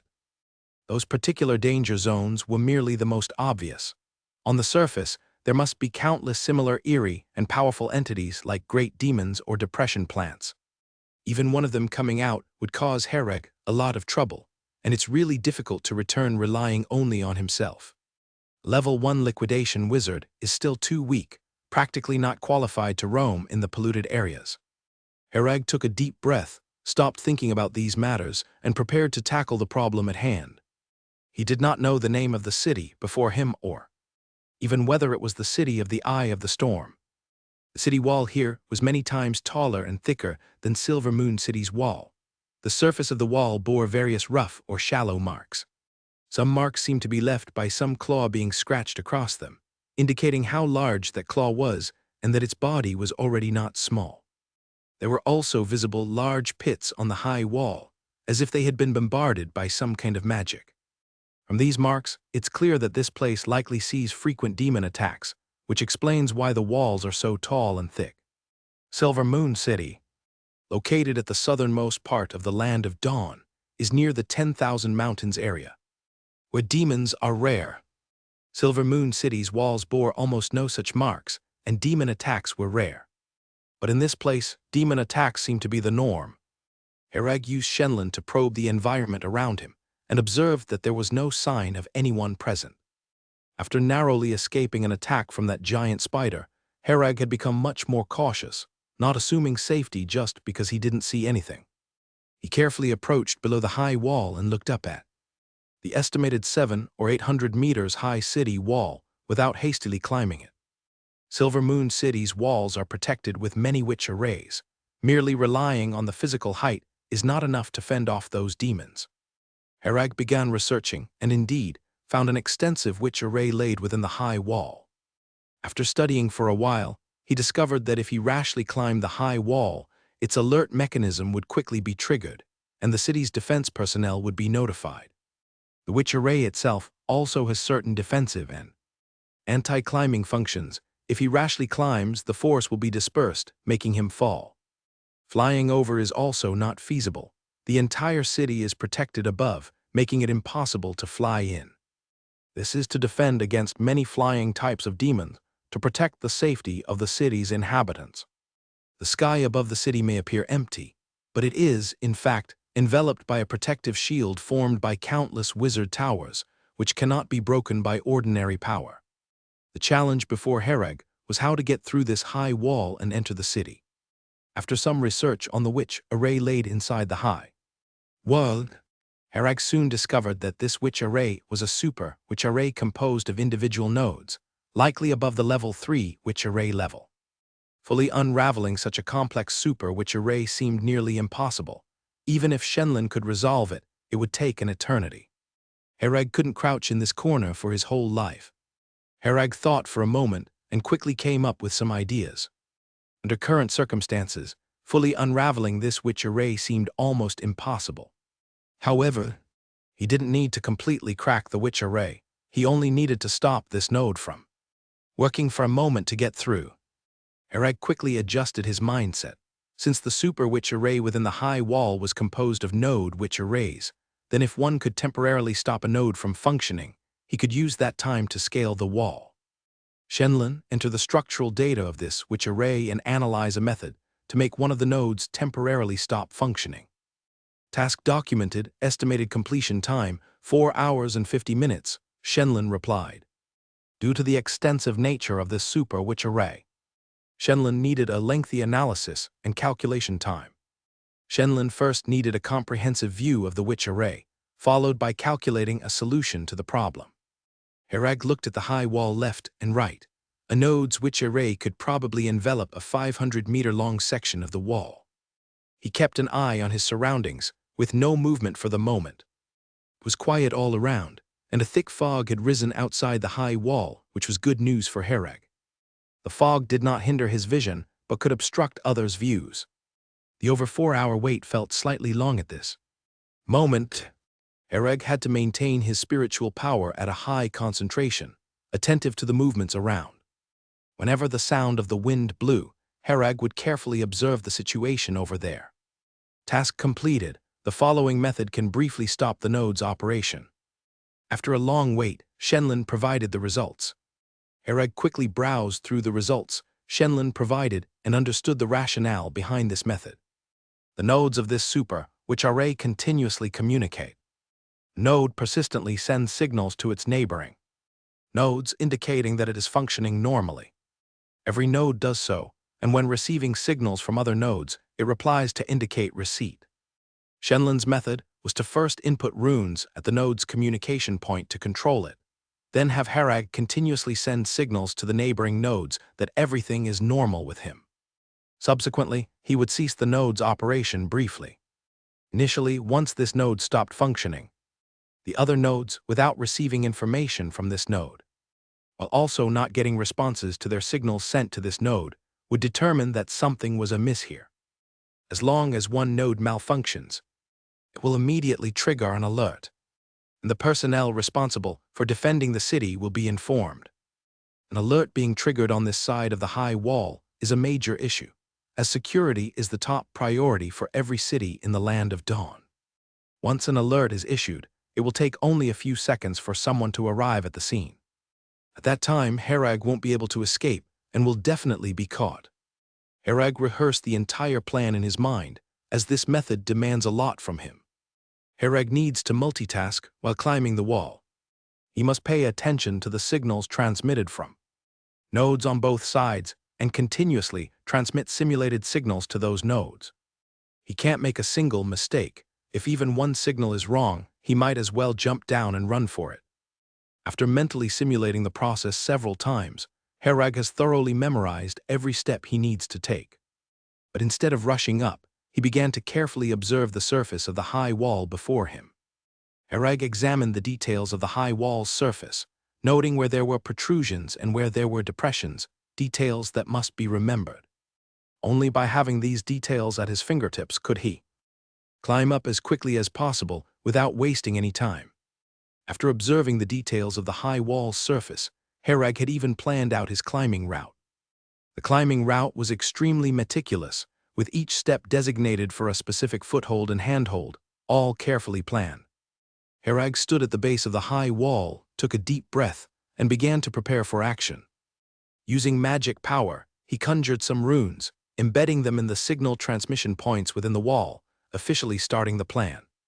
Several runes were inserted into the witch array at the node's core, immediately halting those nodes. These nodes were precisely calculated positions by Shenlin, imperceptible to ordinary people in a short time. Even Shenlin took a long time, indicating the massive amount of calculation involved. After the nodes stopped operating, Herag quickly inserted runes to simulate the signals at that node, ensuring normal communication with the two adjacent nodes. At the same time, he began the process of climbing the high wall. Herag climbed swiftly, darting up like a gecko. The difficulty lay in maintaining orderly signal communication between nodes throughout the process. In less than a minute, Herag had reached the top of the high wall. In front of him lay an open plain. The wall's thickness was 500 to 600 meters, its construction a mystery. Herag ran swiftly forward, maintaining composure while continuously conjuring runes to keep the nodes operating. A few seconds later, Herag slid down the wall, landing on the ground. Upon landing, he dispersed the runes embedded in the nodes, causing the nodes to resume normal operation and signal transmission. Everything was back to normal, as if nothing had happened. Seeing the witch array operating without issues, Herag felt relieved. But he knew this was just the beginning. Herag turned and looked ahead and was surprised by what he saw.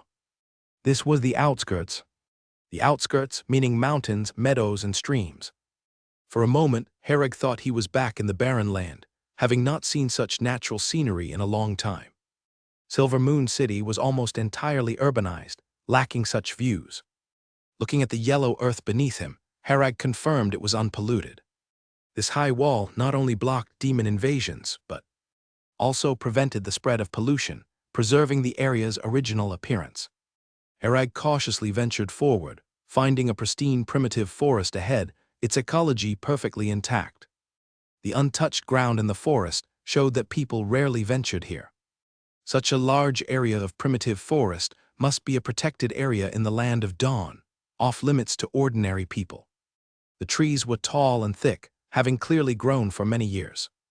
Herag knew that much wood in the Land of Dawn came from the barren land.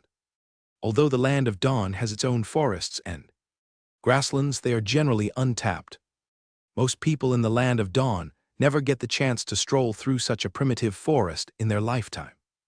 Herag recalled how Amisha, a noblewoman, longed for the seas and forests he described. Now, seeing the primitive forest, he was somewhat excited, having not seen such scenery in so long, and could understand Amisha's feelings.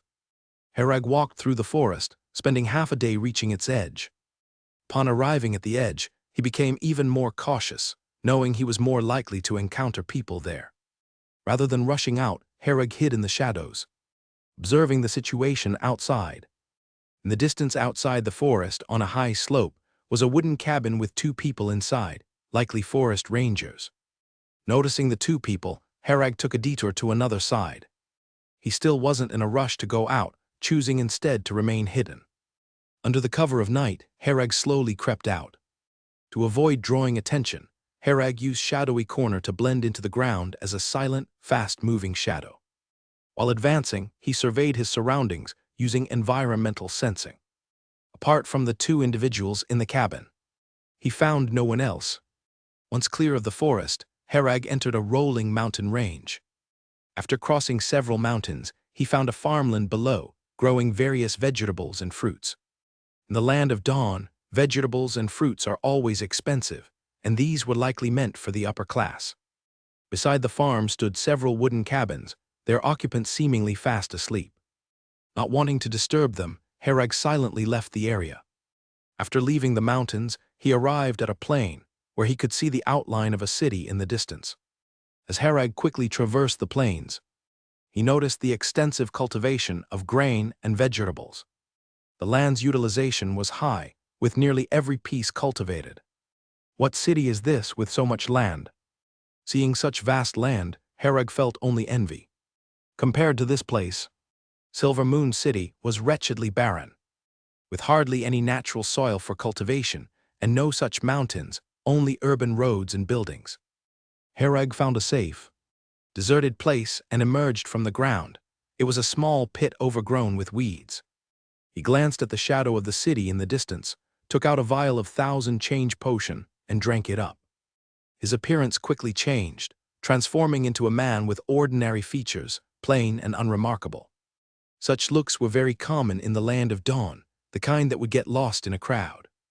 Herag selected a black robe without any insignia and put it on, completing the most basic disguise work. Now Herag looked like just an ordinary wizard from the land of dawn, with nothing special about him. After finishing his disguise, Herag continued using the shadowy corner to turn into a patch of shadow and stealthily approached the city. Once the city was within Shenlan's environmental detection range, Herag stopped and carefully observed the internal situation.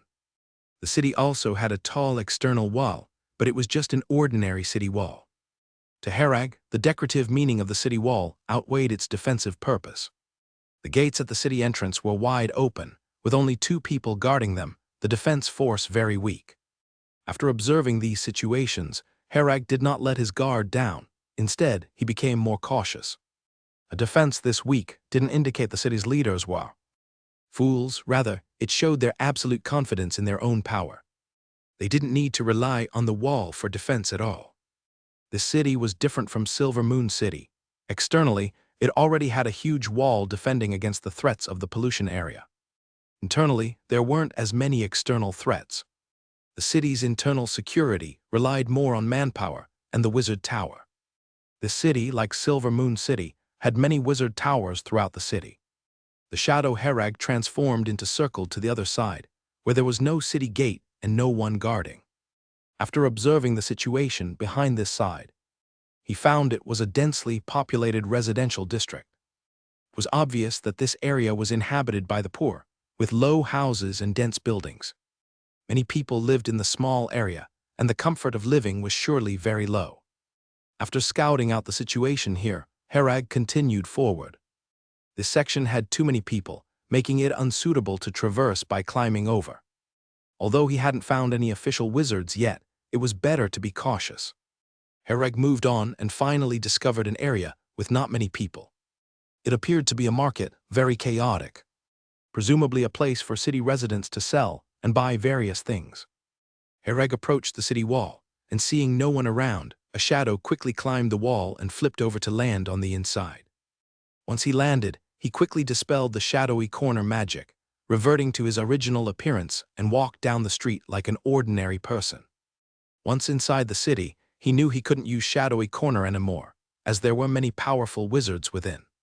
If someone noticed him sneaking with magic, it'd be like having "I'm up to no good" written on his forehead. Walking normally down the street wouldn't attract attention. Who would bother checking on a passerby for no reason? Most cities in the Land of Dawn didn't have a curfew, and many taverns in Silver Moon City were open 24 hours. After observing outside for a while and confirming there was no curfew here either, Herag took advantage of the night to enter. The most pressing matter now was to gather intelligence, find out where he was, and which wizard organization he was in. The talisman stone was gone, making it inconvenient to look up information. But since he was already in the city, Herag naturally knew where to gather intelligence. Wrapped in his black robe, he couldn't help but shrink his neck as the cold wind blew by. After walking 2 main streets, he turned the corner, and there was a tavern with lights on right in front of him. A lamp hung on the tavern's door, emitting a soft, warm yellow light, illuminating the small area in front of the tavern. Just as Herag reached the door, and before he could push it open, the sound of loud chatter came from inside. On such a dark, cold night, Herag didn't find the noise annoying but rather a bit lively. Herag pushed the door and entered, with a gust of cold wind instantly blowing into the tavern. He quickly closed the door behind him to block the cold wind trying to rush in. Herag dusted off the dirt from his body and saw the tavern was quite bustling, full of people either drinking or chatting. Not many people noticed him, only a few glanced at him before withdrawing their gaze. Herag looked just like an ordinary customer coming for a drink at midnight, not attracting any attention from these people. The only one who paid attention to Herag was the server, a young woman in black stockings, who approached with a tray in hand and asked, "What would you like to drink, sir?" When Herag first entered, he quickly glanced around and found that the drink varieties was similar to those in Silver Moon City. He casually said, "A butter beer will do." After ordering, Herag found a quiet corner in the tavern to sit down. The server promptly returned, holding a tray with a butter beer, gently placing it on the small table in front of Herag. Sitting alone in the corner, Herag drank silently, without engaging in conversation with others. The others also didn't bother him. Someone like him was common in taverns, with sitting alone in the corner to drink inherently meaning they didn't want to be disturbed. As Herag drank, he listened to the conversations of others. The tavern was noisy, with various sounds blending together. Herag listened carefully, picking out the parts he needed from the mixed information. After listening for a while, Herag learned the name of the city he was in. He then had Shenlin search the database for information about Sold City. As expected, this city belonged to the Eye of the Storm. Sold City was the most western city in the Land of Dawn, and a very large one. This city was about 5 times bigger than Silver Moon City, with a huge population and strong internal power. When Herag saw the massive outer wall, he knew this city wouldn't be small. Small cities generally weren't worth fortifying with such tall and thick walls. A map of the entire Land of Dawn appeared in Herag's mind, and he located the positions of Sold City and Silver Moon City. The 2 cities were far apart, making returning difficult. Herag didn't expect to return directly to Silver Moon City. Just thinking about it made him realize it was impossible to have a direct route.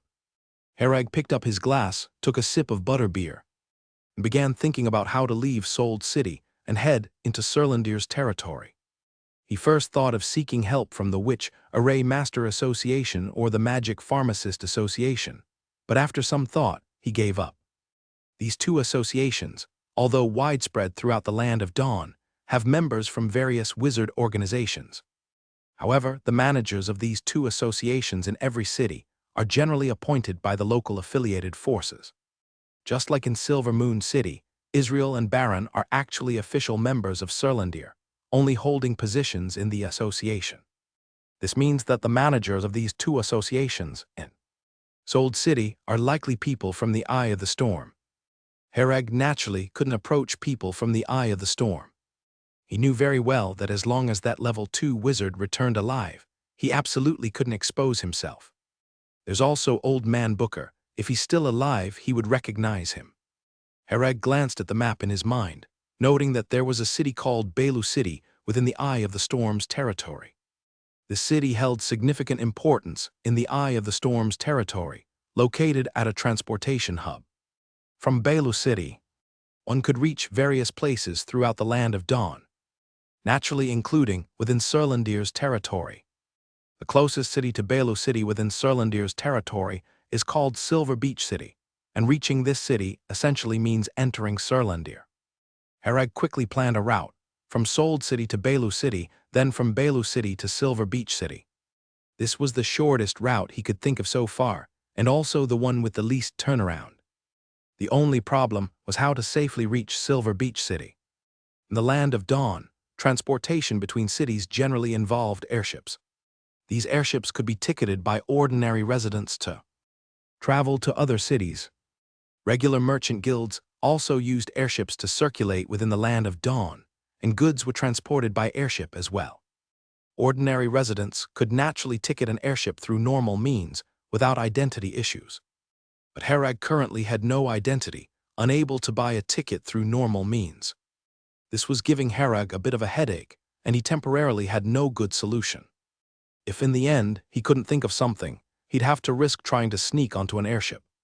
Such a critical facility as an airship would undoubtedly have extremely tight security, likely making it difficult to sneak on.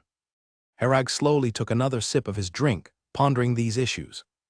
As he thought, he was also paying attention to the movements around him. That's when Herag suddenly made a new discovery from one of the tavern's private rooms. The tavern's private rooms were on the second floor, much quieter, with individual small rooms. These small rooms were all protected by a witch array, preventing external sounds from entering and providing an absolutely quiet environment. Correspondingly, these room arrays also protected against potential eavesdropping or spying, serving a certain level of confidentiality.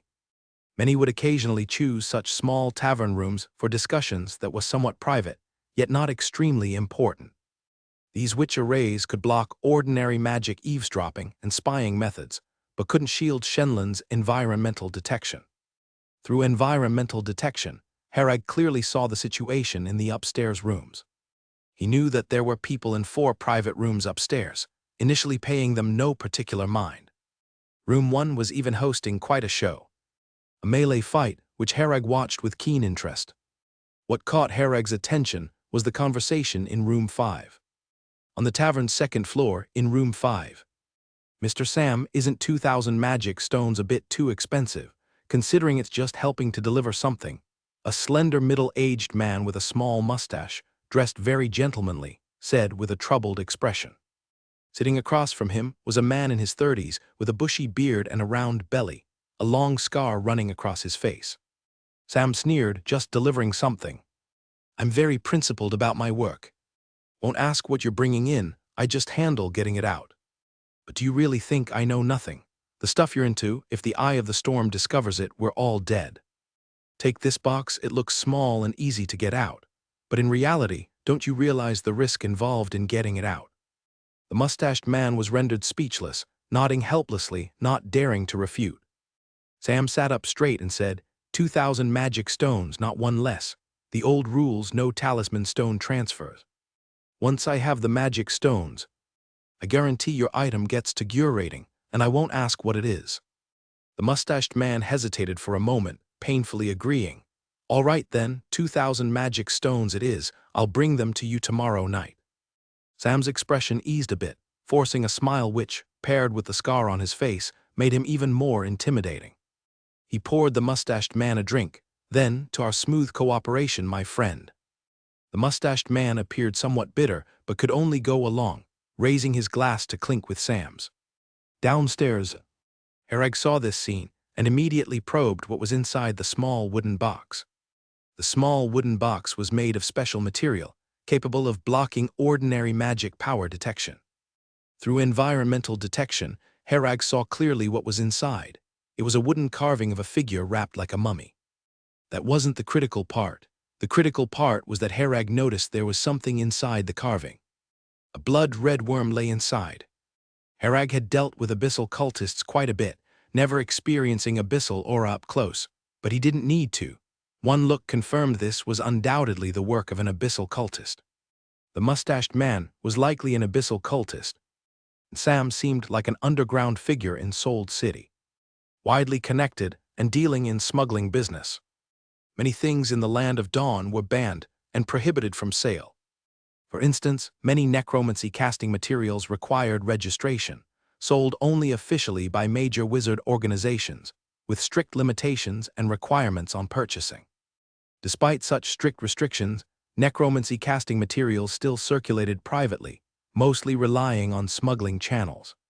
Smuggling was generally done by underground figures in various places.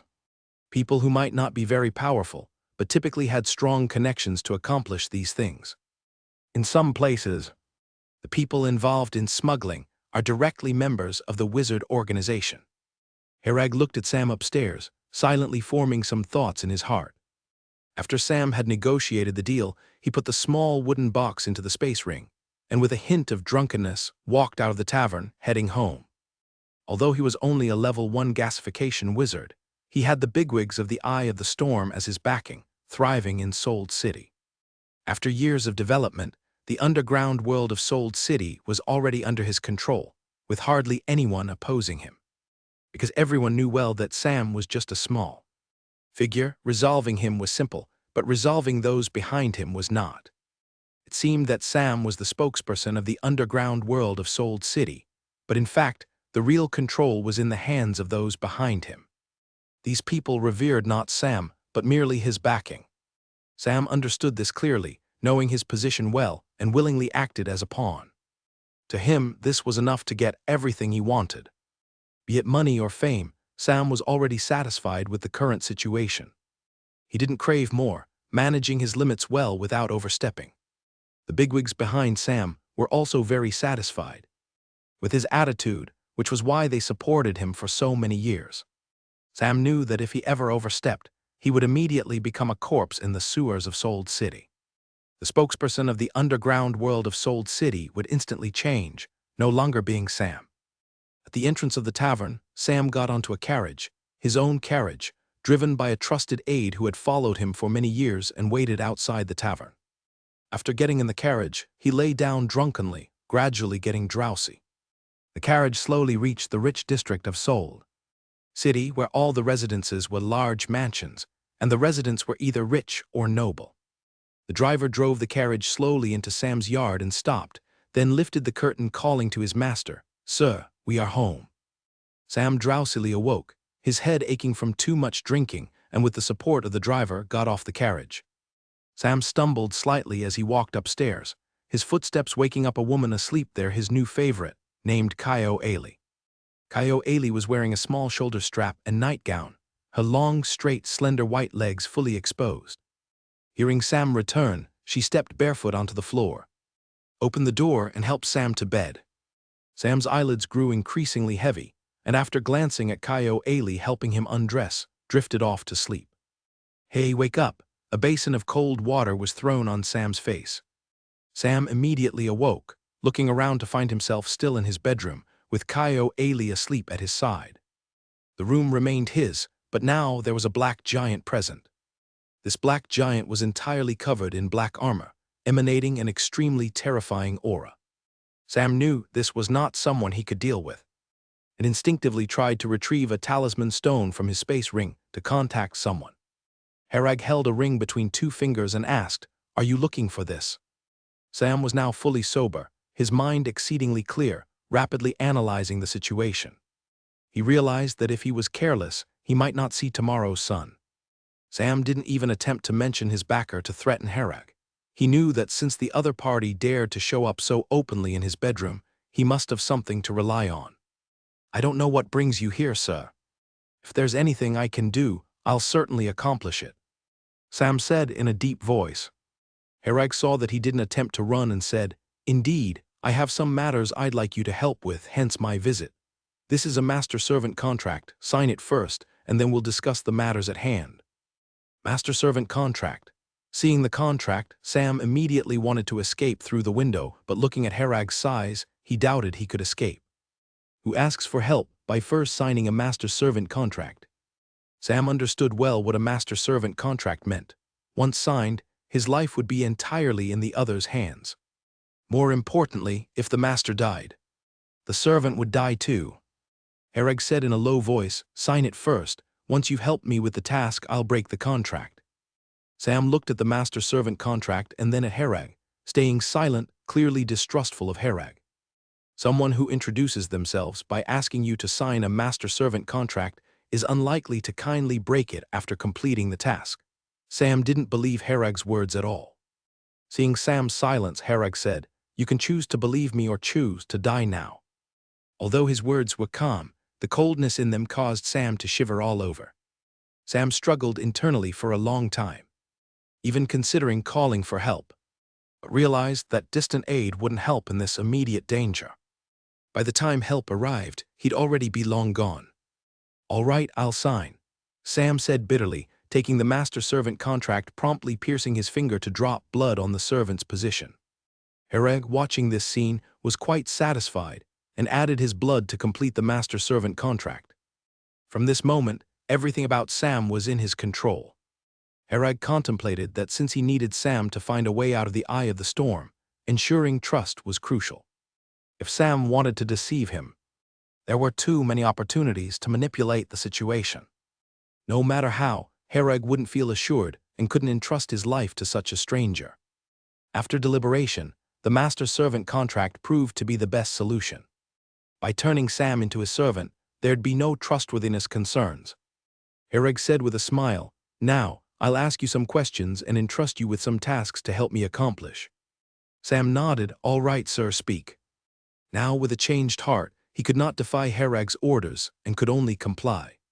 Sam glanced at the sleeping Kaio Ailey beside him, eyes hinting at ruthlessness. "Sir, shall I take care of her?" Hereg shook his head. "No necessity. I've already given her a sleeping magic potion to ensure she sleeps until tomorrow afternoon, so there's no worry she will leak anything. I won't stay long in Sold City either, and will leave soon." Kaio Ailey at this moment slept in an alluring posture, her legs flaunting the beautiful curves of her calves.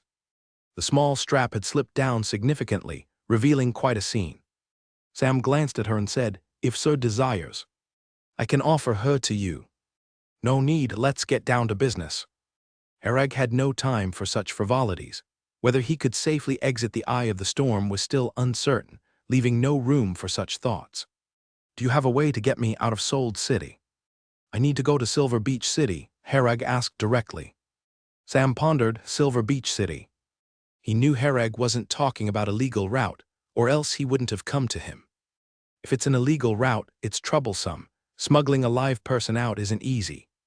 Sam's usual business involved transporting goods. Though he had smuggled people before, he couldn't guarantee absolute safety. In the past, he would take on the risk for good profit, but this time was different. Hereg's life equals his own. If Hereg died, he wouldn't survive either. "There is a way," Sam began normally. "We hide people with the cargo. Once at the destination, they sneak away. We have people loading and unloading, so arrangements can be made. But there's a chance that at each city the cargo will be inspected. If found hiding a person, they'll surely be detained for questioning. Those questioned usually have issues, so the outcome is often dire." Sam laid out all the risks, hoping Hereg wouldn't take the gamble. After hearing this, Hereg contemplated and asked, "I see. Is there another way, like identity forgery?" If he could have a legitimate identity, he wouldn't have to take such risks to reach Silver Beach City legally. Sam replied helplessly, "Sir, forging a simple identity is easy. But one that passes all city checks is hard, taking at least half a year. I assume, sir, you can't wait that long." Hereg nodded, acknowledging the difficulty. To forge an identity that can withstand city scrutiny, one must create a real identity. In the Land of Dawn, due to the magic net, information is hard to forge, making it as if creating a person from thin air. Though Sam seemed resourceful, his influence wasn't strong enough against true power in Sold. Forging such an identity was beyond his capability, thus requiring much time. Hereg obviously couldn't stay in Sold City for half a year. It's too long, too many variables. Another way is using Sam's talisman stone to contact people in Surlandir, explaining Hereg's situation. Yet this method is risky, as any wizard organization can monitor talisman stone communications, particularly Sam's, likely already monitored. Once the message is sent, Herag might expose himself before Serlandir's people arrive. Herag thought and said, in that case proceed with the previous method. If there's danger, I'll adapt, sir. All right, I will handle it to the best of my ability, ensuring the cargo isn't inspected. Sam hesitated, but had no choice but to do his best. 3 days later, a batch of smuggled goods will go out. I'll make arrangements, doing my utmost to ensure your safety, Sam said. All right, prepare a quiet room for me, without interruptions. Herag planned to spend these 3 days preparing. Sam, somewhat influential, had a relatively safe estate. Sir, I have a secret chamber, completely safe, Sam responded promptly. Herag nodded and looked out the window. By now it was daylight. A ray of sunlight streamed through the window, illuminating the sleeping Kaio Ailey. Take me to your secret chamber, Herag turned back. Sir, this woman, Sam suggested cautiously. Don't cause trouble for me. Herag wasn't Cow the thief, nor did he want unnecessary trouble. Sam could only nod, all right. Sam led Herag down the floor, stopping at a painting depicting a naked woman with a dignified demeanor. Channeling his magic power into the painting, it rippled. The painted woman came to life, her eyes fixed on them. Open, Sam instructed. The woman nodded, waved her hand, and the wall transformed, a door appearing. Sam opened the door. Sir, please enter. Upon entering, Herag found himself in a well-furnished room. Not large, but well-stocked with magic potions, armor and weapons, food and water. Clearly a hideout prepared by Sam. The only drawback was the lack of windows, relying on artificial light, which can feel stifling over time. Unbothered by these, Herag nodded. Not bad. Go to your work, inform me if needed. For any instruction, you can command me, Sam said. Herag nodded again, saying nothing further, lying on the bed to begin his meditation. Sam left hurriedly, evidently anxious, eager to prepare everything. This time was not like others. It had to be executed perfectly. Every step required more attention and funds, with no expenses spared. Life and wealth were on the line. Money saving was impossible. During the 3 days, Herag remained in the secret chamber, silently meditating and preparing. Sir, everything's set, Sam reported. Herag still appeared under the influence of the 1,000 change potion. He took another dose recently to maintain the effect. To facilitate the arrangements, Sam had sent Kaio Ailey back home. It was late night. Sam intended to use the darkness for Herag's escape. Most people in Sold City were asleep, but the airship dock was bustling. A significant amount of cargo needed handling before dawn. At dawn, the airship would set off for the next city. Following Sam's plan, they took a carriage to the dock. Sold City's dock on the eastern side featured a vast plaza where a massive airship rested quietly. This airship was much smaller than the one Herag took to the Land of Dawn, but still gigantic, roughly 300 meters tall. The airship was docked beside the plaza, and figures could faintly be seen moving about on it, most likely patrol guards on duty. Herag followed Sam to a warehouse district, where a whole area was constructed with large warehouses, each filled with various kinds of goods. Sam was the manager of this warehouse district, wielding considerable authority, prompting many to curry favor with him.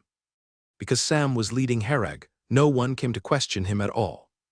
The guards responsible for the warehouse only glanced at them. Upon noticing it was Sam's guest, they turned away, pretending not to see. Sam led Herag into a large warehouse filled with numerous giant boxes. Herag glanced around, discovering that the boxes contained large animal bones of varying sizes and types. He recognized, after a brief observation, what kind of creature these bones belonged to. Dragon bones, Herag asked. Sam chuckled. You figured it out, sir. Indeed, these are dragon bones, a true treasure trove. These goods are all meant to serve as cover for you, sir. You will be escorted with them. We'll first reach Belu City and from there proceed to Silver Beach City. Once you arrive in Silver Beach City, there will be people to help conceal you. I've already arranged everything. Dragon bones are rare materials for magic potions and casting, and can even serve as materials for setting up witch arrays and as raw materials for witchcraft artifacts, having many uses. However, because the dragon race itself is scarce, dragon bones are even rarer. Moreover, most members of the dragon race are buried in their own cemeteries after death, leaving few dragon bones to circulate outside. This time Sam spent lavishly to grease every transaction. Outwardly, it was to smuggle these dragon bones, as others believed. But his real intention was to cover Herag's undercover escape. Sam disclosed the real purpose to no one, so those privy to the situation thought it was merely for the dragon bones. After all, having spent so much money for arrangements, if the transported goods weren't of significant value, it would be a financial loss. No one would engage in a loss-making venture. If it was for smuggling dragon bones, Sam's actions appeared justified, and people who took money did not think much further, as they were paid to perform a service. "Sir, this is the place prepared for you." Sam went inside, opening a large box to reveal its contents. The exteriors of these large boxes were all crafted from solid wood, extremely sturdy. The wooden box Sam prepared for Herag looked the same as others on the outside, but inside was entirely different. Inside this wooden box was a large bed to ensure Herag's comfort during the journey. Besides the bed, there was a special stove, with a large bag of ore placed next to it. This ore was called blueberry ore and was considered an expensive fuel, usually affordable only to nobles. When ignited, blueberry ore emitted no smoke or pungent odor, but instead a faint fragrance similar to blueberries. The ore was also long-lasting, with a small piece burning for a long time. "So, given the limited conditions, the estimated duration is 2 months. You might have to endure a bit," Sam whispered. Herag was indifferent to these external conditions, waving off Sam's concerns and saying, "These don't matter. How are your other arrangements going? How certain are you?" "Rest assured, sir. Even if there's a surprise inspection, our shipment won't be checked. Everything is taken care of," Sam responded. Herag nodded. "All right, when do we depart?" "In 2 hours, we'll begin loading. Shortly after daybreak, the airship will take off," Sam said. Herag stepped inside the wooden box, turned to Sam and said, "You should leave now. Keep an eye out for any movements outside. Unless necessary, don't come over. It'd be best to avoid any mishaps." With that, he pulled the door of the wooden box shut, plunging the interior into darkness. Herag did not use the light technique, as the darkness didn't affect him. The box wasn't completely sealed, with holes left for air circulation. Light could potentially leak out otherwise. Sam exited the warehouse with a heart full of trepidation, feeling very nervous. He was more anxious than Herag, constantly fearing something might happen to Herag during the journey. Herag lay on the bed inside the wooden box, gazing calmly at the ceiling. He was mentally prepared to handle all sorts of emergency situations. No plan is perfect. Adaptability is more important. Mentally, Herag was ready for the worst-case scenario, thinking to get as far away as possible. Sam stayed in a room outside the warehouse, typically used for guards on night duty. Having escorted someone in, Sam should have left, but this time he stayed to ensure the entire airship boarding process went smoothly. 2 hours later, the loaders arrived at the warehouse district, transporting the goods listed onto the airship. The Dragon Bones batch Herag was placed on the lowest level of the airship. The airship had 5 upper decks, with 4 layers below the deck, usually used for storing goods and also housing staff quarters. During the loading process, Herag kept his presence hidden, making no sound at all. After the wooden box was placed on the bottommost level of the airship, the loaders left, and the door to the second layer was closed, bringing calmness back. Herag scanned the entire level, besides himself. No one else was present. The floor was vast, neatly storing various goods in categories with numerous items. Herag did not move around aimlessly, but quietly stayed inside the wooden box, meditating and resting. Soon, huge roaring sounds blasted around. Herag felt vibrations all around, knowing the airship was about to set off. The next destination for this airship was Belu City, anticipated to take 10 days. There would be no inspections during this period, so Herag could relax a bit, easing his tension. According to Sam, the inspections would only occur after docking at Belu City. During these 10 days, Herag didn't plan to be idle but embark on a critical step, the compression of spiritual power.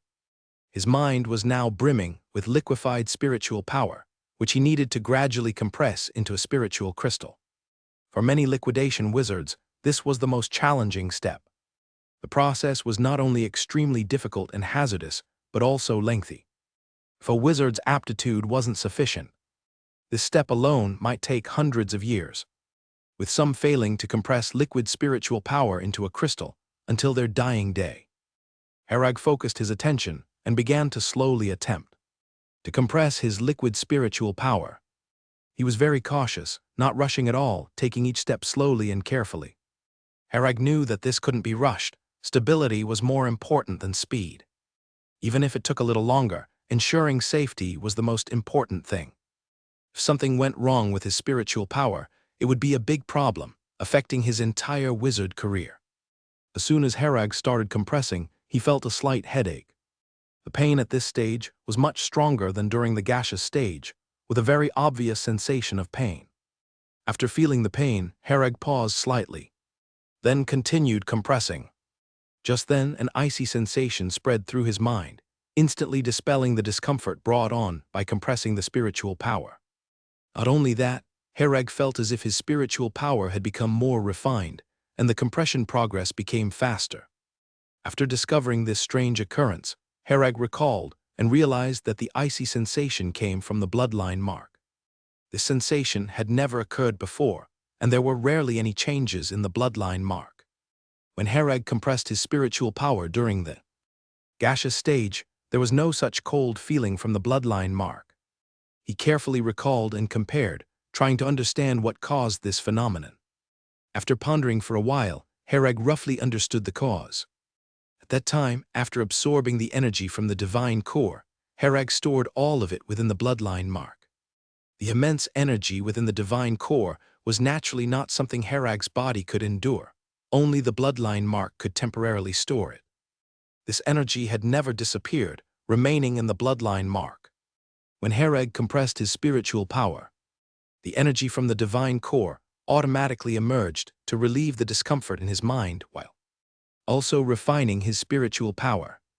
After absorbing the divine core, Herag's mind was automatically filled with liquid spiritual power, indicating that the energy within the divine core was beneficial for the growth of spiritual power. This energy's refining process of spiritual power invisibly accelerated the compression process. After discovering this situation, Herag immediately continued to compress his spiritual power. Just as he completed a compression process and felt a slight pain in his mind, an energy flowed out from the bloodline mark into his mind, followed by that icy sensation again. Herag felt a surge of joy. This would speed up the process of compressing spiritual power significantly. More importantly, with the energy from the divine core, the safety was greatly enhanced, equivalent to having an ever-present energy source to heal his spiritual power. The energy stored in the bloodline mark should be quite immense and unlikely to be used up in the short term. After all, the divine core came from a high-level existence in the abyss plane, with such vast energy that Herag, at his level of wizardry, couldn't fully use. Herag didn't expect such a pleasant surprise after absorbing the divine core. He had never felt any change and thought it would only be useful upon entering the abyss plane. After entering the polluted area, he had never done the work of compressing spiritual power, so he had never discovered that the energy from the divine core could be used this way. Herag adjusted his mindset and entered into a continuous compression of spiritual power, deeply focused. For 10 days, Herag did nothing but eat, drink, excrete, and meditate to compress his spiritual power, not even sleeping. After feeling the vibration of the airship, Herag slowly opened his eyes and stopped his spiritual power compression work. The airship had docked, arriving in Belu City. Through Shenlin's environmental sensing, Herag observed the outside situation. It was a vast square similar to that in Sold City, with many people coming and going. According to the plan, the airship would stay here for 3 days to load and unload cargo and allow passengers to embark and disembark. After the airship docked, Herag kept an eye on the movements outside. The first 2 days were normal, with no inspections. But on the 3rd day, a group of people boarded the airship. After probing, Herag discovered that this group was from the Belu City Hall, conducting a surprise inspection, led by a young man seemingly under 30. At this moment, a short and fat middle-aged man on the airship was smiling apologetically in front of the young man. "Lord Case, you should have told me earlier if you were coming. I wasn't prepared to entertain you." "Royce, I'm here for an inspection, not for your hospitality. If I told you in advance, would that still be called an inspection? Case said with a half-smile. Royce had a bitter expression on his face, and he looked around before saying in a low voice, "Lord Case, we've paid quite a lot this time, please let us go." Case smiled faintly. "I'm aware, but I heard that this batch of goods is not simple, that amount is still too little." As the person in charge of the airship dock, Case naturally received many of these benefits. This time, most of the money that Sam arranged for each link was given to him. But upon learning that this batch was of Keel, Case felt he didn't take enough, so he came to the airship intending to extort more. After all, Keel is so precious and expensive that those involved in smuggling couldn't risk losing everything by not paying a bribe. Even if Case raised the price, they would have no choice but to endure. Then this batch will be seized, and not only will your bribe money be gone, but you'll also lose the goods.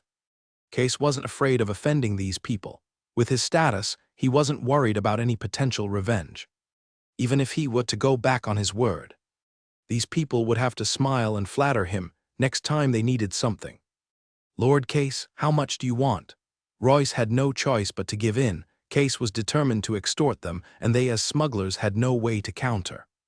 The airship was docked at Belu City's port, which was under Case's control. If he wanted to trouble them, what could they do but pay up? Moreover, their business wasn't only this single transaction. There'd be many future dealings needing Case. Case did not speak but extended his hand, showing a 5. Upon seeing it, Royce hesitated before nodding. 5,000, then 5,000. This amount wasn't a lot, still affordable, and Case didn't seem excessively unreasonable. Case shook his head. "I mean 50,000. 50,000, Lord Case, this is really too much. I can't come up with that amount." Royce's face immediately scrunched up like a bun. Royce was immediately anxious. A total of 50,000 magic stones. He didn't have that much altogether.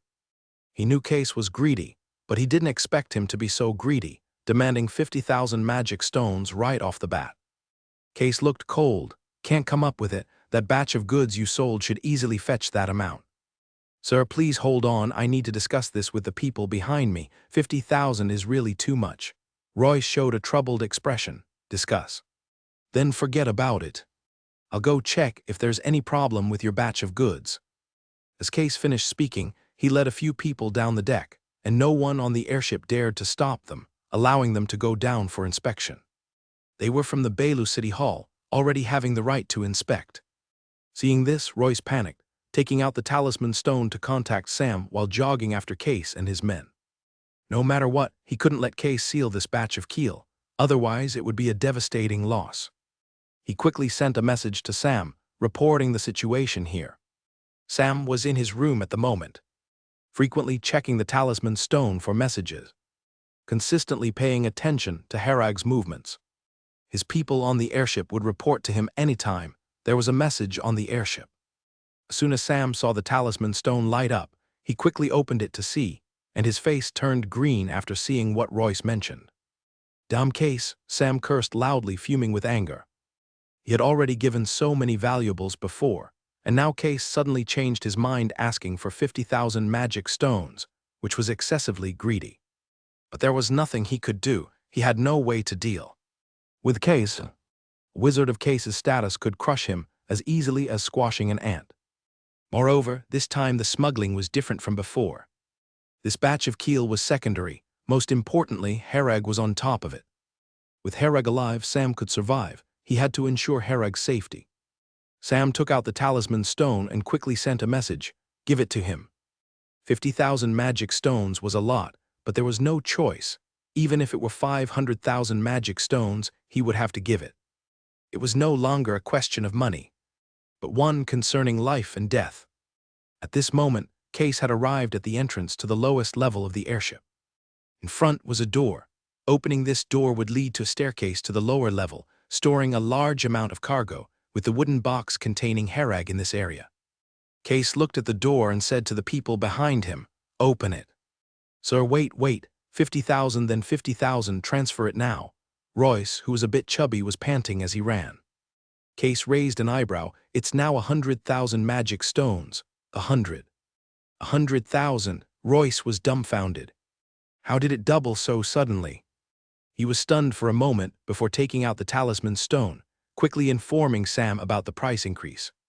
In Sam's courtyard, a talisman stone flew out, shattering the wooden window.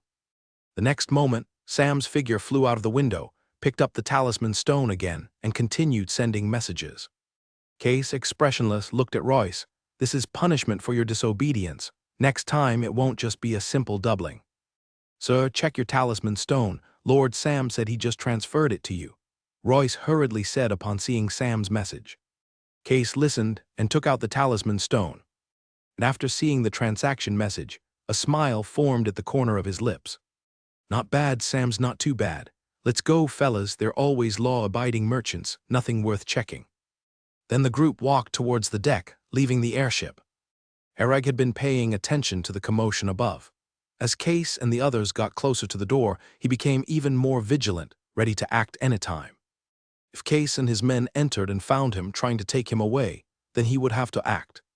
Case was a level 1 crystallization wizard, and the others were all level 1 wizard level. Herag was confident in dealing with them, though the subsequent problems would be troublesome. Once they started fighting, whether successful or not, staying on this airship would be impossible. He would have to infiltrate another area of Belu City and find another opportunity to leave Belu City. Herag constantly paid attention to the movements of Case and his men until they completely left before slightly relaxing. After Case and his team left, no more trouble followed. This was the last day the airship was docked at the port. At the break of dawn, the airship, this giant machine, began its journey towards Silver Beach City. This was a long journey that would take a month and a half, even at the speed of the airship. That was if everything went smoothly. Because the airship had to fly over the high altitudes of the polluted area, if anything happened on the way, this time could be indefinitely extended. In the polluted area, no one knew what might happen. After the airship took off, Herag could finally feel a bit at ease. Because the next stop would be Silver Beach City, reaching there meant no more living in fear like this. In the polluted area, beneath a barren hill was a wide space, appearing to be an excavated underground cave. 3 wizards were currently setting up a witch array in this underground cave. The array was almost complete, just waiting for the opportune time to trigger. Among the 3 was an old man. The other 2 were men in their 20s or 30s. After inspecting the witch array, the old man said to the 2 young men, "So, did the airship take off according to the planned schedule?" "I got the news it's already taken off and the route hasn't changed. It's still proceeding along the previous path. If nothing unexpected happens, it will pass over our high altitude in 5 days," the young man replied. The old man nodded. And what about the catalyst?" "It's on there, right. It's in the lowest level of the airship. It was brought on as early as Sold City. Lunxus is also on board. He will be responsible for the situation there," the young man said. That's good. I hope everything goes according to plan. In 5 days we will witness the descent of the gods." The old man's face showed a slight fanatical expression. They had prepared for this plan for a long time, waiting specifically in the polluted area for the arrival of this airship. By then, they would use the wooden carving on the airship as a catalyst, sacrificing the whole airship as a tribute to directly open a channel to the abyss plane with the witch array below. The duration of the channel wouldn't last long, but it would be enough for the gods they believed in to descend upon this land. Once the gods descended, they would sweep across the entire land of Dawn. As the old man and the 2 young men thought of the scene they were about to witness, they couldn't help feeling excited. On the airship, Herag was holding a small wooden box, lost in thought. This small wooden box is also one of Sam's smuggled goods, this time just a shipment for that little mustache. Sam didn't pay much attention to this small wooden box. He knew it was probably some abyssal cultist's trickery. He didn't care, as long as he could earn a little extra money. The small wooden box was placed on top of a pile of large and small crates, inconspicuous, and no one would think it was anything valuable at first glance. In fact, even when opened, it was just a wood carving, at most considered a craft. And it looked quite new, not even an antique, so it wasn't worth much. But Herag knew what this item was. The red insect inside was too obvious to him. The abyssal aura attached to the small wooden box wasn't very strong, but it was still noticeable to Herag. Herag had previously noticed this small wooden box and recalled seeing it in the tavern. He was cautious at first and didn't touch this small wooden box. It wasn't until the airship left Belu City and was out of the eye of the storm's range that Herag stepped out of the crates and took the small wooden box. The box was already opened by him, and Herag was studying the wood carving in his hand, mainly focusing on the small demon inside the carving. These small demons are difficult to figure out just by appearance what their function is, as the demons of the abyss plane are varied and have all sorts of functions. Moreover, many demon functions can only be fully revealed when combined with many other factors, and can't be seen just by looking. Herag didn't immediately destroy this thing. He thought he'd wait until Silver Beach City to see who got their hands on this box. Following the clues to check, there might be some contribution points to gain. Herag studied it for a while but didn't find anything, so he set the wooden box aside and continued meditating to compress his spiritual power. After all, the journey was boring, and he could only seize the time to cultivate. The airship flew high in the polluted area, passing through the clouds. Below, an old man and two young men stood on the ground, listening to the faint rumbling from above, knowing the airship had arrived. "It's here, activate the witch array immediately. This array can communicate with the medium, activating it," the old man instructed. The three immediately began to inject magic power into the witch array, and many complex runes appeared on the ground, glowing with an extraordinary aura. On the airship, Herag suddenly opened his eyes, looking at the small wooden box beside him. He opened the small wooden box and took out the wood carving inside, finding the red insect within was restless, churning continuously. The body of the red insect seemed to be slowly expanding, soon to break out of the wood carving. Herag slapped the wood carving, scolding, "What are you fussing about? Stay still and don't disturb my cultivation." A slight hint of aura leaked from him, and the red insect immediately quieted down, lying obediently in the wood carving, not daring to move. Below the airship, the old man looked puzzled. Why hasn't there been any reaction? Is the magic power input insufficient? He immediately said, "Continue inputting magic power." The two young men nodded, redoubling their efforts to inject magic power into the witch array, making its glow even more dazzling. However, it was only slightly more dazzling, and the next step never began.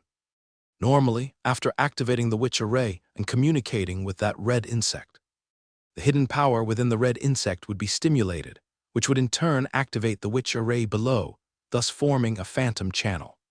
But there was no reaction at all now. The old man initially thought the magic power input wasn't enough. But even after the three exerted themselves to input more magic power, the witch array still had no response. What step went wrong? The old man was somewhat confused. Notify Lunxus to check what happened, the old man instructed the two young men. One young man nodded, left the witch array, drew a knife across his hand, and when blood poured out, took out a green insect. He placed the green insect at the wound, and the insect quickly became excited at the scent of blood, crawling over to greedily suck it. Before long, the green insect swelled several dozen times in size, turning red in color. The young man immediately grabbed the insect and bit it into his mouth, bursting with juice instantly. He then closed his eyes and whispered, "Lunxus, the witch array hasn't entered the second step. Hurry and check what's going on." On the airship, on the second layer below the deck, a man with a full beard and a dirty appearance sat up immediately upon hearing the voice in his ear.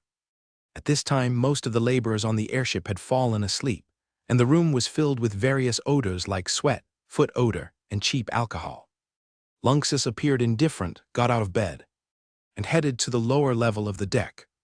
He was a devout follower, although he seemed just an ordinary person, posing no threat. Only Lunxus knew he had the power bestowed by the gods, allowing him to unleash tremendous power at critical moments. He was very clear about that small wooden box, as he had personally placed it in the deepest part of the deck during loading. During this time, no one had been to the deepest part, so the small wooden box must still be there, untouched.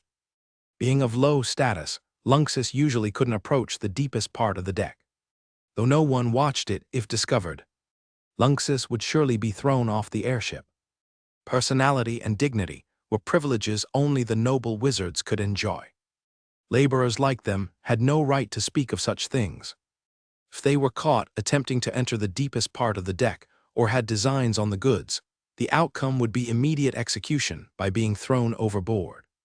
This was the unwavering rule of working on an airship, no scheming allowed. Lunxus was naturally aware of these, but he had no choice now. The plan did not proceed smoothly, which was the least acceptable outcome for him. No matter what, even at the cost of his life, he had to ensure the plan's success. Lunxus silently arrived at the door to the deepest part of the deck, which was secured with a heavy iron lock, inaccessible without a key. But Lunxus didn't need one. He extended his left hand, which instantly swelled, veins bulging high, transforming his fingers into razor-sharp claws. His left hand gripped the iron lock, squeezing it gently, crumpling the iron lock into a mass of scrap metal. After utilizing the power bestowed by the gods, Lunxus not only possessed incredibly sharp claws, but also greatly enhanced overall strength. This was the miraculous power granted by the gods, which Lunxus seldom used. Clang, the iron lock fell to the ground, and Lunxus pushed open the door leading to the lower deck. The lower deck was pitch black, and Lunxus descended, relying on the light shining through from the door to roughly discern the situation. He recalled for a moment and moved towards the inside. The small wooden box was right there, he remembered very clearly.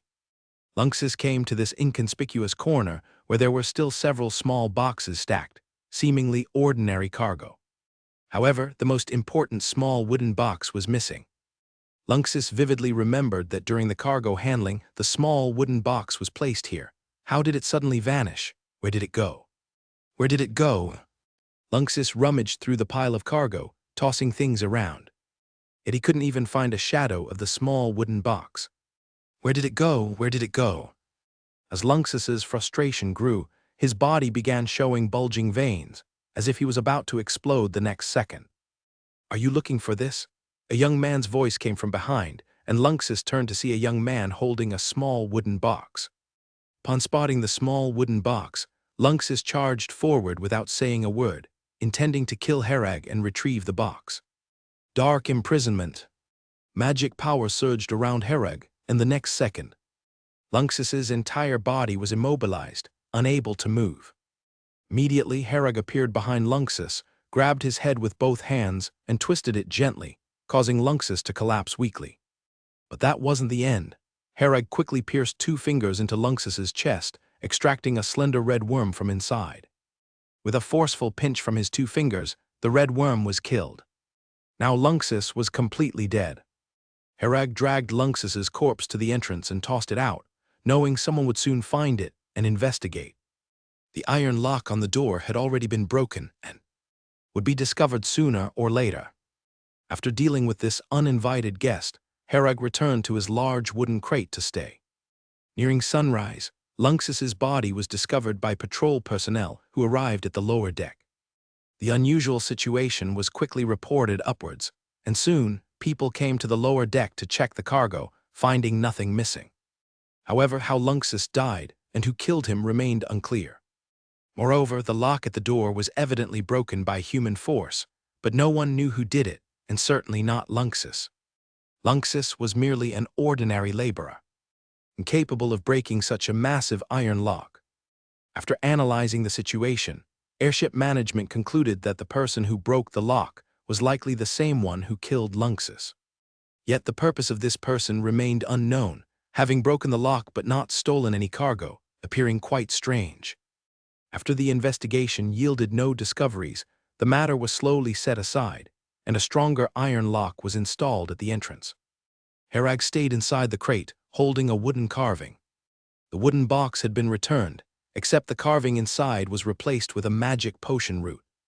While people inspected the cargo on board, Herag concealed his presence, even holding his breath to avoid exposing himself. They couldn't possibly open every crate to check, especially those containing keel bones which couldn't be opened. These crates were specially constrained, only accessible by someone with the key. Moreover, with such restrictions, the crates could not be stored inside a space ring. This prevented easy theft by storing them inside a space ring, reducing the theft difficulty significantly. Valuable items, generally had these constraints added to ensure their safety.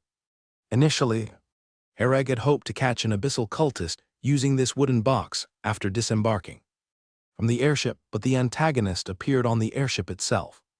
This left him with no choice but to resolve the issue right there. Hereg glanced at the wooden carving, realizing it was of no use now, and decisively crushed the demon worm inside. An old man and two young men watched the airship fade away in despair, having exhausted almost all their magic power, yet the witch array failed to progress to the second step. The airship had flown away as if nothing had happened.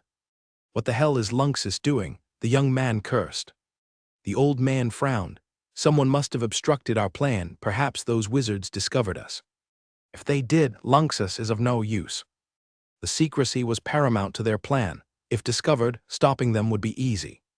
But if not discovered, the plan would proceed smoothly without a sound." "Sir, what should we do now?" the young man asked. The old man glanced at the departing airship and whispered, "Let's return. Failure is normal. What we aim to do is not easily accomplished. France took pains for many years and eventually failed too. Let's go. There will be more opportunities in the future." Inside the airship, Hereg continued silent meditation, compressing his liquid spiritual power. Beside him, the red worm inside the carving remained perfectly still, daring not make a move. Unbeknownst to Hereg, he had unwittingly thwarted an abyssal cultist operation yet again. Hereg took out a map, comparing it to the flight route map drawn by Shenlin in his mind. The airship flew along the edges of major cities in the Land of Dawn, avoiding the polluted areas. The flight paths were close to city peripheries, never venturing high over polluted regions. The polluted territory was populated with powerful demons who might find overhead noise and become aggressive. What followed was an uneventful month-and-a-half journey aboard the airship, during which Hereg consistently compressed the liquid spiritual power in his mind. Signs of progress were visible. His liquid spiritual power has shrunk slightly within his mind, just enough to barely notice. Despite taking such a long time, having such minimal progress felt slow. However, Hereg felt very satisfied, knowing this pace was quite fast.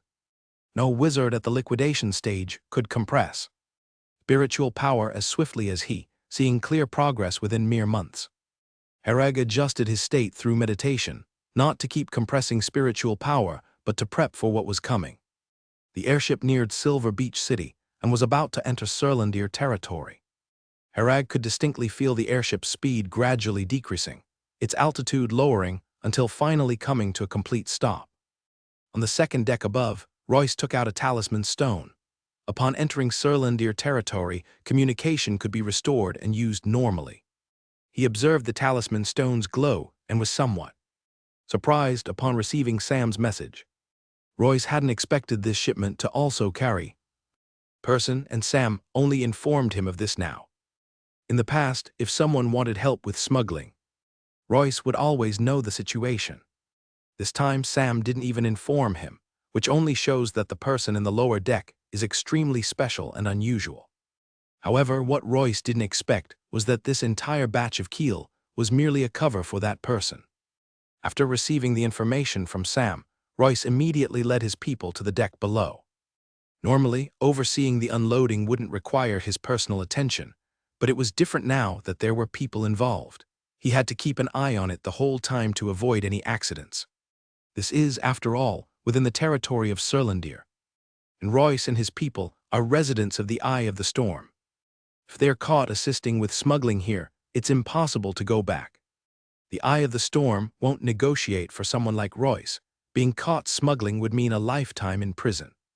Royce sighed inwardly, thinking that after selling the goods here he could enjoy some leisure. Who knew there would be such an incident? After the airship stopped, everyone getting off had to undergo identity inspection. Wizards used talisman stones for identity verification, while ordinary people needed to show their respective identification. Ordinary people's identification was a black stone card also connected to the magic net. It said that such black cards are made of the same material as talisman stones, specifically for the use of ordinary people. Since this airship originated from the Eye of the Storm, the identity checks were more rigorous. If you don't disembark, you won't be checked, but if you want to enter Silver Beach City, there will be strict checks. Goods also needed to be inspected. Although not every item needed checking, usually some goods are randomly selected from a batch for inspection. As the unloading began, Royce's heart was in his throat, fearing someone hidden among the keel would be discovered. Beside Silver Beach City's docks was a vast plaza and a warehouse area for storing goods. Once the goods were unloaded from the airship, they were placed on carts for random checks by Silver Beach City's inspectors. They would also use magic sense-like spell to generally scan the contents. However, some valuable goods couldn't be checked using magic sense, like those keel. The wooden crates containing the keel were resistant to magic sensing, a common feature for many valuable items to prevent silent tampering. Such goods required sampling tests. This was precisely what kept Royce on edge, wondering what would happen if they randomly opened the crate Herag was in. There was no concern over the keel's paperwork, as Royce and his team had already forged them. These documents would be caught at the eye of the storm, but here in Surlandir, they couldn't verify if the paperwork was authentic. The paperwork appeared complete and seemed compliant, with the only issue being the lack of corresponding archives in Belu City. But Silver Beach City had no access to Belu City's records, making verification impossible. Usually, they just let things pass if the paperwork was in order. Roy supervised the loading and unloading of goods, outwardly calm but internally anxious. 2 hours later, it was finally time to load and unload the batch of keel. Several large wooden crates were placed on carts, unloaded from the airship one by one, and gathered for inspection. Eden, the manager on the dock, was an official member of Surlandir and a level 1 crystallization wizard. As usual, Eden stood by to oversee the loading and unloading of goods. His main job was ensuring there were no contraband among the items. This job wasn't easy, as many people tried to bribe him for leniency. Eden refused to comply and treated all goods equally, never turning a blind eye to obtain benefits. Naturally, this made him many enemies who often plotted against him. If not for his status as an official member of Surlandir, he might have already been harmed. The temptation of money stokes the heart, and blocking someone's path to wealth is akin to killing their parents, earning him numerous grudges. Despite facing several challenges, Eden remained committed to his principles and duties. Now no one attempted to bribe him, knowing he was impervious to both persuasion and threats. Yet Silver Beach City held a crucial position, being the closest city to the eye of the storm, with many important trades passing through here. Some merchants like Royce would forge fake documents, though these fake documents were highly realistic, or in fact, sometimes real but unverifiable at the eye of the storm, they sufficed for Silver Beach City. Some even considered removing Eden, not by killing him, but by using connections to have him transferred, just as long as he wasn't overseeing the dock anymore. However, this plan proved difficult and had yet to succeed. Eden paid full attention to today's unloaded goods, inspecting each batch personally. Though this took time, it provided assurance. The initial goods were ordinary, with nothing amiss. However, the following batch seemed unusual: several large crates, each with spells on them. "What are these goods?" Eden asked. Royce replied with a flattering smile, "Sir, these are a batch of keel." "Keel, do you have the paperwork?" Eden frowned and asked. Yes, of course, we have the paperwork. Otherwise, how would we dare transport them?" Royce quickly retrieved the documents from his space ring and handed them to Eden. After looking them over several times, Eden said, "The paperwork seems fine. Let's begin the inspection." "Which one would you like to inspect first, sir?" Royce asked, still smiling. Eden glanced at him and then at the crates. "Every single one." "Ah, every single one? That's impossible, sir. These crates all have enchantments. Once opened, they can't be re-enchanted, affecting subsequent transport," Royce said with a mournful expression. Eden stated, "If I don't open them, how can I know if they contain keel? All of them must be opened for inspection or they'll stay here." Royce's face turned pale and he hesitantly moved closer, whispering, "Could you make an exception, sir? The price is negotiable." Unaware of who Eden truly was, Royce thought he was like Case and trying to extort him. Upon hearing this, Eden immediately determined there was definitely something wrong with this batch of keel. He waved his hand emphatically. "Arrest this fat man. There's an issue with these goods. Open them all for a thorough inspection." Two staff members immediately handcuffed Royce with anti-magic handcuffs, and Royce didn't dare resist, knowing resistance would only make things worse. He wailed, "Please spare me, sir. Can I forego transporting this shipment and go back? I won't do this business anymore." Eden shook his head. "No, this shipment has already entered our Surlandir territory, so I have both the right and the duty to inspect it." Seeing no chance given, Royce's face turned ashen, thinking to himself that he was completely finished this time. He hadn't expected the person in charge of Silver Beach City to be so difficult, not even accepting bribes and insisting on doing it for real. Royce hadn't done much business in Silver Beach City. Before this time, he was specially sent by Sam to handle this shipment of keel. Initially, there were no issues, but unexpectedly, the shipment contained a person, which caught Royce off guard. Royce internally blamed Sam, thinking, "You should have told me if it involved a person, so I could prepare in advance. Being told only after landing, isn't that setting me up?" Having lost all hope, Royce could only think about how to spend the rest of his days in Surlandir's prison. He handed over the key to the large wooden crates, a black crystal square medallion used to unlock the crates' restraints. A total of 15 large wooden crates were being opened one by one in the plaza. With each crate opened, Royce's heart sank a little more, until only 3 crates remained unopened. Right then, some commotion came from one of the crates. The side of the large crate suddenly opened, and a young man emerged from it. The 2 staff members beside Eden reacted quickly, immediately surrounding him, their magic power aura fluctuating, ready to act at any moment. Hereg smiled, raised his hands, and quickly explained, "I'm Hereg Merlin, an official member of Surlandir under Lord Parker's command. I was accidentally teleported to a contaminated area by abyssal cultists, and it's been a struggle to return." He hurriedly clarified his identity and the background of the situation. The 2 staff members, hearing his explanation, withdrew their gathering magic power and began scrutinizing Hereg.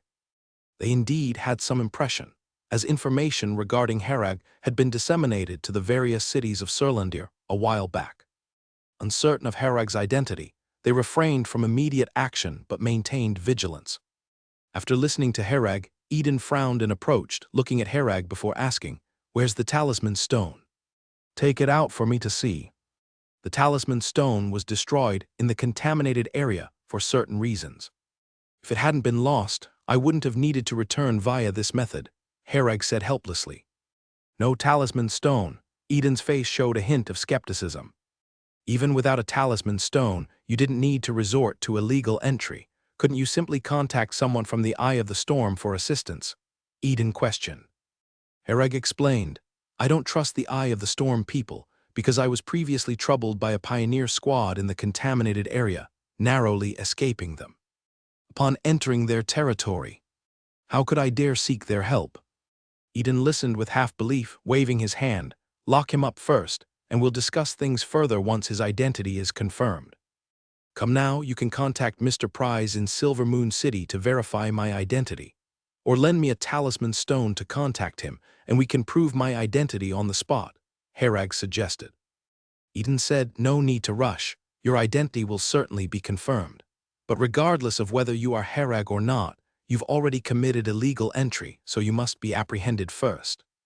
Illegal entry and identity verification are separate matters." Hereg was speechless. Are these really his own people? He had no choice but to enter Surlandir illegally. From Eden's demeanor, it looked like they were going to convict him of illegal entry. Returning home is considered illegal entry too. Eden instructed the 2 beside him, "Arrest him too and lock him in the interrogation room." 2 staff members came over and handcuffed Hereg with anti-magic handcuffs.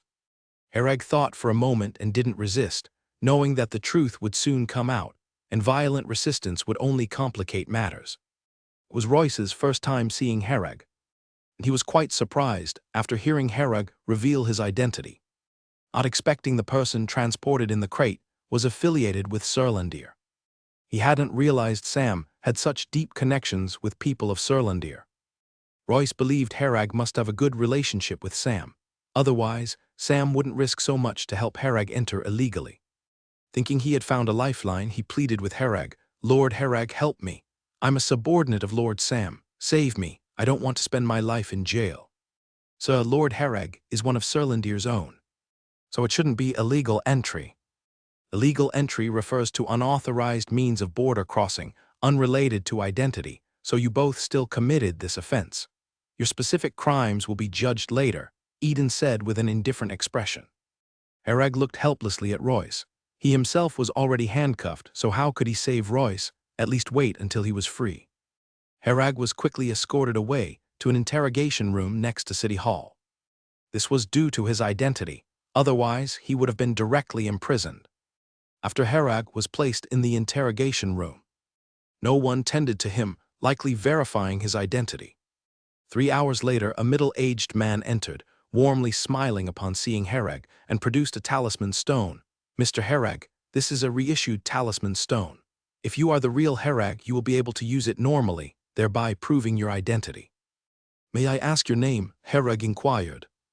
I'm Brad, the Minister of Silver Beach City Security, also acquainted and quite familiar with Prize. Brad replied with a smile. Hereg nodded and raised his handcuffed wrists. Mr. Brad, could you unlock this first? Otherwise, I can't use magic power. Brad patted his forehead. Oh, I forgot about that. I've been busy communicating and coordinating. Give me a moment. He left the room and returned shortly with a key. Brad approached Hereg with the key and personally unlocked Hereg's handcuffs. Thank you, Mr. Brad. Hereg expressed his gratitude. Brad dared to unlock Hereg's handcuffs so easily because he was confident enough. He was a level 2 wizard, and Hereg couldn't cause much trouble in front of him. Hereg obediently picked up the talisman stone on the table and then input a little bit of magic power. The talisman stone immediately lit up, and Hereg tapped on the personal page, which displayed his information.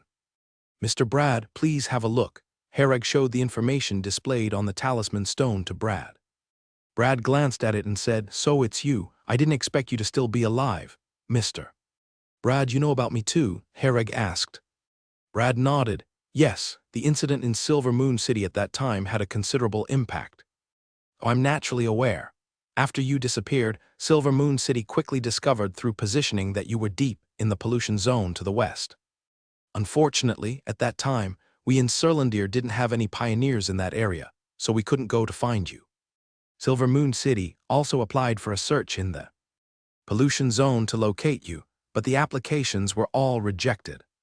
From the perspective of the higher-ups, sending so many people deep into the pollution zone to find a liquidation wizard was not worthwhile and could potentially cost more manpower. Entering the pollution zone is not a simple task, and Silver Moon City couldn't just send people in to find you on their own. The matter was initially under discussion, but later one day your position suddenly disappeared. The sudden disappearance of a wizard's talisman stone position, especially in the pollution zone, likely indicates that he has perished. So after that, no further mention was made about looking for you, and without positioning, it was impossible to search for you. The pollution zone is extremely dangerous, and the probability of a liquidation wizard surviving there alone is very low. Hereg understood approximately. It seemed that the people of Serlandir all thought he had already died in the pollution zone. This was normal. It was too dangerous inside, and even level 2 wizards might not survive, let alone Hereg alone. Hereg reflected on his experiences in the pollution zone. There were indeed numerous crises, several life and death situations. It was only by turning danger into safety each time that he managed to return alive. If even a small mistake had happened in between, Hereg wouldn't be standing here now. Hereg glanced at the message list. Many people had sent messages, Reese, Prize, Baron, and even Lillian far away at Augustus Academy. It seemed she also learned about his situation. Mr. Hereg, you are free now. Go handle your matters, Brad smiled. He saw the clang of messages in Hereg's talisman stone, knowing that Hereg would be busy. Hereg asked Mr. Brad, Is there an airship here to Silver Moon City? Seeing so many messages, he wanted to hurry back to Silver Moon City to understand and deal with some matters. Brad replied, There's no direct one to Silver Moon City, but there is one that passes through. It generally takes 4 to 5 months. If you need, I can help you arrange it. 4 to 5 months. Then please, Mr. Brad, help contact me. I want to return as soon as possible. Thank you, Mr. Brad, Hereg thanked. Brad said no need to be polite. We are all on the same side. Besides, in my view, you are a hero who saved many people in Silver Moon City. Although some people don't think so. Some people don't think so. Herag pondered this sentence, gaining some information from it, and silently contemplated. Thank you for the reminder, Mr. Brad. Herag expressed his gratitude. Brad waved his hand and smiled. It's not much of a reminder, not a big deal. By the way, Mr. Brad, what about that Royce? Herag asked. Royce, you mean that smuggling merchant, right? He will most likely be sentenced to 7 or 80 years for smuggling, Brad answered.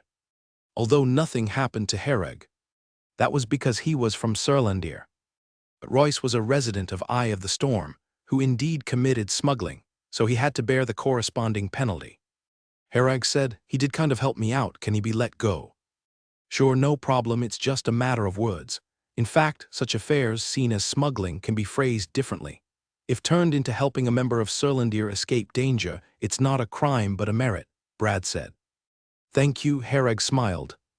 Royce was Sam's man, and Sam was his servant. Saving him might come in handy someday. Royce and Sam's prowess might not be significant, but their value wasn't in strength. Herag had no intention of dissolving Sam's contract either. Sam was an underground figure in the Eye of the Storm area, likely useful in the future. Dissolving was out of the question. When Herag had Sam sign the contract, he had no intention of dissolving it. Keeping such a person was useful. Sam was well aware of this too.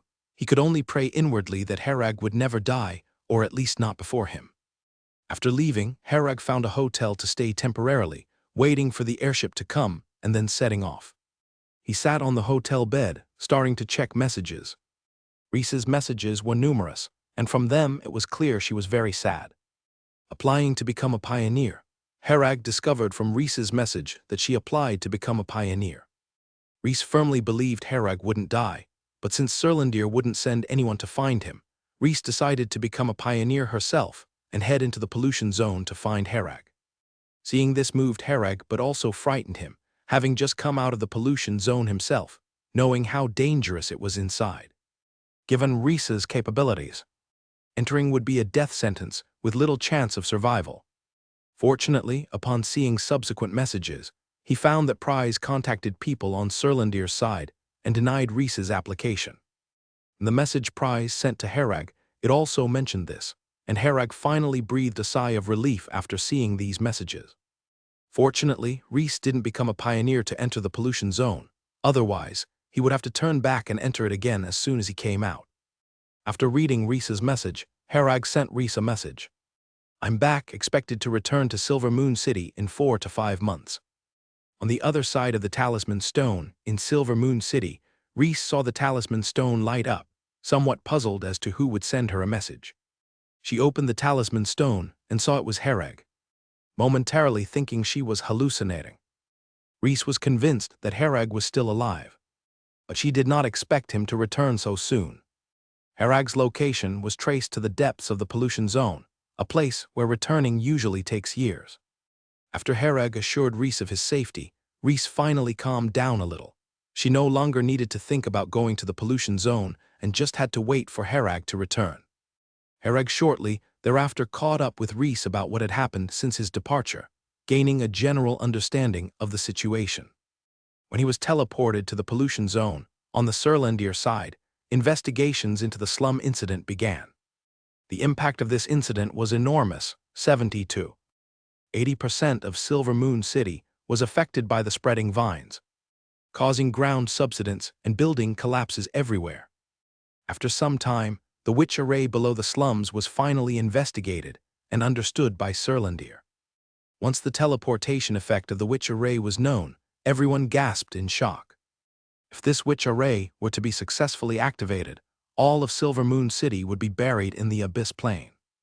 Furthermore, after their deaths, a relatively stable plane channel would be opened, allowing the existence from the abyss plane to reach the wizard plane directly. If such a thing were to happen, the consequences would be unimaginable. No one expected that France, who usually stayed low-key in the slums, was secretly plotting such an earth-shattering plan. Following this, Surlandir began a thorough investigation of the slums, rounding up all of France's confidants without missing any. However, there was another troublesome issue. There were many people in the slums who were either passively or actively becoming abyssal cultists. Many of these people were unknowingly induced to become abyssal cultists, unaware that they were worshipping an evil god. After much consideration, Serlandir decided to treat those thoroughly lured into the cult as abyssal cultists. For those not completely ensnared, various magic potions were used to eliminate the demons from their bodies, gradually turning them back into ordinary people, no longer influenced by the abyss plane. Though this approach was laborious, it spared many lives. If the conventional method of dealing with abyssal cultists were applied, most people in the slums would have to be executed. This wouldn't be allowed in the Land of Dawn, and even Serlandir would face criticism from other wizard organizations. Moreover, many people did not intentionally become abyssal cultists, prompting Serlandir to change the handling method. There were many people in the slums, especially the elderly and children, who couldn't all be killed. Further investigation revealed that these slum dwellers might have been prepared as sacrifices by France. Herag's unexpected intervention disrupted France's plans, preventing his conspiracy from succeeding. Regarding Herag's situation, Serlandir issued relevant search notices across the Land of Dawn, but there was no feedback. Later, Prize and others learned Herag was deep in the pollution zone and felt that Herag was likely not going to return. When Herag's location completely vanished, most people thought he was dead. However, his status was not officially confirmed as deceased, only missing, so many of Herag's privileges were not revoked. Typically, the information in such cases would be revoked only after several decades. Herag's return in just a few months naturally avoided being revoked. Upon learning this information, Herag and Reese began reviewing and responding to messages from others. At this point, the messages were generally from closer connections. No one from the barren land had sent any messages, as people there were unaware of what had happened here. Reese did not inform them of Herag's disappearance, only communicated with Asuna, Chadia, and others. The reason Reese was confident Herag was not dead was that Asuna and Chadia were still alive. She knows that Asuna and Chadia have a master-servant contract with Herag, and since they are still alive, it means Herag is not dead. Based on the information that Asuna and Chadia were alive, Reese deduced Herag was surviving in the pollution zone, thus considering entering it at all costs to find him. Herag was still alive, going sooner might offer some chance to save him. Every minute wasted, Herag's chances of returning alive diminish. However, Serlandir did not want to commit so many people to the pollution zone to rescue a liquidation wizard, leaving Reese helpless. The investigation into abyssal cultists in the slums continued, but no one could further investigate Herag's issue. 3 days later, Herag boarded the airship to Silver Moon City. During these 3 days, he had a meal with Brad, and they became acquainted, adding each other as talisman stone friends. During his wait for the airship, Herag used Brad's connections to borrow books on the pollution zone from Silver Beach City's library. Normally, based on Herag's level, he did not have the right to borrow these books, but with Brad's help, the restriction was bypassed. Once in his hands, Herag recorded all the relevant information, intending to study it carefully later. "Mr. Brad, be sure to inform me if you find yourself in Silver Moon City someday," Herag said with a smile. Brad waved at Herag from the airship's deck, saying, "Don't worry, when I visit Silver Moon City, I'll definitely have a meal at your expense." Despite knowing each other for a short time, both got along well. Brad, although a level 2 wizard, showed no arrogance and conversed equally with Herag. He found Herag to be extremely knowledgeable, possessing a broad spectrum of knowledge that made him, an old wizard with years of experience, feel somewhat inferior. "I wonder how this young man possesses such an astounding amount of knowledge," Brad mused, watching the airship gradually fade from view. Herag stood by a large floor-to-ceiling window, gazing at the increasingly distant view of Silver Beach City below, contemplating many things. He was now in a luxurious and spacious room, the most opulent suite on the airship. The price of such a lavish suite was naturally expensive, and with Herag's extended travel time, it was astronomical. Initially, Herag did not intend to be so indulgent. He needed to save his magic stones for cultivation. External conditions were insignificant to him, any small room would suffice. However, with Brad's assistance, he managed to secure the room at the extremely cheap price of 2,000 magic stones. Normally, Herag would stay on the airship for 4 to 5 months. An ordinary room would cost around 1,000 magic stones. A luxury suite for such a long time would cost at least tens of thousands of magic stones. However, because this airship happened to have many vacant luxury suites, and with a little help from Brad, Herag was able to stay at a cheaper rate. The interior of the luxury suite is over 200 square meters, fully equipped with everything imaginable. There is also one-on-one personalized service, and the staff can be called at any time for assistance. Inside the room, there's a massive bed that's extremely comfortable to lie on. Beside the bed is a huge floor-to-ceiling window, through which one can directly view the scenery outside the airship. Most importantly, the scenery displayed on the window can be switched at will. Herag stands here, making it seem as if the outside of the window is indeed the outside of the airship. But in fact, this luxury suite is inside the airship, not outside. The view shown on the window is transmitted through a witch array to display on the surface. Next to the window is a button with a press. It can switch between different angles of the outside or close off to become a wall. Herag walked to the stove, took down the boiling kettle to brew coffee for himself. After pouring himself a cup of coffee, he moved to the floor-to-ceiling window and sat on the sofa, contemplating outside. Herag is browsing the stored information in Shenlin regarding the pollution zone. The pollution zone doesn't have a detailed map, only a complete overview can be seen. However, specific conditions of various places within it's unknown, as those areas constantly change, and no map can accurately note the situation there. Even the seasoned pioneer explorers in pollution zones need to regularly update their hand-drawn maps. The maps held by pioneers mainly denote where powerful creatures are active, and some dangerous areas are clearly marked. But these are inaccurate, for the territories of creatures can change. While powerful creatures have territory, it doesn't mean they will stay there forever. Roaming freely is common. Invasions and battles among different beasts are possible, such as a giant spider going out to hunt. Scarier than these creatures are those dangerous regions, technically ancient relics. Due to the eerie and high-level danger of these relics, they are marked upon discovery. Some dangerous areas are not fixed and may appear anywhere in the pollution zone, being another reason maps are not useful. Herag silently browses this information about the pollution zone, enriching his related knowledge base. While exploring creature introductions, he stumbled upon a familiar name, the Great Demon. After reading, he realized the Great Demon was more terrifying than imagined. The Great Demon is akin to a crawler, but an oversized version. This means the Great Demon is also immortal. Encountering such a powerful immortal creature gave Herag goosebumps, making one wonder how to combat them. Great demons are very few, and encounters are rare, meeting one could be good or bad luck. If not for the Great Demon appearing, Herag might have died at the hands of a level 2 wizard of the Eye of the Storm. Herag recalled a whole city of crawlers, not far from the canyon where the Great Demon sleeps. Given the speed of the Great Demon, it's as if it's sleeping nearby. Herag believed there might be a connection between the city and the Great Demon. Such large numbers of crawlers are too anomalistic.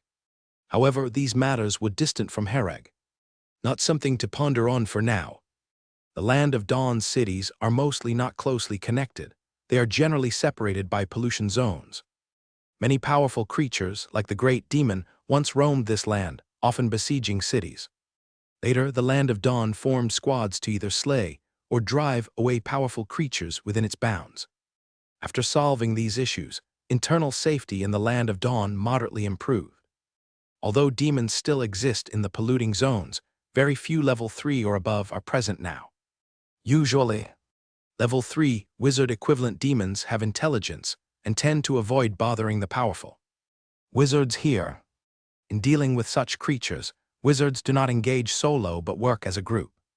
Additionally, they collaborate with witchcraft artifacts and witch arrays to design plans. These creatures are no match for wizards. Thus, not much time passed until many powerful demons within were driven out. With vast pollution zones outside, there's enough territory for such creatures.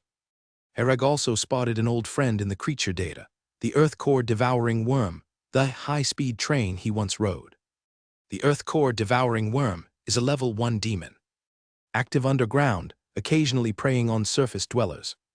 According to records, they are considered a beneficial insect.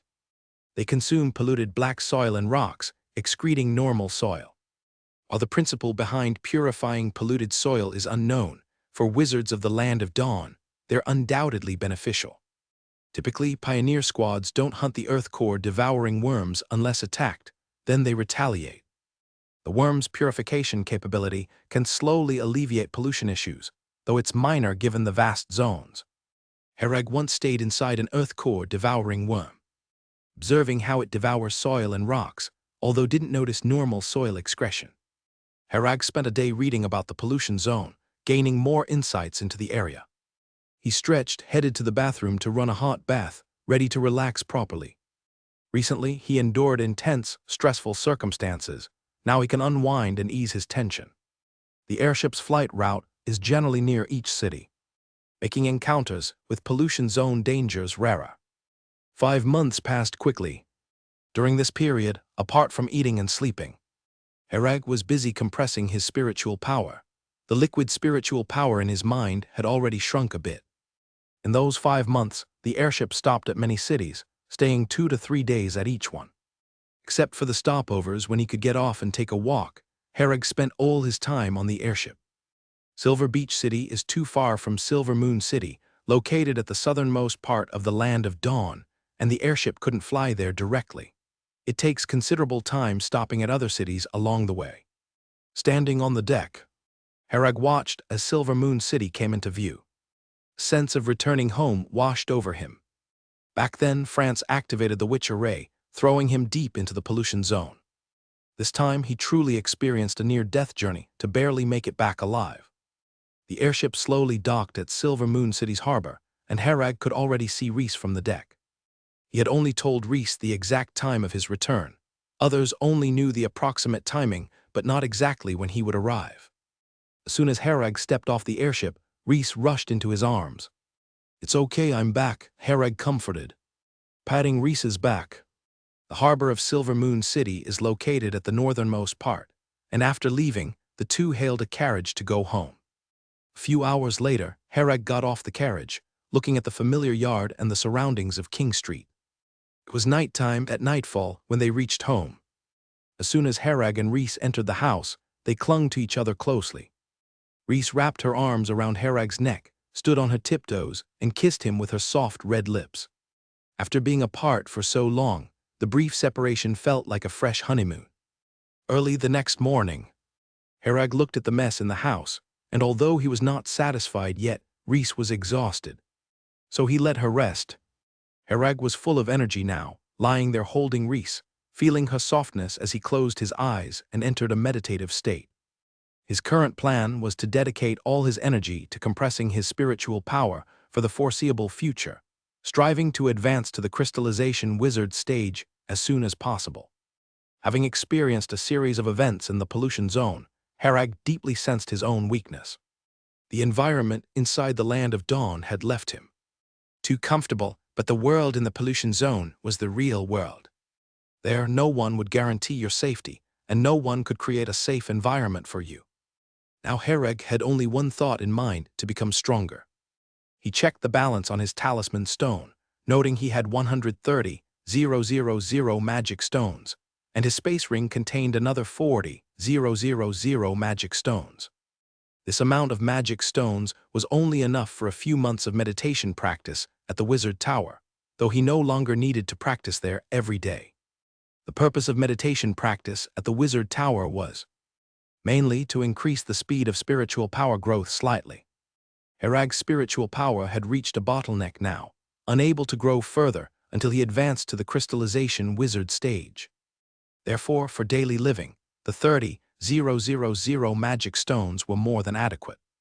Hereg's bloodline mark stored the energy of a divine core, and he wasn't sure if it could be used to complete the compression process of his spiritual power. Hereg meditated until afternoon when Reese finally woke up. Over the following days, Hereg didn't leave the house, staying home with Reese, laboring day and night. A few days later, Hereg finally left the house to find Prize. During previous communication through the talisman stone, Prize had already informed Hereg to see him after returning as there were things to discuss. Hereg took a carriage to the city hall, observing no changes along the way.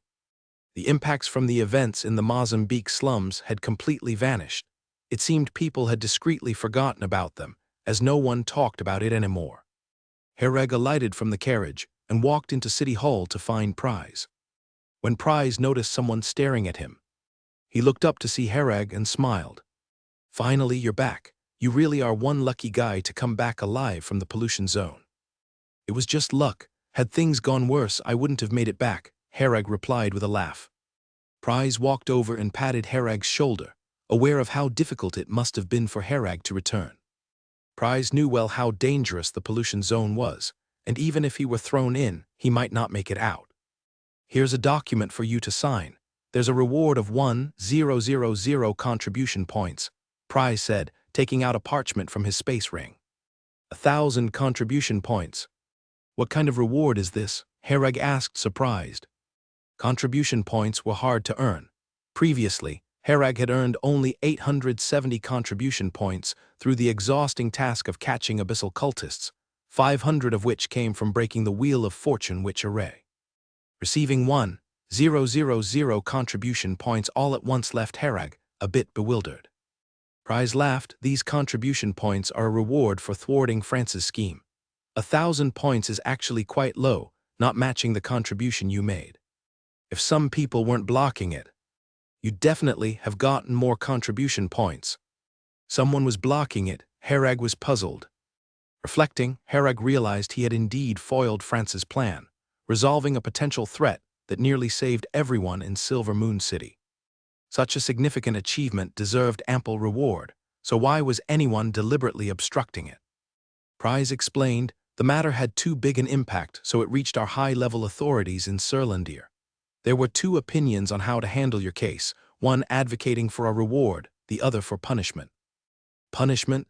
Hereg was speechless. Who would want to punish him when he hadn't wronged anyone? The ones advocating punishment believed, after the investigation, that your actions were too reckless. Minor mishap might have plunged the entire Silver Moon City into ruin. After a basic reconstruction of the events, it was found that France's scheme wasn't something a level 1 wizard could prevent. It was probably due to your good luck that you unexpectedly thwarted France's plan, Prize explained. But after calculations showed your failure probability was extremely high, there was a strong likelihood you'd not only perish, but implicate everyone in Silver Moon City, Prize elaborated. Hereg pondered and slowly comprehended. Back then, France nearly activated the witch array, only for the divine core to be absorbed by chance by him. His ability to absorb the divine core was due solely to the ancestral bloodline power. No other wizard could have stopped France. Therefore, it was understandable that the high-level authorities in Surlandir found his actions reckless and risky, and they didn't want to encourage such reckless behavior. Hereg said, "But in the end, the outcome is good. So you can't punish me for it."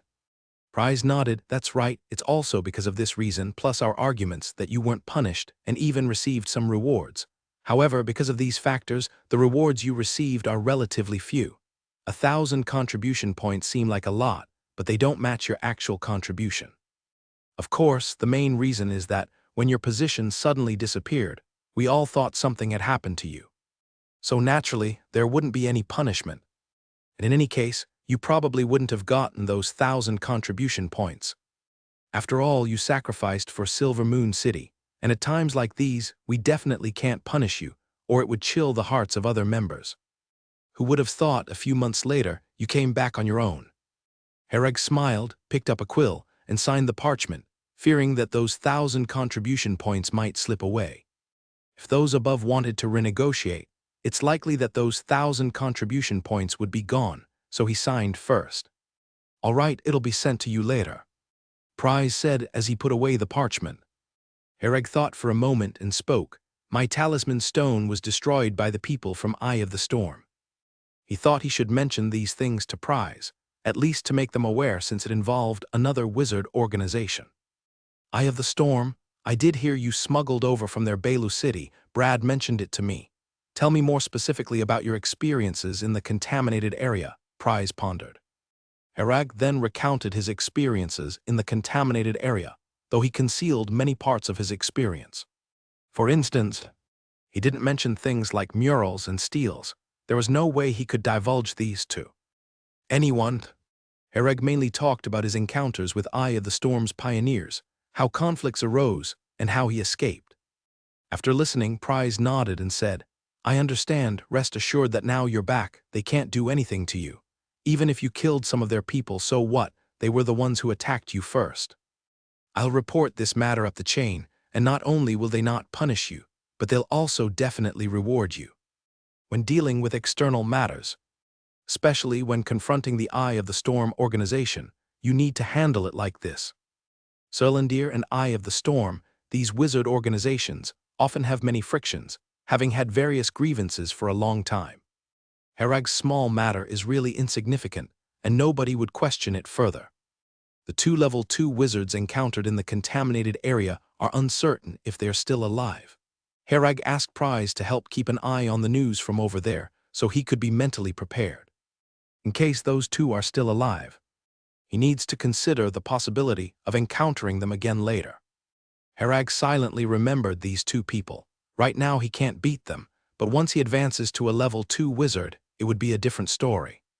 He and Prize talked for a long time, even having dinner together, before finally heading home. Upon returning home, Herag immediately began planning his next steps. The primary goal is to advance to a crystallization wizard, and compressing spiritual power is a lengthy process.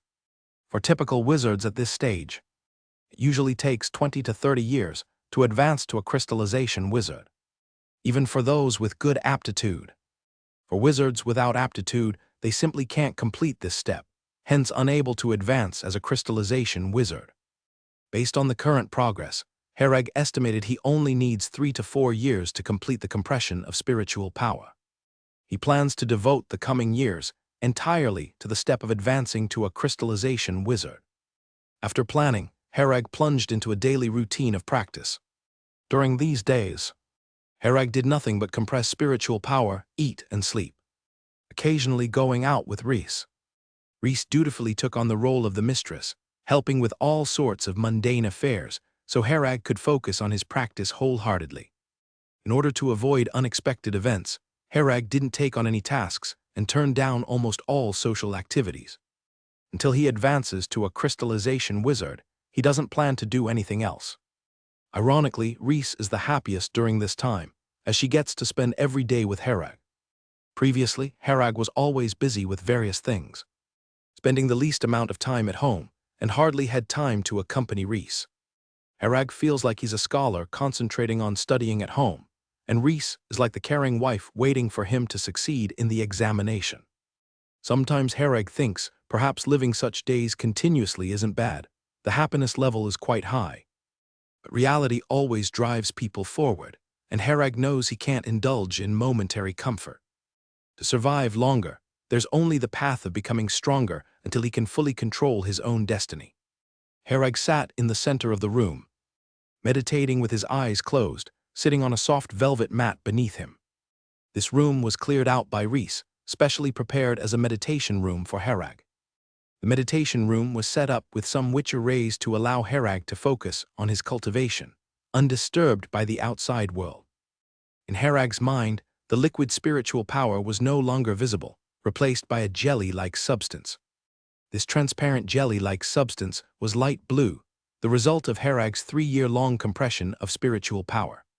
The original liquid spiritual power gradually transformed into this jelly-like form over 3 years. This is the final step in advancing to a crystallization wizard. The next step is to refine this jelly mass into a spiritual crystal. Herag entered this stage a year ago, and every time he refines the jelly, a sharp pain would strike his mind. Whenever the pain comes, a cold sensation comes from the bloodline mark, instantly sweeping away the pain from refining, while making the jelly more condensed. The energy from the divine core in the bloodline mark seems endless, not yet exhausted even after 3 years. Furthermore, Herag feels there's still ample energy stored in the divine core, like a vast ocean, virtually inexhaustible, He's achieved such progress in compressing spiritual power within 3 years entirely by relying on the energy of the divine core. Otherwise, the progress would not have been this fast. The spiritual power has been in a jelly form for a year now, appearing as if it can transform into a crystal at any moment, yet it's still missing something. Harag didn't become impatient or anxious, but continued. With the orderly refinement of spiritual power. Every time Harag tempered the gel like spiritual power, the shape of the gel like spiritual power would undergo subtle changes. He now seemed like he was using a sledgehammer, constantly hammering the gel like spiritual power. For a year, Harag had lost count of how many times he had tempered it. It could be described as 1,000 times tempered. Harag's heart was calm as still water, repeating the tempering actions over and over again, neither hurried nor impatient. This time was as usual, still repeating the tempering over and over. But this time some changes occurred. After Harag tempered it once, a cold sensation emerged from the bloodline mark to his mind. There was a mutation in the gel-like spiritual power. The gel-like spiritual power suddenly began to transform on its own.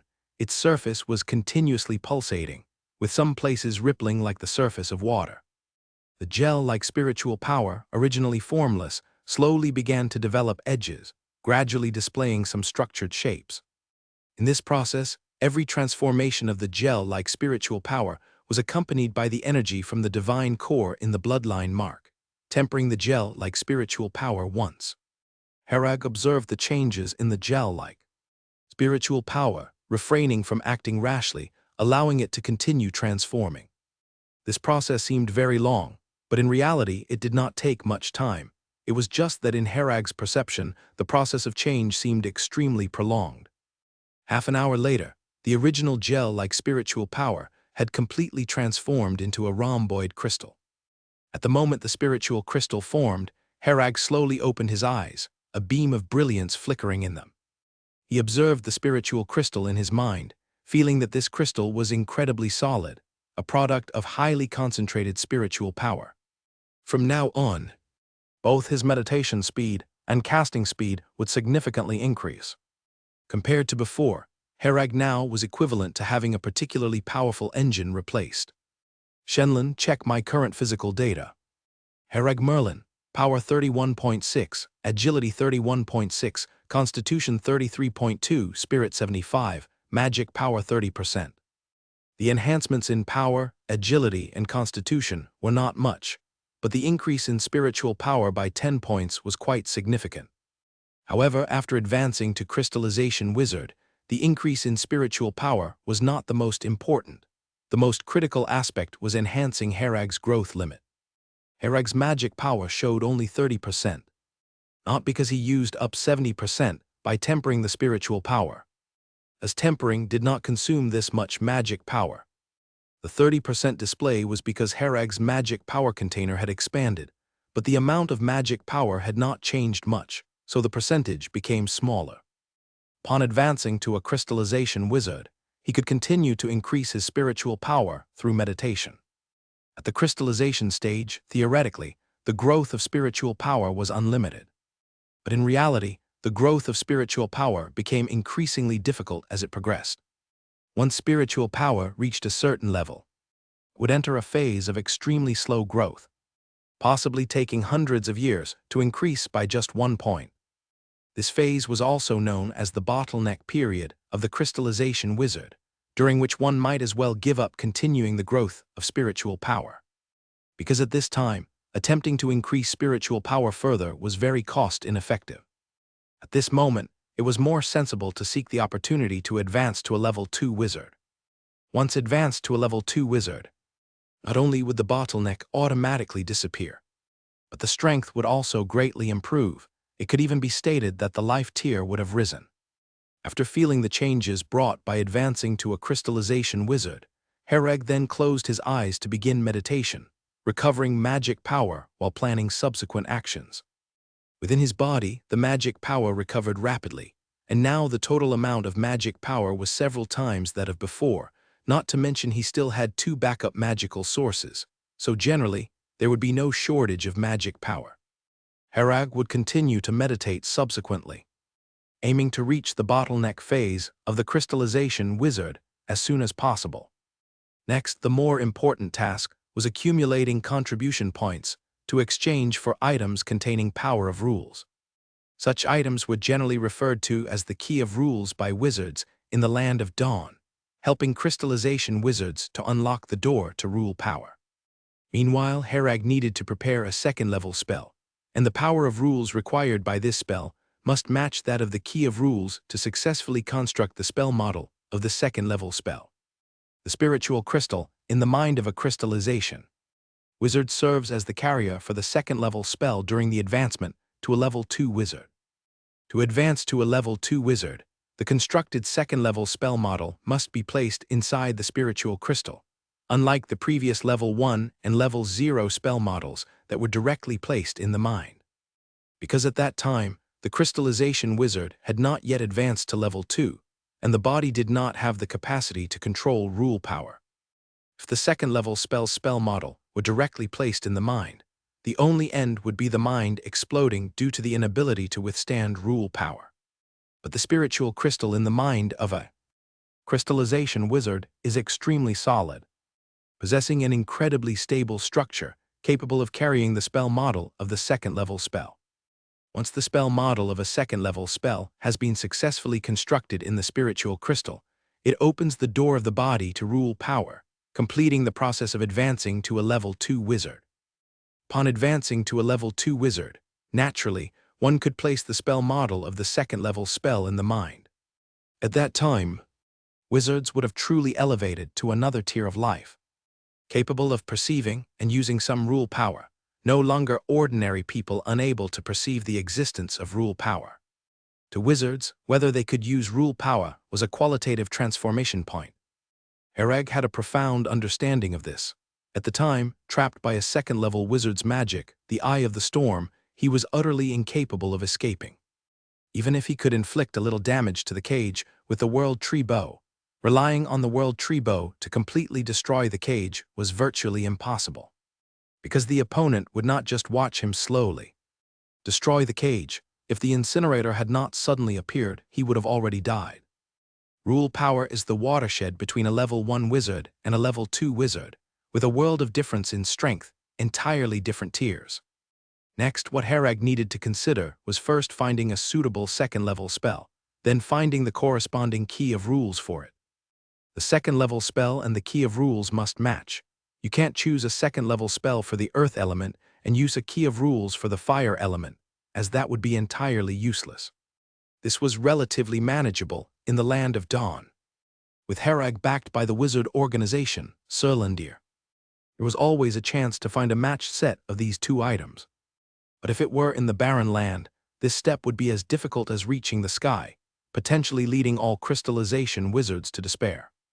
Because in the barren land, even if crystallization wizards could acquire a second-level spell, finding a Key of Rules perfectly matching it would be exceedingly difficult. Second-level spells are relatively easier to obtain. In the Land of Dawn, there are no strict restrictions in this area, and oftentimes, it can't be completely restricted. Magic belongs to the realm of knowledge, so spreading it is relatively easier, hence there are no strict restrictions. Anyway, even if you obtain a second-level spell, you need to have the ability to learn it. However, the Key of Rules is an individual entity, with very few in number, making it easy to control. Even in the Land of Dawn, a Key of Rules is an extremely precious item and is hard to reach the barren lands. Hence, for so many years, there have been no level 2 wizards emerging from the barren lands. Even if there were, it was only after reaching the Land of Dawn that they became level 2 wizards. Herag thought about it. For him, the Key of Rules could be obtained through channels on Surlandir's side. As long as the historical contribution points reach 3,000, he has the eligibility to apply for a Key of Rules, and then it will depend on whether the review passes. Herag felt that the current probability of approval would be low because he is not yet very experienced and may not pass. However, there is no need to rush. Herag glanced at the talisman stone. The current historical contribution points are 1,870, with remaining points at 1,600. He still lacks over 1,000 points to meet the minimum requirement to apply for a Key of Rules, which needs time to accumulate. Moreover, Herag cannot advance to a level 2 wizard in a short time. He has just advanced to crystallization wizard and still requires a long period of spiritual power accumulation. One cannot be hasty, rashly advancing to a level 2 wizard. Because in the process of advancing to a level 2 wizard, the strength of the spiritual crystal is very crucial. If the spiritual crystal's strength is insufficient, it is quite possible to shatter because it can't withstand the spell model of a second-level spell. Once the spiritual crystal shatters, even if you don't die, you can no longer be a wizard. For someone about to advance to a level 2 wizard, becoming an ordinary person is undoubtedly the cruelest event in the world.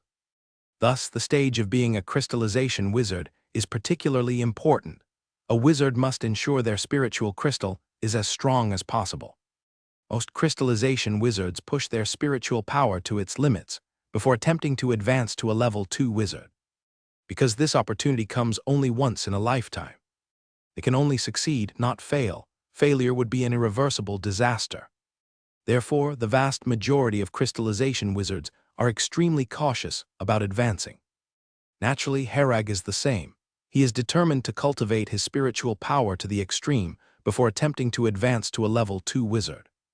Though slower, it is steadier. He very much desires to become strong quickly, but he also understands the principle of too much haste, less speed, and that these matters cannot be handled recklessly. Herag observed the newly formed spiritual crystal in his mind, knowing there is still a long way to its limit, so he is not anxious. Herag then considered the second issue, which is choosing which second-level spell to use during the advancement. Second-level spells have many types and are numerous. Herag doesn't have to worry about obtaining second-level spells. He can exchange for them from Serlandir's secret vault or purchase them from other places in the Land of Dawn. As long as he has enough magic stones, there's no worry about not being able to buy second-level spells. Herag needs to consider what type of second-level spell to choose. Normally, most crystallization wizards choose second-level spells corresponding to their specialization.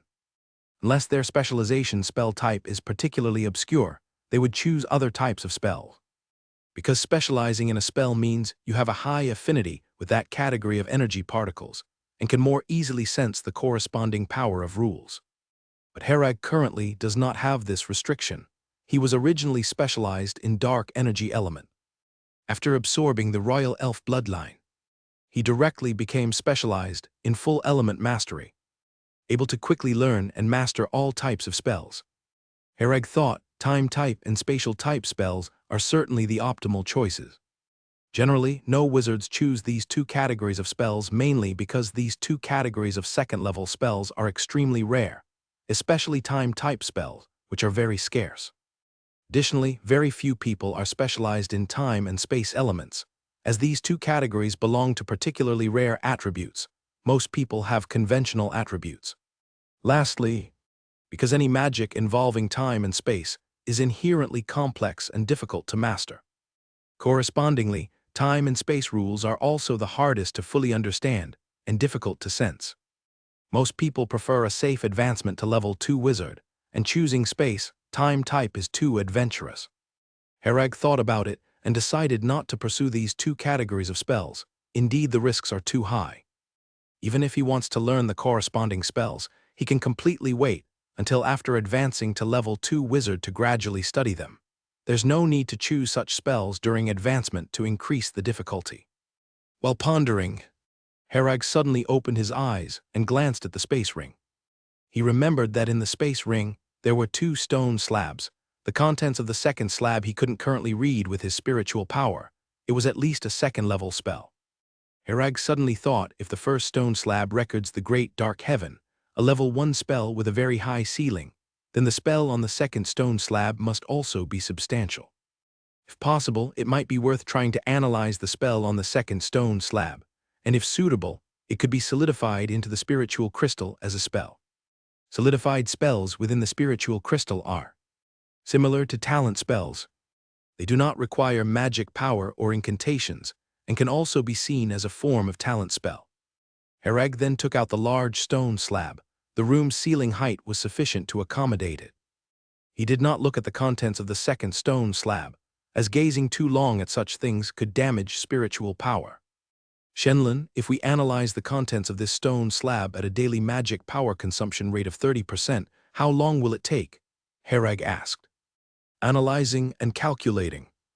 Estimated to require 397 days. Over a year. Herag pondered for a moment and then instructed Shenlin to commence the analysis of the stone slab's contents. This time estimate is based on a daily magic power consumption of 30%, but actually, it doesn't need to take this long. Because when staying at home without any errands, more magic power can be spent to accelerate the analysis speed. Of course, when something comes up, to preserve one's state, the consumption should be about 30%, or the analysis could be paused altogether. There's no rush with analyzing the stone slab. It shouldn't interfere with normal daily life. After having Shenlin start the analysis, Herag stored the stone slab back away. It couldn't be seen by others. Herag took out a talisman stone and sent a message to Prize, I've been promoted to crystallization wizard. He remembered that after being promoted to crystallization wizard, the benefits seemed to improve a bit.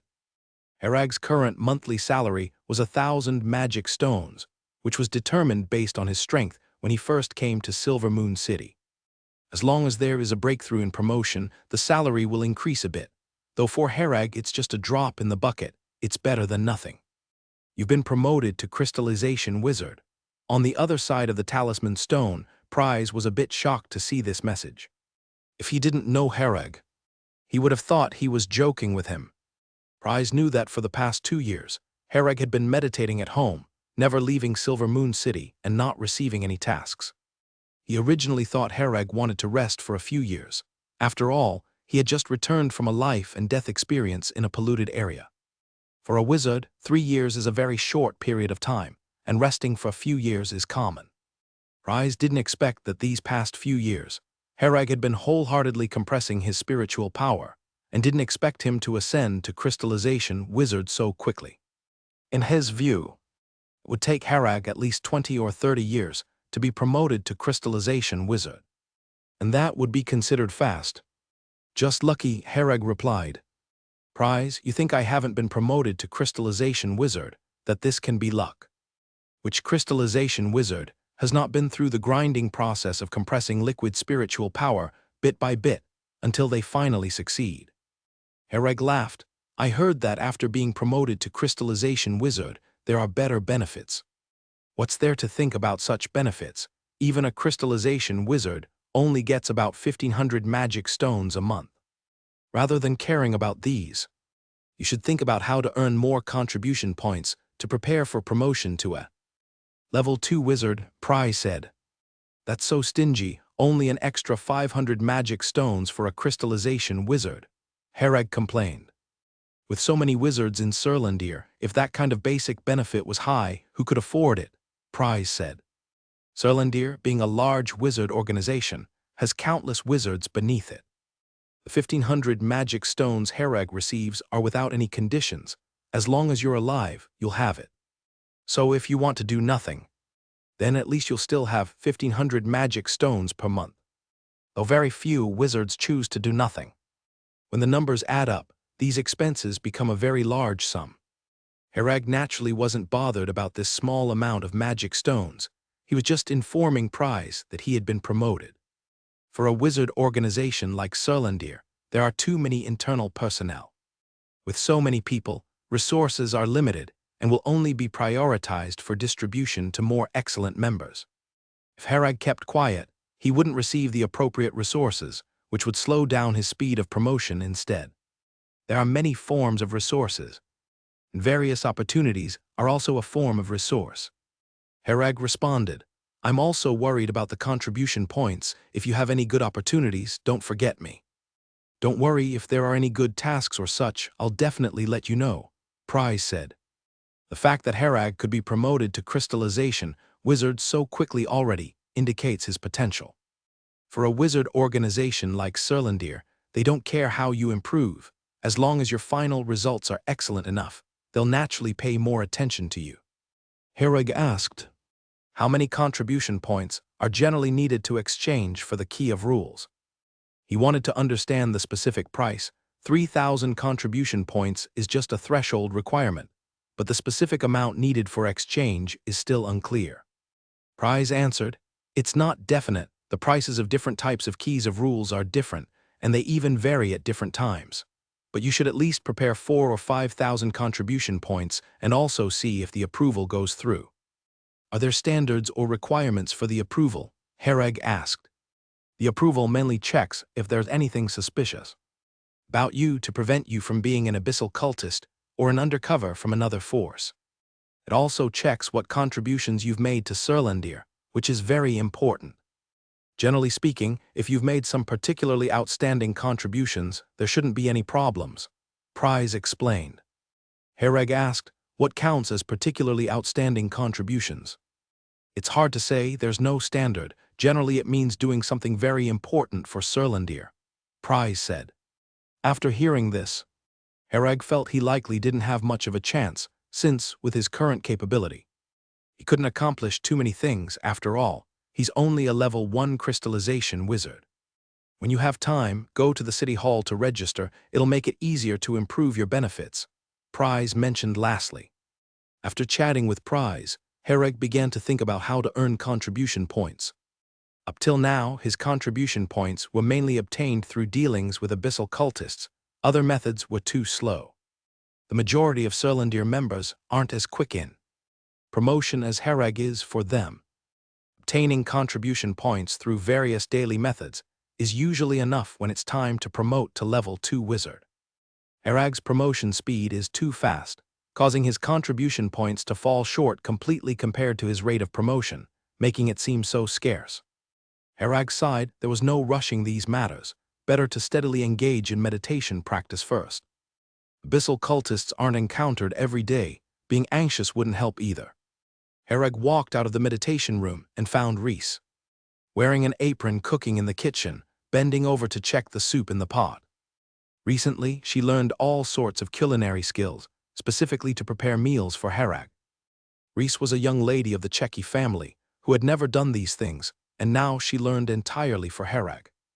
Hereg walked over, hugged Reese from behind, and softly said, "I've been promoted to crystallization wizard." Reese's spoon dropped into the pot and she turned back amazed. Promoted.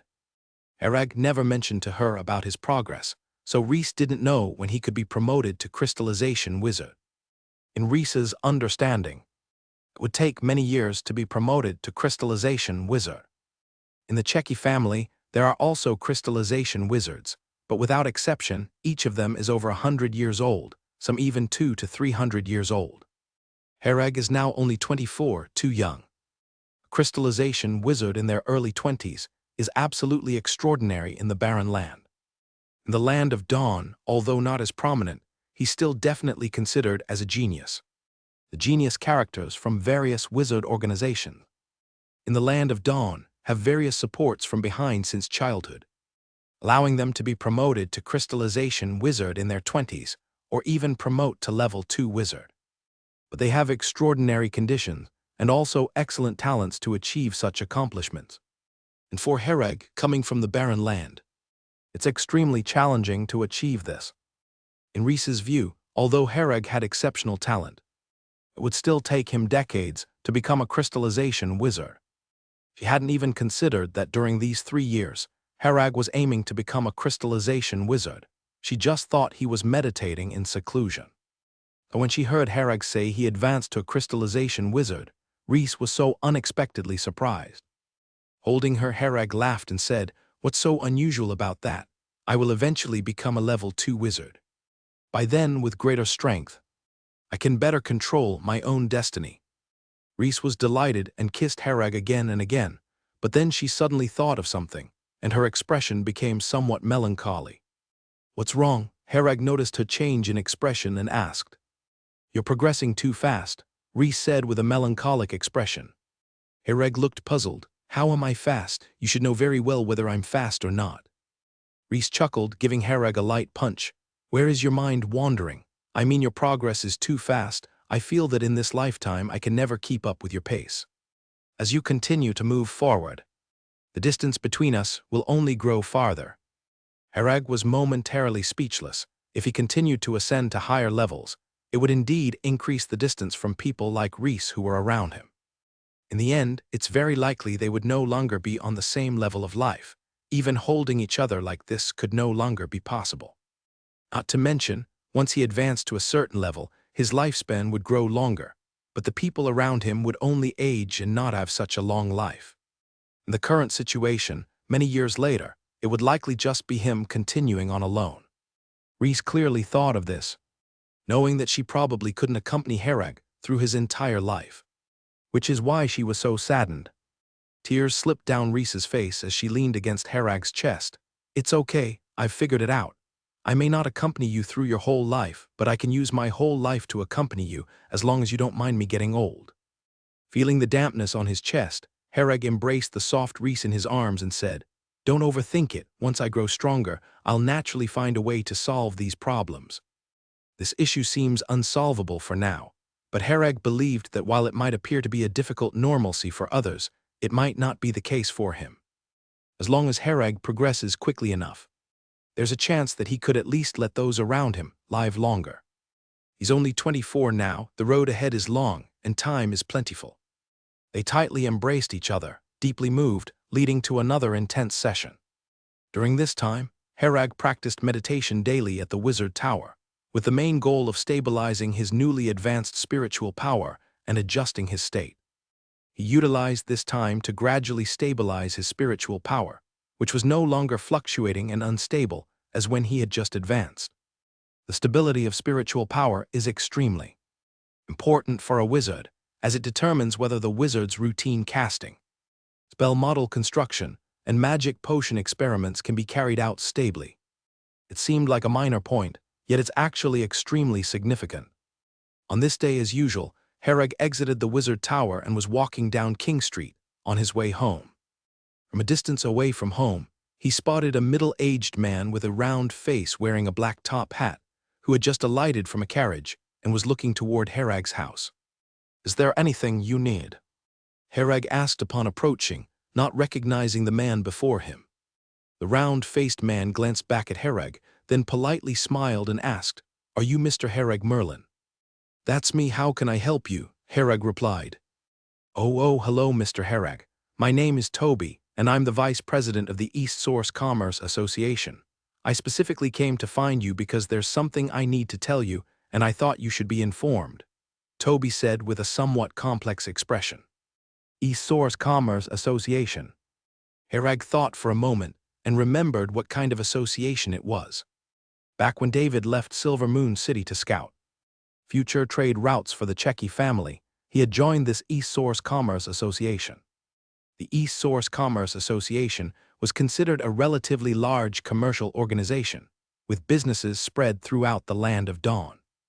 For David to join this association was surely a good thing, as working with them for some time would give him a rough understanding of the Land of Dawn and allow him to accumulate resources and connections.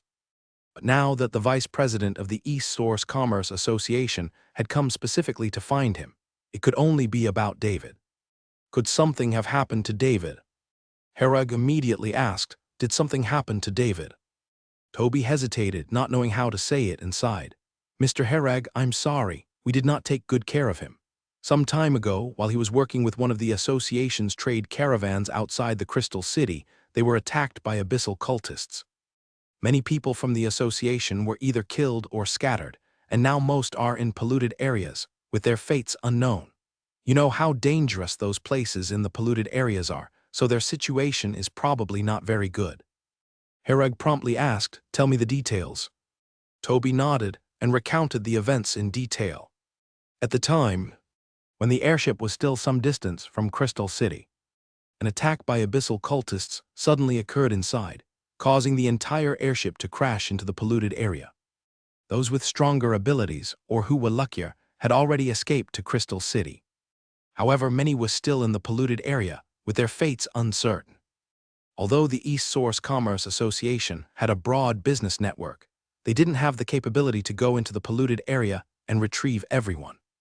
Moreover, for a business-oriented association like the East Source Commerce Association, the price to retrieve everyone was too high. Those in the polluted area were just ordinary association members and didn't have the status that warranted a necessary rescue.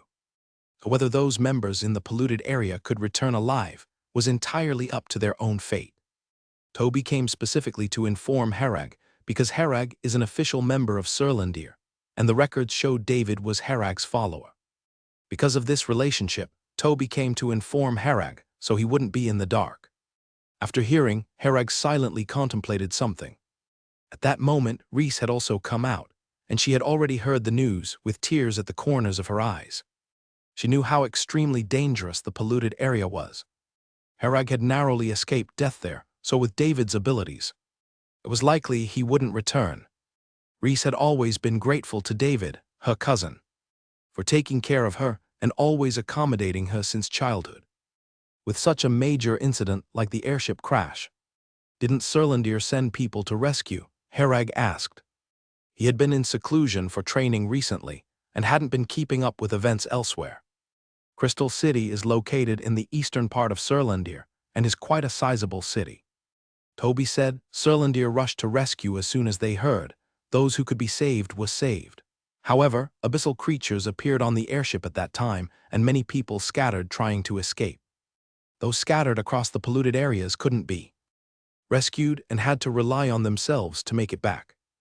An airship crash is certainly a big deal, and Surlandir sent people to rescue right after hearing the news.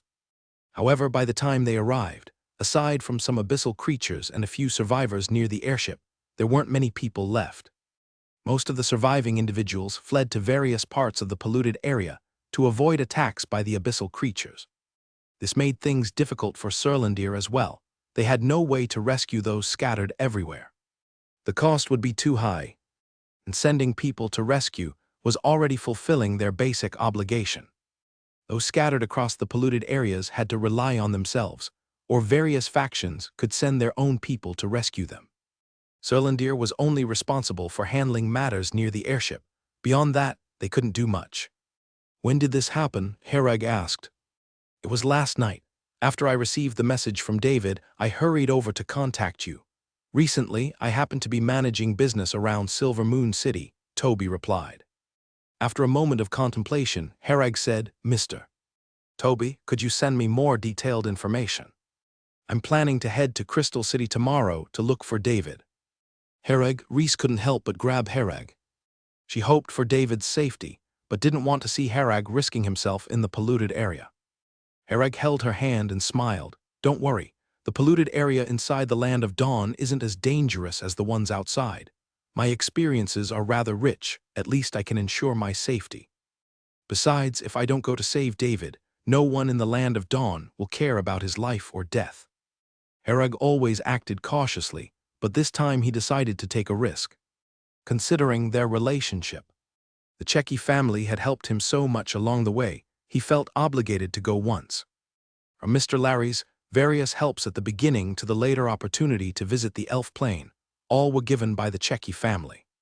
Without their assistance, Herag wouldn't have come this far, at least not so fast or so easily.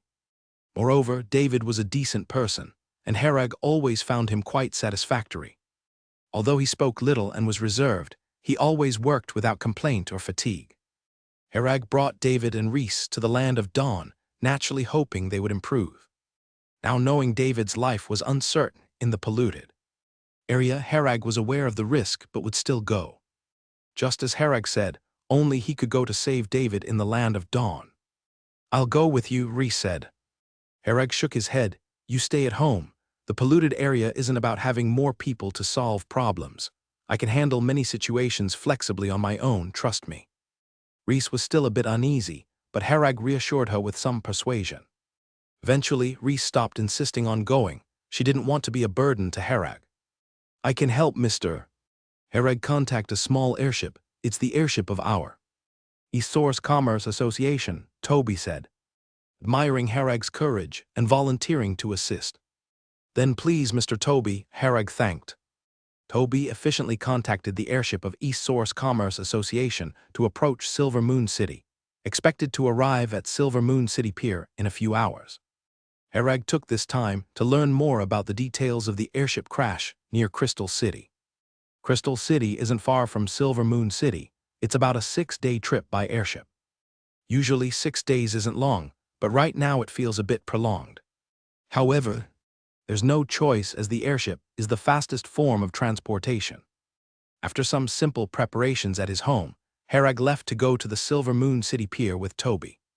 While at home, through the channels of Prize, he had obtained detailed information about the airship crash incident near Crystal City, confirming that what Toby said was indeed true. For safety's sake, Herag also asked Prize to help check the crew's list from that airship. David was indeed on it and remains missing. He did this to guard against any ulterior motives Toby might have, as they weren't well acquainted, and he couldn't fully trust Toby. But the information channels from Prize are reliable enough. Herag informed Prize of his situation here, though Prize couldn't spare any manpower at the moment to help Herag with this personal matter. Herag didn't intend for Prize to send anyone to help, he just wanted to inform him of the situation. The pier in the northern part of Silver Moon City was a bit quiet since it was already late at night.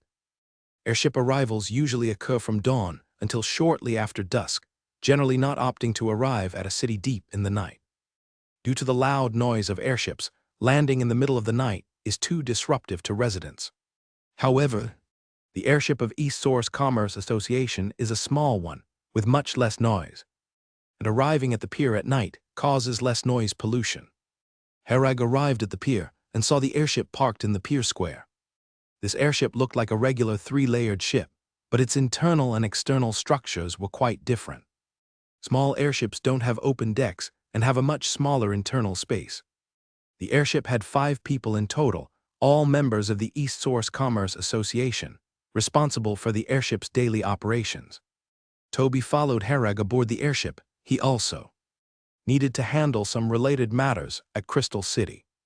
Once the two boarded the airship, it immediately took off, heading toward Crystal City. The interior decoration of the airship was very luxurious. The space was small, with few seating, but it wasn't meant for ordinary people.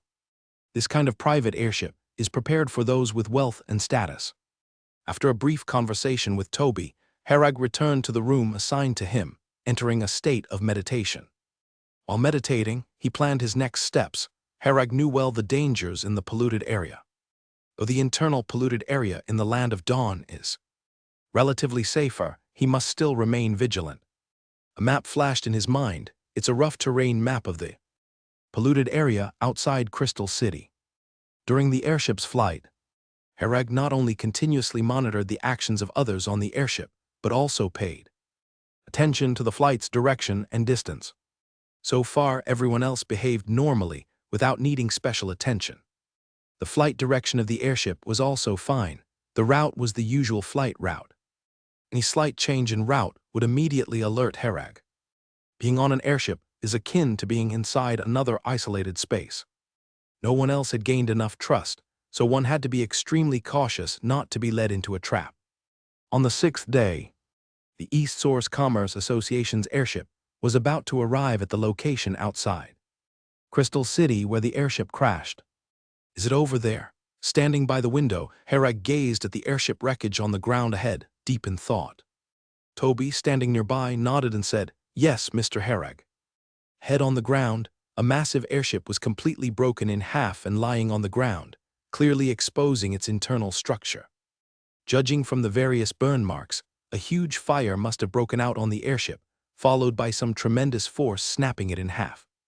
This type of airship was a behemoth. Herag found it hard to imagine what kind of power could achieve such feats. From the data, it was revealed that abyssal cultists on the airship summoned a gigantic demon. The demon not only broke the airship, but also claimed many lives. For wizards, merely falling from the airship was not fatal.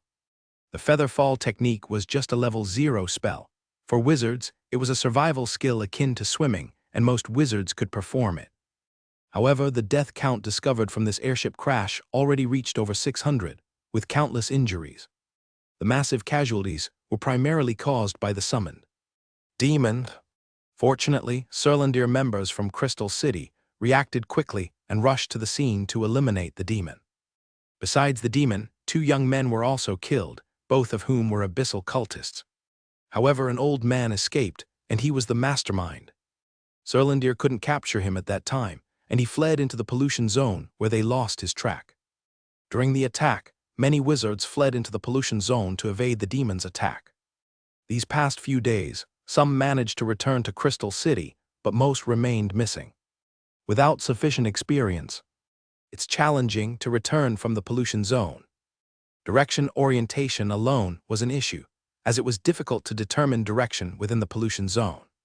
"Let's land here, I'll disembark here," said Hereg. Toby nodded and instructed the operation of the airship to slow down and gradually descend. Once the airship touched the ground, Hereg left without looking back. "Be careful, Mr. Hereg," Toby shouted from behind. Hereg waved his hand, indicating he understood. The airship took off again, heading towards Crystal City after dropping him off. They dared not linger in this area and hurriedly left.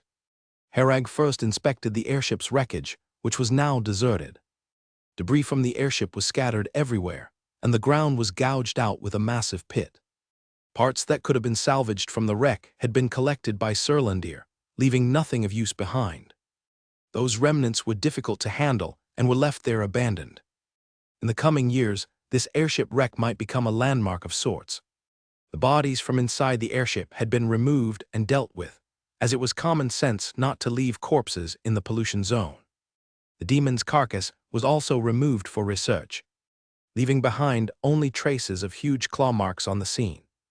Although Hereg had not seen the demon, he could sense faint traces of Abyss Plane's aura on the wreckage. Despite the passage of many days, this aura still lingered over the wreckage. Hereg recalled the wooden carving with the insect he had once found on the airship, which had undergone some changes, swelling and enlarging. At that time, to avoid trouble, he let out a bit of aura to intimidate the red insect. In the end, he crushed the red insect, and to this day, he still didn't know what might have happened if it had continued to transform, perhaps a tragedy like this would have occurred. Hereg circled the airship wreck, but found no valuable clues. His goal was to find the missing David. Even if he was dead, he wanted to bring his body back for burial. Currently, David's status was unknown, and the surrounding land was a vast expanse of blackness, making the direction of the search crucial. If the direction was wrong from the start, it would waste a lot of time, and the chance of David being alive would decrease significantly. Hereg stood in place, contemplating for a moment when the corner of his eye glimpsed a withered potted plant. Sparking an idea, he quickly approached the pot, which contained a luo plant. However, the luo plant was now almost entirely withered, with all its leaves turned yellow. This was the result of its life energy being absorbed by the desolate pollution. The black earth had developed this life energy absorbing trait after the desolation pollution. Wizards could move freely in the pollution zone because their bodies were fortified by energy particles, allowing resistance to the desolation pollution effects of the land. If an ordinary person entered this place, they would slowly die due to loss of life energy, even if they faced no other dangers. Luo plants entering the pollution zone would perish quickly if not protected. About 7 days had passed since the airship crash, and the luo plant seemed completely dead.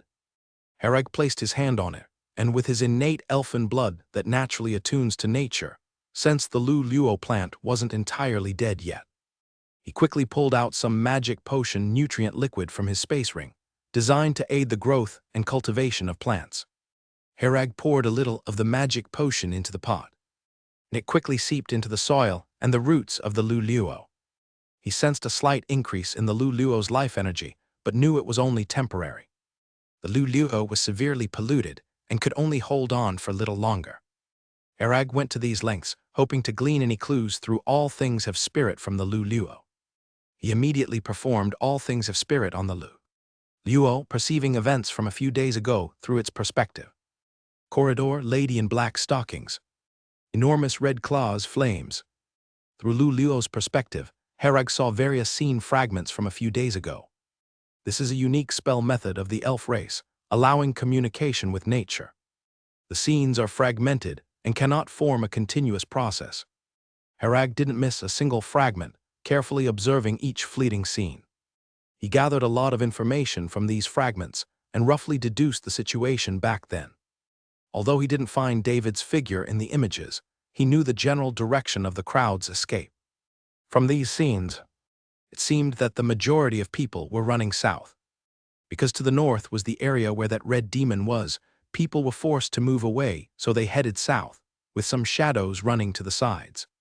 However, the number of people running to the sides was much smaller, with the vast majority heading south. To the south, there were no cities, only a vast area bordering the endless pollution zone. After organizing the picture fragments, Hereg analyzed them and decided to head south. Since there was no sign of David's body at the scene, the probability of David escaping south with the crowd was relatively high. Once Hereg decided on the direction, he immediately shifted into Titan power form, ensuring sufficient combat strength to handle any unexpected situation. Since advancing to the crystallization wizard phase, due to increased spiritual power and the existence of spiritual crystals, the intensity of various spells has slightly improved. The amplification of Titan power naturally increased accordingly, as its essence still remains a spell. Standing over 4 meters tall, Hereg looked ahead, launched himself like an arrow and sprinted away. He took out the feather of flight from the space ring and pressed it against the back of his hand, ready to activate it at any moment. Hereg extended Shenlon's environmental detection and proceeded at extreme speed toward the south through the pollution zone. Having covered roughly 2 kilometers, Hereg saw a corpse. It was a female wizard with a voluptuous body, indicating she must have been a beauty when alive.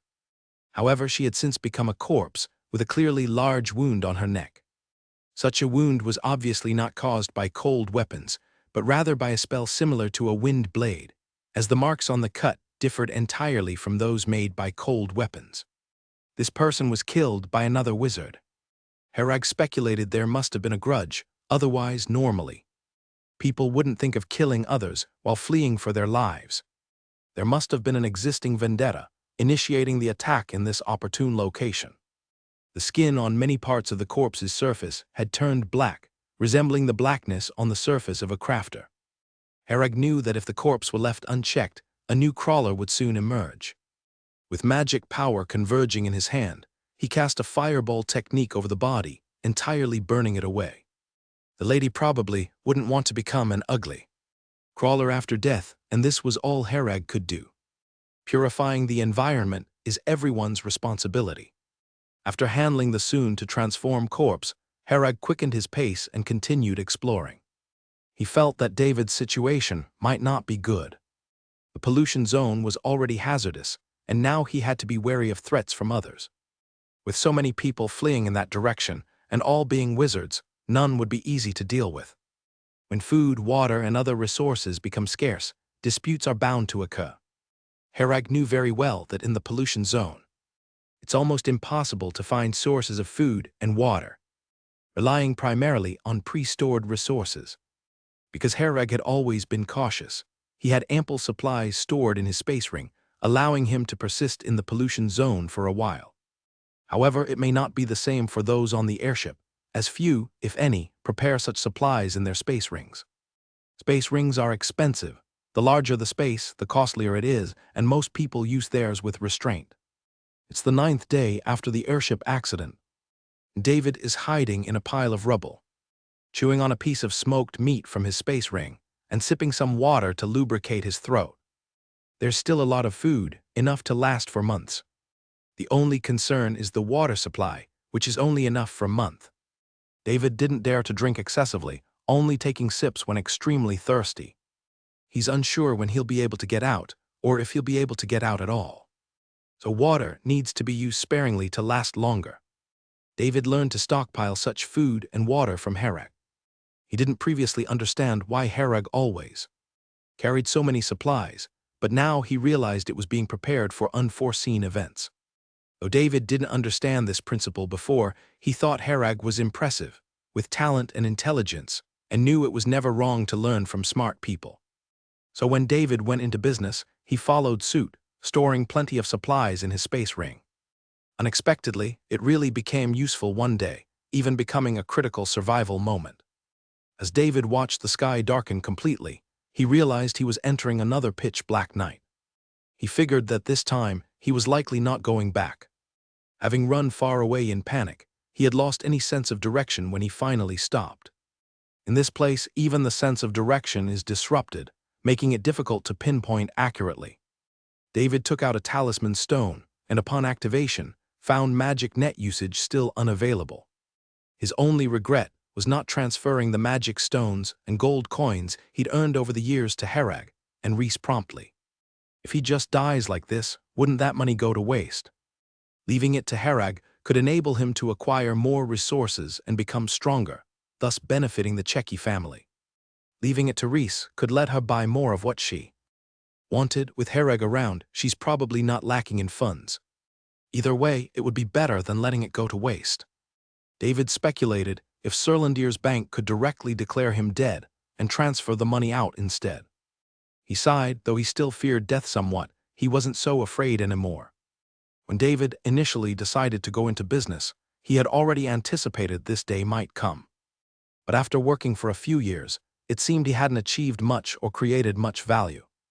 David started feeling a bit drowsy and weary, but he knew he couldn't sleep. The pollution zone was very dangerous, especially at night. He had narrowly escaped death several times recently, and even once used the fire salamander bomb to explode at close range between himself and a demon to save his life. Although David got injured and broke some bones, the demon died and he survived. David survived many dangers thanks to the fire salamander bombs crafted by Hereg. These things pack a punch, are easy to use, and allow David, who is just a gaseous wizard, to unleash attacks at the crystallization wizard's level. David lay hidden in the pile of rubble, trying his best to suppress his breath and slow down his breathing rhythm. Being an earth element specialized wizard himself, staying among these rubble helps him better utilize earth elemental energy particles to mask his own presence. David's talent spell is Petrification Body, which allows his body to turn into hard rock. After using this spell, his entire skin surface is covered with a thick layer of rock. Coupled with the fact that David deliberately attracts a lot of earth elemental energy particles to cover around him, with the help of these earth elemental energy particles, David has become like a real stone, hard to catch anyone's attention. This is also an important reason why David has survived until today, using this method to get through many crises. Every time night falls, David makes himself into a stone to survive the difficult night. Before nightfall, he would choose a suitable place and remain completely still, moving on only when dawn breaks. The last few days were uneventful. Occasionally, demons passed by but never noticed him, because no demon would be interested in a stone. Everything was normal during the first half of the night, with no unusual disturbances. However, in the second half of the night, an unexpected visitor arrived. David, hiding in the rubble, saw an old man shuffling along. Anyone who could appear at such a time and place would naturally not be an ordinary person. David could see clearly. The old man's clothes were in tatters, with a creature that looked like a giant python entwined around him. Upon closer observation, he realized it wasn't a snake, but a very fat worm. The old man exuded an extremely dangerous aura that made David feel very uneasy. Fortunately, the old man hadn't noticed him yet and was muttering to himself. Finally, I am finally about to reach this moment. With enough sacrifices, the gods will have a chance to descend. The old man muttered incessantly, then stopped, gazing at the pitch-black sky. Because it was extremely quiet around, David could clearly hear the old man's mutterings even though they were soft. After listening to what the old man said, David realized who he had encountered: an abyssal cultist.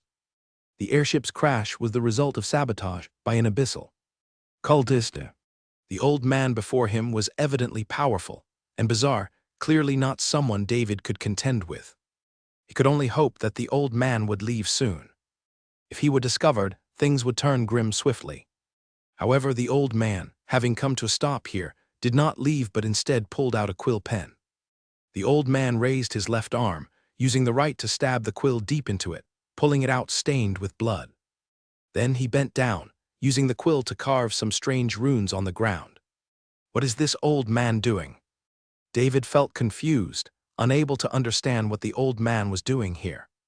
The old man kept carving on the ground with the quill, stabbing himself again whenever there wasn't enough blood, showing a decisive and quick action.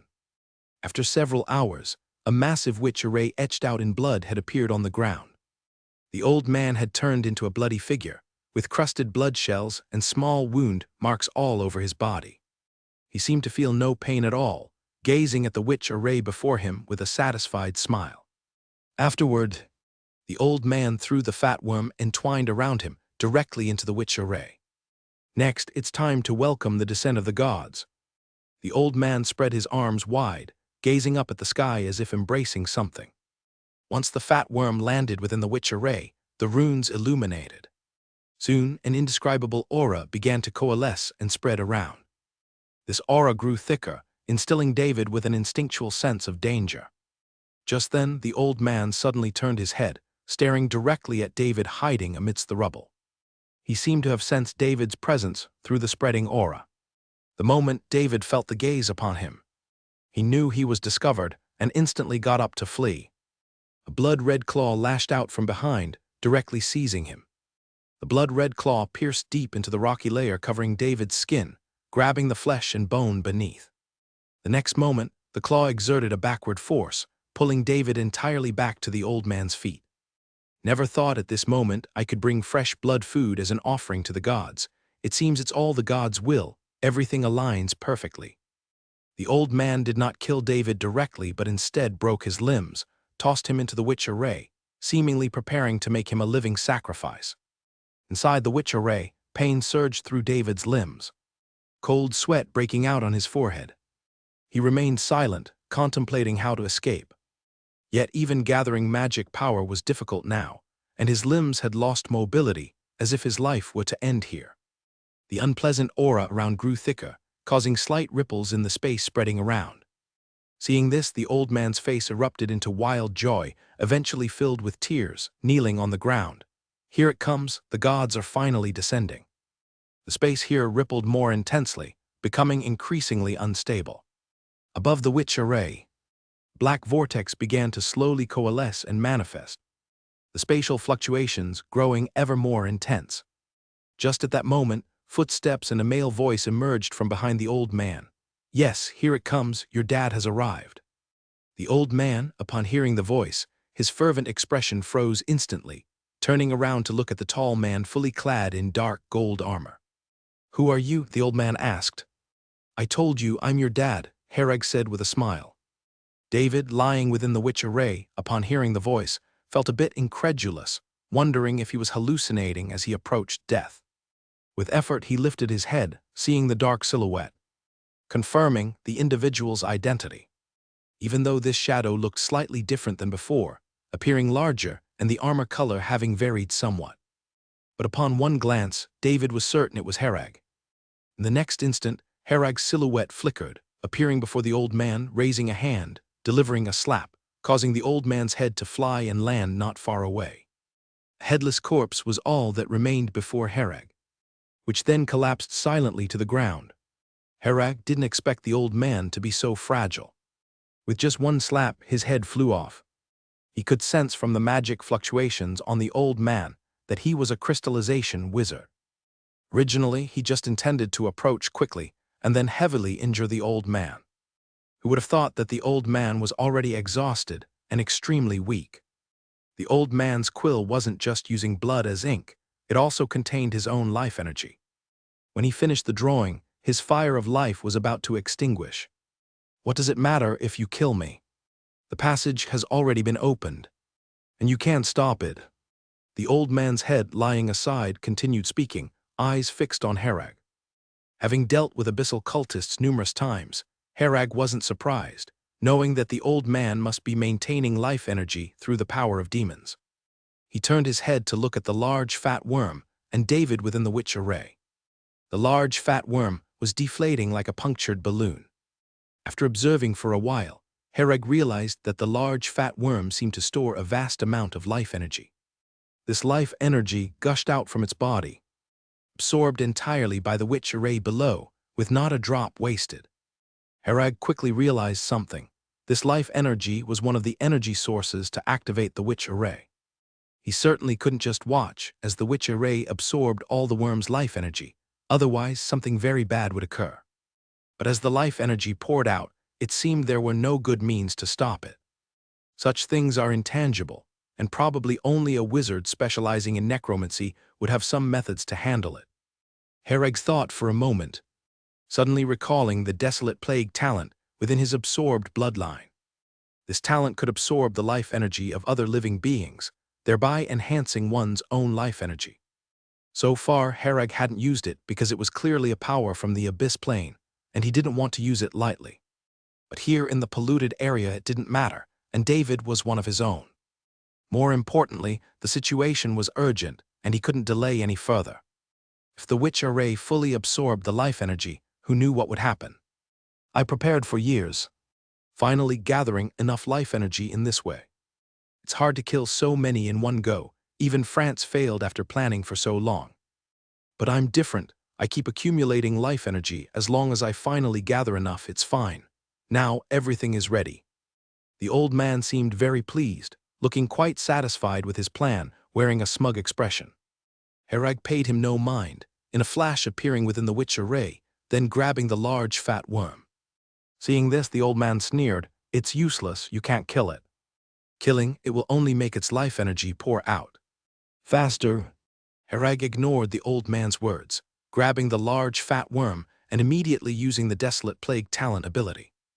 Instantly, Hereg felt an incredibly pure life energy continuously transferred from the large fat worm's body. Seeing some effect, he immediately increased the intensity of absorption, the speed of absorbing life energy accelerating rapidly.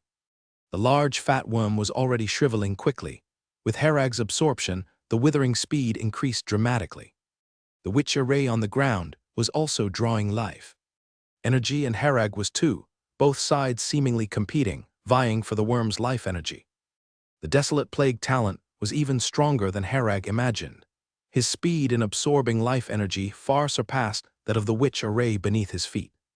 In just a matter of seconds, Hereg absorbed 60% of the remaining life energy within the large fat worm, with the other 40% absorbed by the witch array below. This absorbed life energy diffused into various parts of Hereg's body. Hereg didn't feel much now, other than an overwhelming sensation of vigor. He knew that his lifespan should have increased considerably, though how much exactly was uncertain. With such a vast amount of life energy, it's unclear how many people this old man had harmed. The old man, seeing this, gasped in surprise. How did you do that? Life energy isn't something just anyone can absorb. Aside from some necromantic spells, the vast majority can't do it. Normal life energy has a limit, just that much. Level 1 wizard only has a lifespan of about 300 years, not even comparable to many stronger demons. Human life energy pales in comparison to many species. So seeing Hereg absorb life energy without restraint left the old man puzzled. Hereg didn't respond to the old man, because once the life energy within the large fat worm was fully drained, the old man would gradually die as well. What he needed to do now was immediately leave this place with David. Since the witch array hadn't absorbed enough life energy, it was instinctively absorbing Hereg and David's life energy standing on it. Hereg walked over swiftly, picked up David, and quickly left the witch array zone. Though David was quite burly, compared to the over 4 meters tall Hereg, he seemed as small as a chick. Hereg retrieved some healing magic potions from his space ring and gave them to David to prevent his injuries from worsening. "Hereg, why are you here?" David, a bit tongue-tied, hesitated for a long time before asking.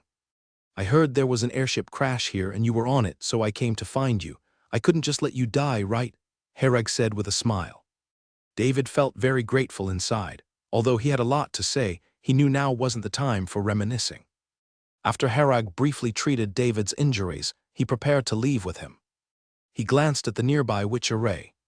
Though it didn't absorb enough life energy, the life energy it had absorbed was already sufficient to activate it. The black vortex above the witch array had grown quite large, with a crack faintly visible within. Hereg sensed the aura emanating from the crack, an aura from the abyss plane. Such small cracks would generally be automatically repaired by the plane's power, without sufficient energy support. However, if someone on the other side of the small crack was actively expanding it, it's a different story. The witch array on this side was still operating, coordinating forces with the crack, gradually enlarging the small crack. Herag conjured a few fireballs, attempting to destroy the witch array on the ground, but it was ineffective.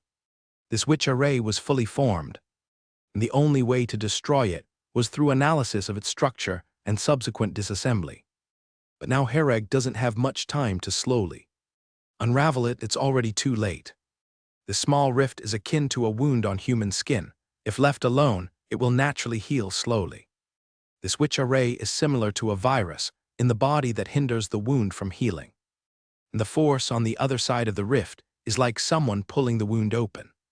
Even if Herag can destroy the witch array, he's only solving the internal factors. He has no way to address the problems from the abyss plane.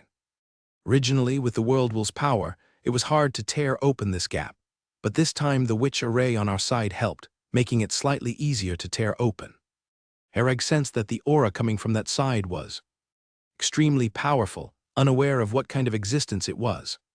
If this thing really comes here, it would be a disaster. As it is, this small rift is certainly not enough to support such a powerful presence descending, and the other party wouldn't dare force their way in. For an existence of this level to descend, it can only be done through a developed plane passageway, similar to how the wizard plane invades the elf plane. After establishing a stable plane passageway, entering another plane wouldn't cause them to be oppressed to death by its world will. Although the current small rift is still expanding, it's clearly not enough to become a plane passage, and strong entities certainly can't pass through. Herag was relieved that he absorbed most of the life energy, preventing the witch array from fully activating. Otherwise, if a plane passageway were to really be established here, the entire land of Dawn would be in trouble. Just thinking about it made Herag feel scared. Here he is just a regular level 1 crystallization wizard, without the same power he had on the abyss plane. If some powerful entity were to come out, he would have no chance of winning. Unless he escaped in reverse, directly through the passage to the abyss plane, and activate the bloodline mark. He might have some ability to protect himself. The premise is not to die on the way through the passage. Herag looked at the slowly expanding small rift, pulled out the world tree bow, and shot an arrow at the rift. The arrow flew out and instantly disappeared, then was gone. Herag knew this arrow had probably flown straight to the abyss plane through the small rift. After shooting the arrow, he put away the world tree bow, grabbed David, and turned to run. Now the rift has just appeared. Not enough for those demons to pass through, except for some extremely weak little demons. But as the rift continues to grow, stronger demons will definitely appear. Herag is unable to prevent the rift from expanding. The only thing he can do is run quickly, return to Crystal City, and immediately notify Serlandir about the situation here. Matters of this magnitude must be reported up, as they concern the safety of the entire land of Dawn. Herag sensed the location of the stars, identified the direction, and then sped towards Crystal City. He felt the abyssal aura behind him growing stronger, prompting him to quicken his pace. Herag came here by scent, as the old man had a strong abyss plane aura on him. This aura was very noticeable in the pollution area because, although there were also abyss plane demons there, the aura of those demons was somewhat different. These demons had been breeding in the pollution area for so many years that their aura had already changed somewhat. So when Herag sensed this purely abyss plane aura, he followed the direction of the aura. When he arrived, he saw the scene that just occurred. If he had come a bit later, David would surely have died, and a plane passage would have appeared. If it weren't for the fact that talisman stones couldn't be used in the polluted area, Herag would have already notified Serlandir by now. A rift in the plane is something that must be addressed quickly. If delayed, it might be too late. Have you advanced to crystallization? David asked after sensing the magic energy on Herag. Herag nodded, just advanced not long ago. David sighed, you're really impressive. There are very few talents like you in the land of Dawn. Genius or whatever doesn't matter. What counts is how far you can go. The road is long. Herag has seen many powerful beings. Knowing how weak he is, he would never be arrogant or self-satisfied. The title of genius is of no use. Every wizard counts as a genius of some sort. Herag carried David, and the two chatted idly while hurrying on their journey, getting a rough understanding of David's situation over the past few years. David had traveled to many places with the East Source Commerce Association's caravan, becoming familiar with several business procedures. Due to his honest and diligent work ethic, David was quite appreciated by the management of the East Source Commerce Association. This was partly due to David's background. He was introduced through prize, and the East Source Commerce Association would give some face for that. Herag had wandered the pollution area for 2 days before finding David. Returning is expected to take about a day, even faster at full speed. But now Herag is not alone, he's carrying David. David is injured and needs to stop occasionally to rest. Otherwise, traveling continuously would worsen the injury. David insisted that Herag not worry about him, but Herag still occasionally stopped, allowing for some rest time. By around noon the next day, Herag finally saw the silhouette of Crystal City. Due to his Titan power form, Herag appeared as a small giant. A giant clad in dark gold armor, holding someone. Approached the gates of Crystal City, naturally attracting attention instantly. Who goes there? On top of the high wall above the gate, a few wizards in robes watched Herag and David warily and called out. The magic power surged on their bodies, clearly prepared to act at any moment.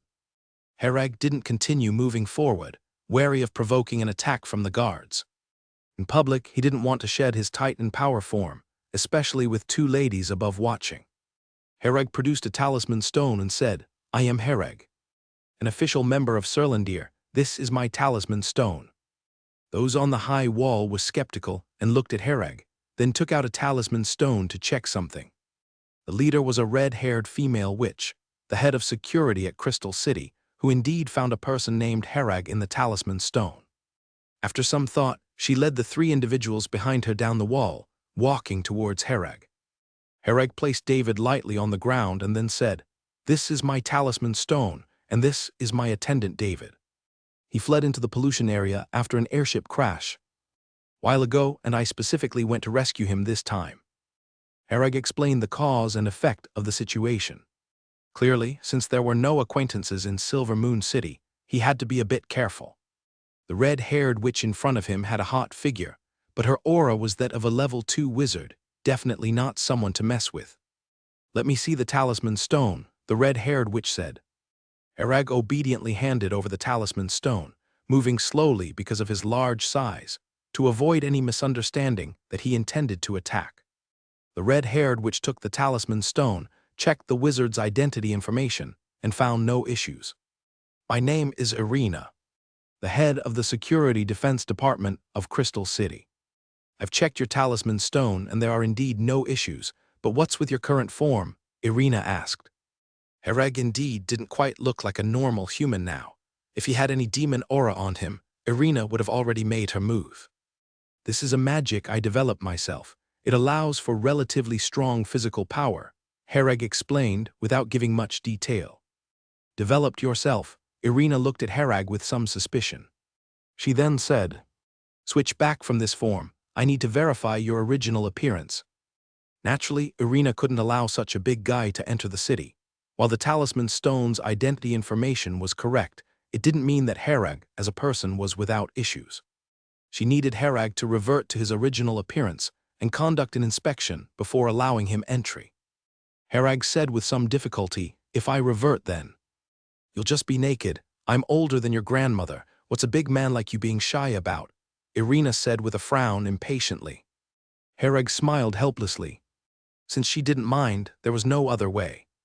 With a thought, he lifted the Titan power form, his body quickly reverting to its original appearance. The only problem was that he was completely naked, exposed in front of Irina and the 3 others. Irina's gaze drifted down, the corner of her mouth lifted, didn't expect there to be a little something. Herag had already taken out a robe from the space ring and put it on directly. He noticed Irina's gaze and expression, always feeling like her gaze was akin to that of a lecherous wolf eyeing a young lady. After putting on his robe, Herag glanced at Irina. This witch had shoulder-length red hair and a shapely figure. Even though she wore a robe, the prominent parts was still very evident. Just by looking at the shape, one could imagine its grand posture. At least in this regard, one couldn't determine Irina's age from her appearance. Irina noticed Herag's glance sweeping past.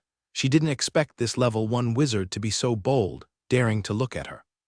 Her two wizards behind her took out 2 tubes of reagents and sprayed Herag and another person to check for any contamination sources. After finishing these inspections, entry into the city was permitted. No more issues, you can go in. By the way, add me on Talisman Stone, Irina said, looking at Herag. Herag, though uncertain why she added him, couldn't refuse since she was a level 2 wizard. After adding Irina as a friend, he said, Lady Irina, I have something important to report. I discovered a dimensional rift in the contamination area. Herag hadn't forgotten the main purpose of this trip, explained it straightforwardly. Irina was watching Herag, contemplating something. Hearing his words, her expression immediately turned serious. Dimensional rift. What's going on? When I went to find David, I discovered an abyssal cultist performing a ritual, trying to open a portal to the abyss plane. Although I intervened to stop it in time, it was too late, and a small dimensional rift appeared, Herag explained. Take me to see, Irina immediately said. Only Herag and David knew the exact location of the dimensional rift. With David injured, only Herag could lead the way. All right, Herag nodded. Irina took out a talisman stone, seemingly contacting someone, and sent many messages. Afterward, David was assisted into Crystal City by Irina's people, where they arranged for treatment and other matters. Herag, on the other hand, led Irina to the contamination area to check the situation of the dimensional rift. Irina emitted a strong wave of magic power, and her shoulder-length red hair's ends instantly ignited with flames also appearing on her fair calves and arms. Which direction? Irina asked. That way, Herag pointed south. Irina moved decisively, transforming into a ball of flame and appearing far away in the blink of an eye, nearly at the edge of Herag's visual range. Herag quickly entered the Titan power form, speeding up to chase after her. However, Irina's speed was too fast to catch up with. Hurry up, Irina's voice came from ahead. Herag took a deep breath and accelerated again. After a while, without seeing Irina's trace, he heard her urging, faster. I'm already fast enough, Herag replied helplessly. The next moment, a red light flashed, and Irina appeared in front of him. At this speed, when will we ever arrive?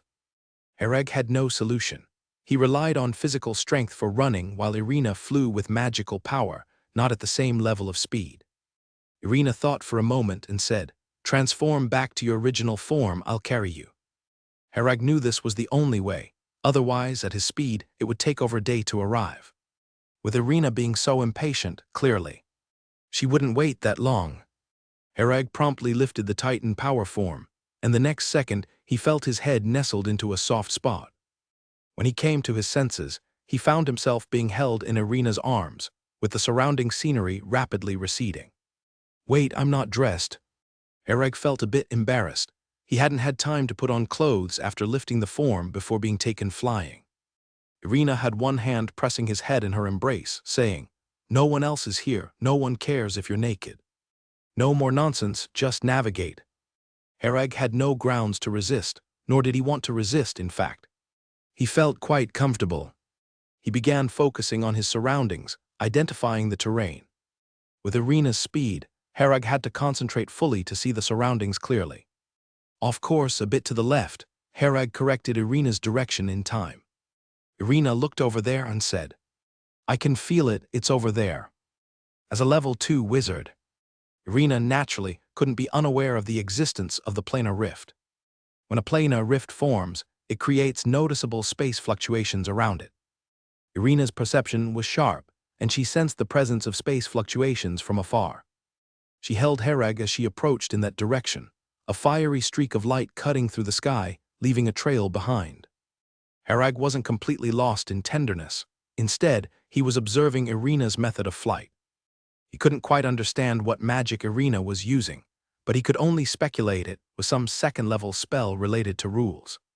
From Irina's performance, she should be a wizard specializing in the fire element, with her grasp of rules likely also being fire-related. Herag speculated that this magic of hers must be utilizing the fire element rules, allowing her to possess a power similar to elementalization, achieving such flight speed.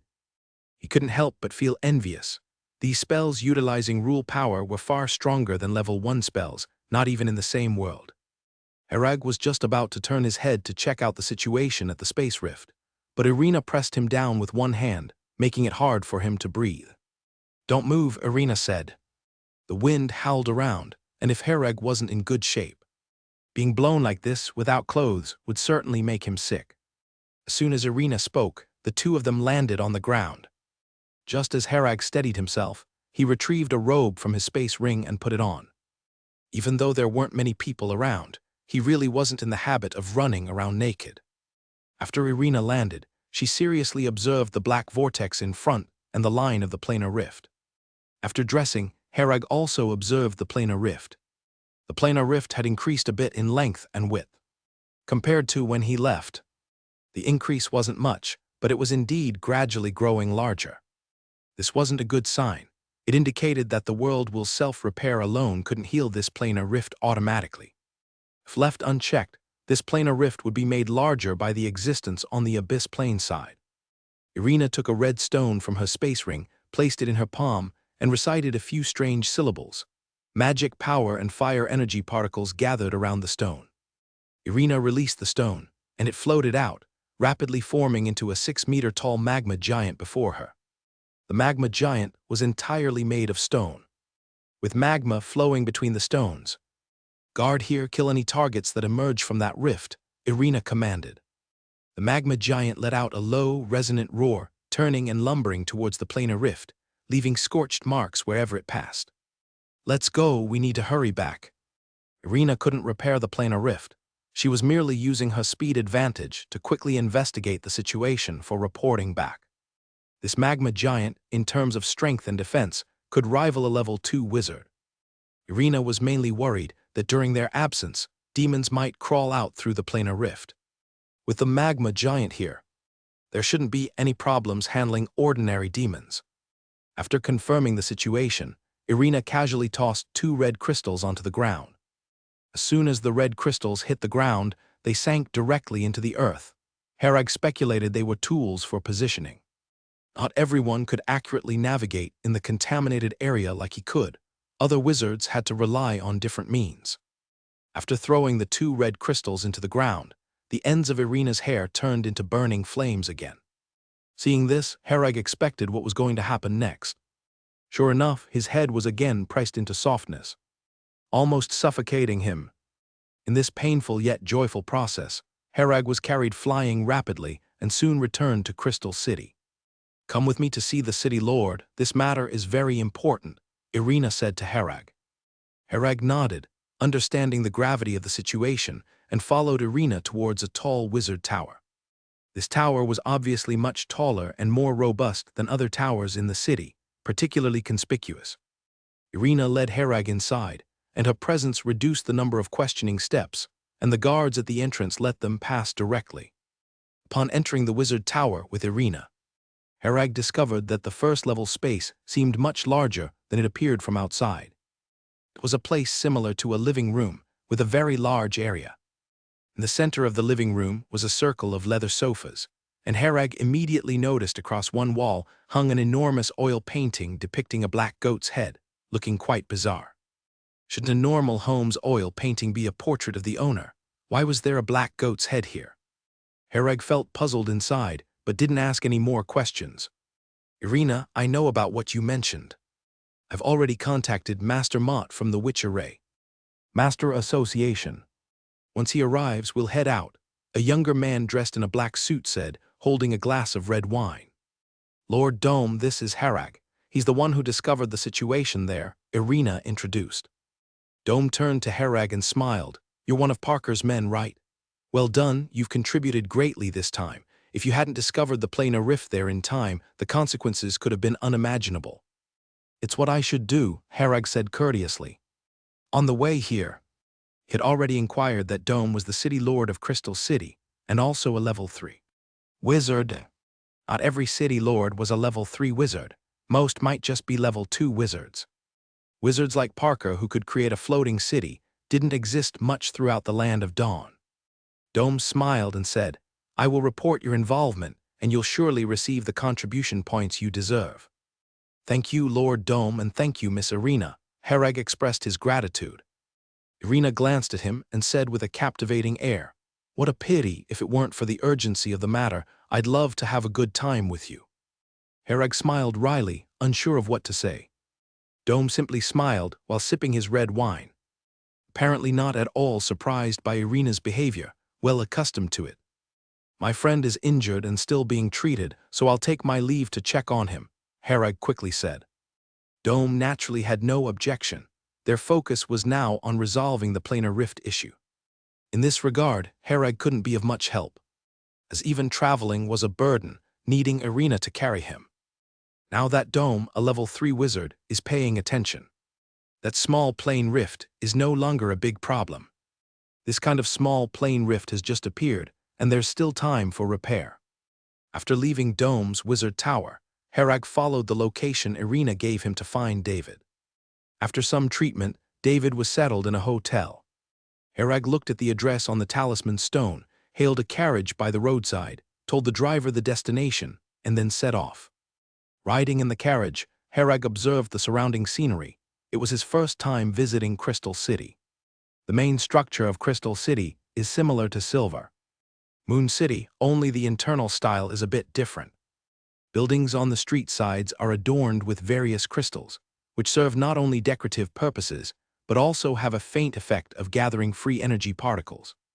It's said that Crystal City was built on a massive crystal vein, hence the name Crystal City.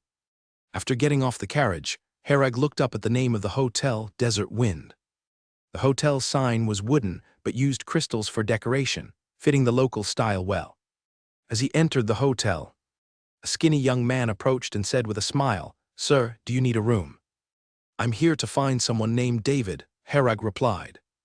"Oh, the guest arranged by Lady Irina, right? He's on the second floor, please follow me." The young man led the way after speaking. The young man led Herag to a room in the corner on the second floor and knocked on the door, which was opened by a woman with a delicate face. "What is it?" the woman asked. "Miss Lella, this gentleman is here to see Mr. David," the young man explained. Upon hearing this, Lella stepped out and looked at Herag, asking, "Are you Mr. Herag?" "Yes, that's me," Herag nodded, not knowing who Lella was or why she was here. Lella said, "I was arranged by Lady Irina to ensure Mr. David's safety. Since you're here, I shall take my leave." "Thank you, Miss Lella, for your care," Herag politely responded. Lella gave a shy smile and trotted down the stairs in her high heels. After watching her leave, Herag walked inside and saw David lying on the bed. David's limbs were bandaged, and a medicinal scent lingered, clearly indicating some medicine was applied to his wounds. Herag noticed that the bandages on David's limbs were neatly and regularly tied, showing the attention and care of the person who did it. David was sleeping soundly. Hearing Herag's footsteps, he gradually awoke. Upon seeing Herag, David smiled foolishly and then glanced around the room. "Don't look around, she's gone," Herag said with a smile. David seemed a bit disappointed. "Miss Lella left. You want her to stay with you? I can tell Irina." Herag pretended to take out the talisman stone. "No, no, no." David immediately panicked, stammering as he spoke. If he could move, he might have jumped up from the bed. Herag chuckled, put away the talisman stone. Understanding everything. "Did you add Miss Lella's talisman stone?" Herag asked. David said awkwardly, I didn't dare to ask." "I'll ask for you." Herag took out the talisman stone and sent a message to Irina. Not long after, Irina replied, "Did you fancy Lella?" Herag replied in a bad mood, "It's not me who fancies Lella, it's David." "Who is David?" Irina inquired. "He's my attendant. Didn't you arrange for Lella to take care of him?" Herag explained. "Oh, I don't have much of an impression. Here's Lella's talisman stone number." Irina immediately sent over Lella's talisman stone number. She had completely no impression of David. Her attention was all on Herag outside the city. If Herag hadn't mentioned him, she might have forgotten his existence. Herag then forwarded Lella's talisman stone number to David, saying, "Add her when you can move." David seemed troubled. If I add her, I wouldn't know what to say, better not." "What do you say? Just invite her out for a meal," Herag said. I better not, don't disturb her," David said timidly. "She took care of you, shouldn't you treat her to a meal?" Herag asked. David thought this made sense and nodded, saying, "I'll give it a try." 3 days later, Herag and David boarded the airship back to Silver Moon City. Although David's injuries hadn't fully healed over the past few days, he could move freely. There was still no news from Irina's side, indicating that dealing with that plane rift would take some time. David initially wanted to return to East Source Commerce Association, planning to continue working after a few days. Herag persuaded him to return to Silver Moon City and rest for a month, as it had been quite some time since he'd been back. David was initially reluctant to return, feeling embarrassed about having achieved nothing significant. Herag just patted his shoulder. At home, no one cares about these things as long as you're safe. David listened and silently nodded, no longer insisting on going back to East Source Commerce Association. When they landed in Silver Moon City and returned to King Street, to the familiar courtyard, David saw the familiar scene unchanged since he left, as if he had never left. Reese felt relieved seeing Herag safely bring David back. She was wearing an apron and holding a spatula crafted by an artisan at Herag's request, smiling, "I'll go cook, you two rest." "You actually learned to cook?" David's eyes widened in disbelief. "I've learned quite a bit these days," Reese boasted proudly. The three of them ate dinner together as they used to. The only difference now was that all the dishes were cooked by Reese alone. David's room was still there, with the furnishings unchanged, allowing him to recuperate over this period. Having been working tirelessly for the past few years, returning suddenly allowed David to relax, feeling like everything he went through was just a dream. Outside Crystal City, in the contaminated area. At the Plane Rift area, Dome, Irina, Mott, and 4 other wizards were gathered around. These 7 were at least level 2 wizards, with Dome being a level 3 wizard. The Plane Rift had disappeared, and the Black Vortex was gone too. Yet Dome and the others still wore serious expressions. Dome said solemnly, "Although the Plane Rift has been repaired, I feel something has happened." Dome had a lingering feeling that this particular Plane Rift might have caused some unforeseen effects that none could anticipate. Dome couldn't quite tell what kind of influence it was. These were just some of his intuitions. Wizards are people with very keen senses, and at Dome's level, intuitions are almost always accurate. Dome and the wizards here had checked many times, and the plane crack had indeed been completely repaired, leaving no hidden dangers. But Dome always felt that something was not quite right, just temporarily unable to discover what was wrong. Irina, from now on, arranged for personnel to patrol this vicinity regularly. "I just feel a bit uneasy," Dome said after a long thought. Irina nodded and said, "Understood." As the Minister of Security and Defense of Crystal City, Irina could naturally arrange such patrol tasks. Previously, only areas near Crystal City had patrols. This was the first patrol so deep into the polluted area. Irina didn't have Dome's intuition. Although she didn't know the reason, she still followed the order and carried it out. Dome looked at the empty pile of rubble in front of him. A gust of wind blew by and he looked up at the sky, lost in thought. Herag sat in the meditation room, with a phantom of a star appearing in his mind. As usual, he used the starry sky meditation technique for meditation practice. Herag looked at the star phantom in his mind, and then at the spiritual crystal, suddenly recalling the icy feeling transmitted from the bloodline mark during his crystallization promotion. That energy came from the divine core and was very helpful for the growth of spiritual power. Herag suddenly thought of whether he could actively draw out this energy during meditation to aid his meditation practice. He immediately began to try, and with a thought, a cool feeling flowed from the bloodline mark. This was a very pure energy, which reached directly to his mind and then infused into the star phantom. After the energy from the divine core was infused, the star's phantom suddenly solidified a lot. In just this moment, he achieved the equivalent of 10 days of Herag's meditation. Seeing that it actually worked, Herag was surprised. Previously, the energy would come out automatically, and he never thought to actively call upon it. After successfully trying, Herag continued to draw the energy from the divine core to assist in his meditation practice. The star was already close to solidifying, and after multiple inputs of energy from the divine core, it completely solidified. This was the first star of the third array map, and the first star Herag successfully meditated on after his crystallization promotion. As he succeeded in meditating on the star, Herag felt some subtle changes occurring in the spiritual crystal. These changes were very slight. Herag just had a feeling but couldn't find any changes upon careful inspection. Herag knew very well that adding a bit of spiritual power would not make the spiritual crystal visibly change. Only a quantitative change would lead to a qualitative one. Herag was unclear about how much energy from the divine core remained in the bloodline mark. Judging from the current usage rate, he was worried it would soon be depleted. But considering the situation at hand, he couldn't think too much. He had to use every means to improve his strength as quickly as possible. The energy from the divine core might have other uses, but if Herag didn't use it, it would just be left there, so he decided to use it to aid his meditation practice. With the aid of energy, the speed of meditation increasing spiritual power could be significantly boosted, enabling him to reach the limit state of a crystallization wizard sooner. Herag was determined to cultivate his spiritual power to the utmost. Whatever level it could increase to, he would let it increase to that extent.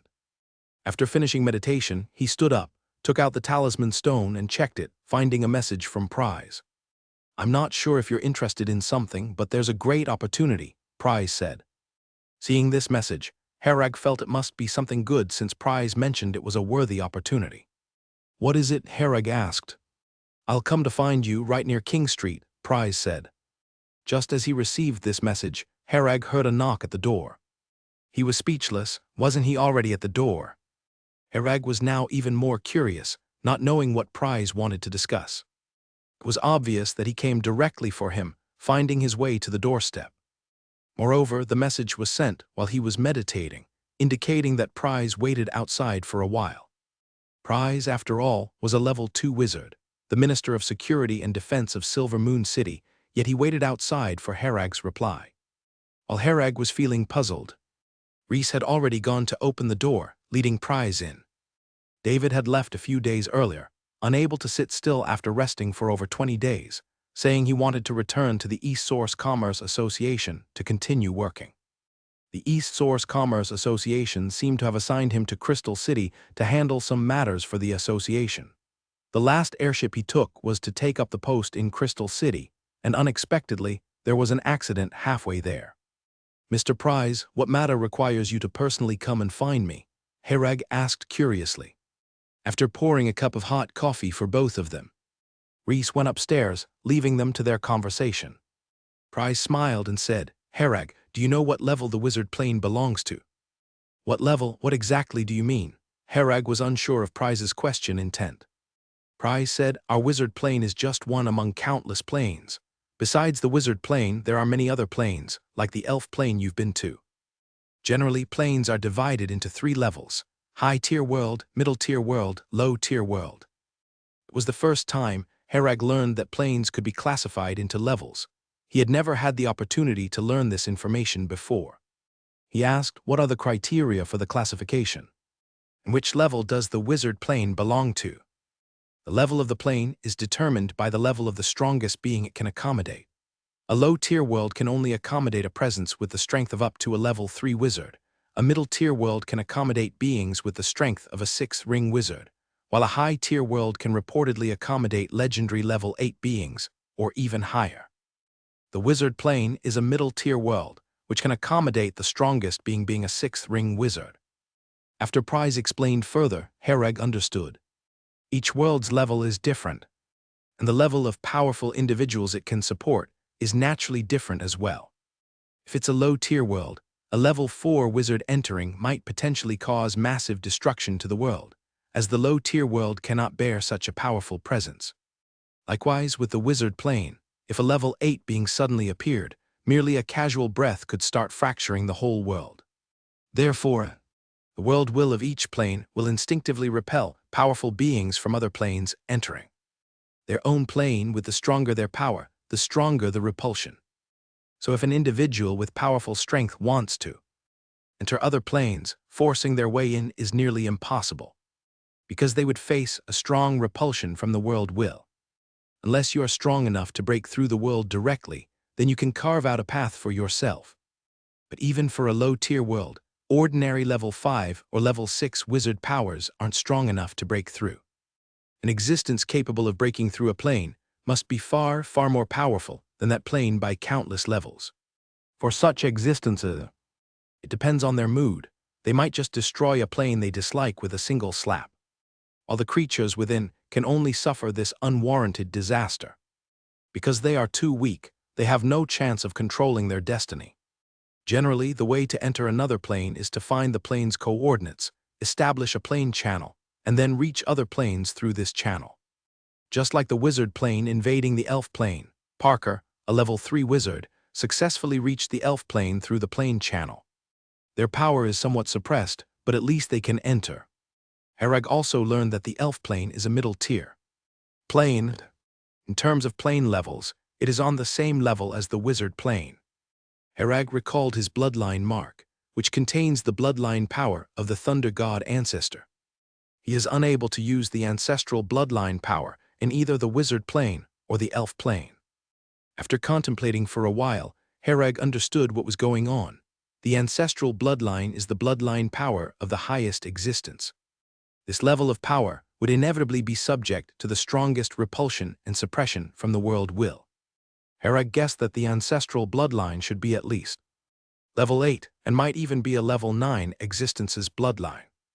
Both the wizard plane and the elf plane are middle-tier worlds, which can only accommodate the strongest being of level 6.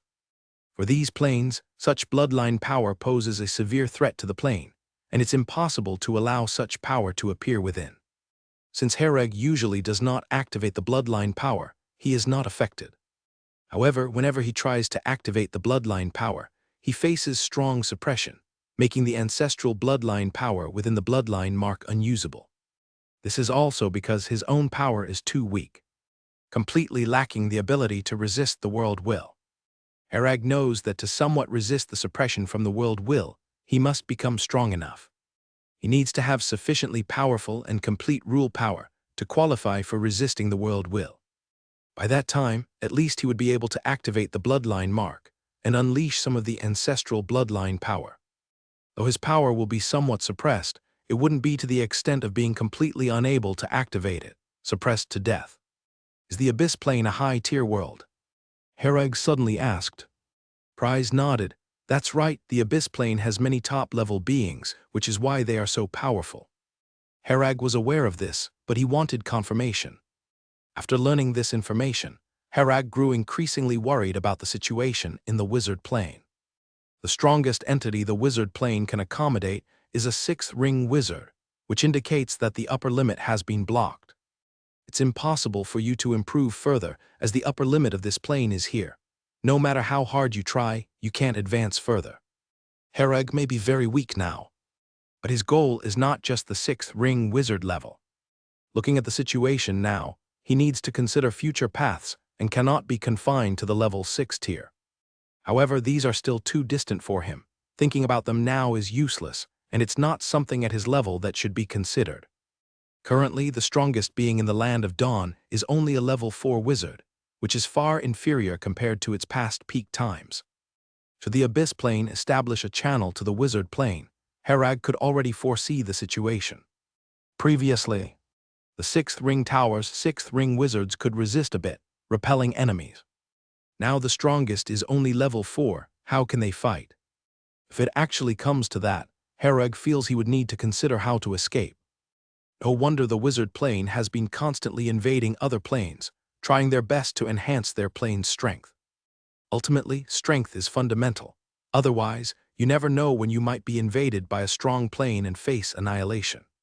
After Herag and Prize learned some knowledge about planes, they had a general understanding in their minds, then asked, "Why did you seek me out today? Why are you telling me this?" Prize said, "This time I came to find you because of a matter regarding a low-tier world. To be precise, it is about a low-tier world that has just formed from a plane fragment, extremely fragile. If a level 2 wizard enters and uses some rule power, it could damage that low-tier world." "Can plane fragments form a world?" Herag asked. "That's right, plane fragments are basically just parts of a complete plane. Sometimes, if certain planes are destroyed and shattered, numerous plane fragments are formed. These plane fragments contain the rule power necessary to form a world, and as long as they are given enough time, these plane fragments can form new worlds.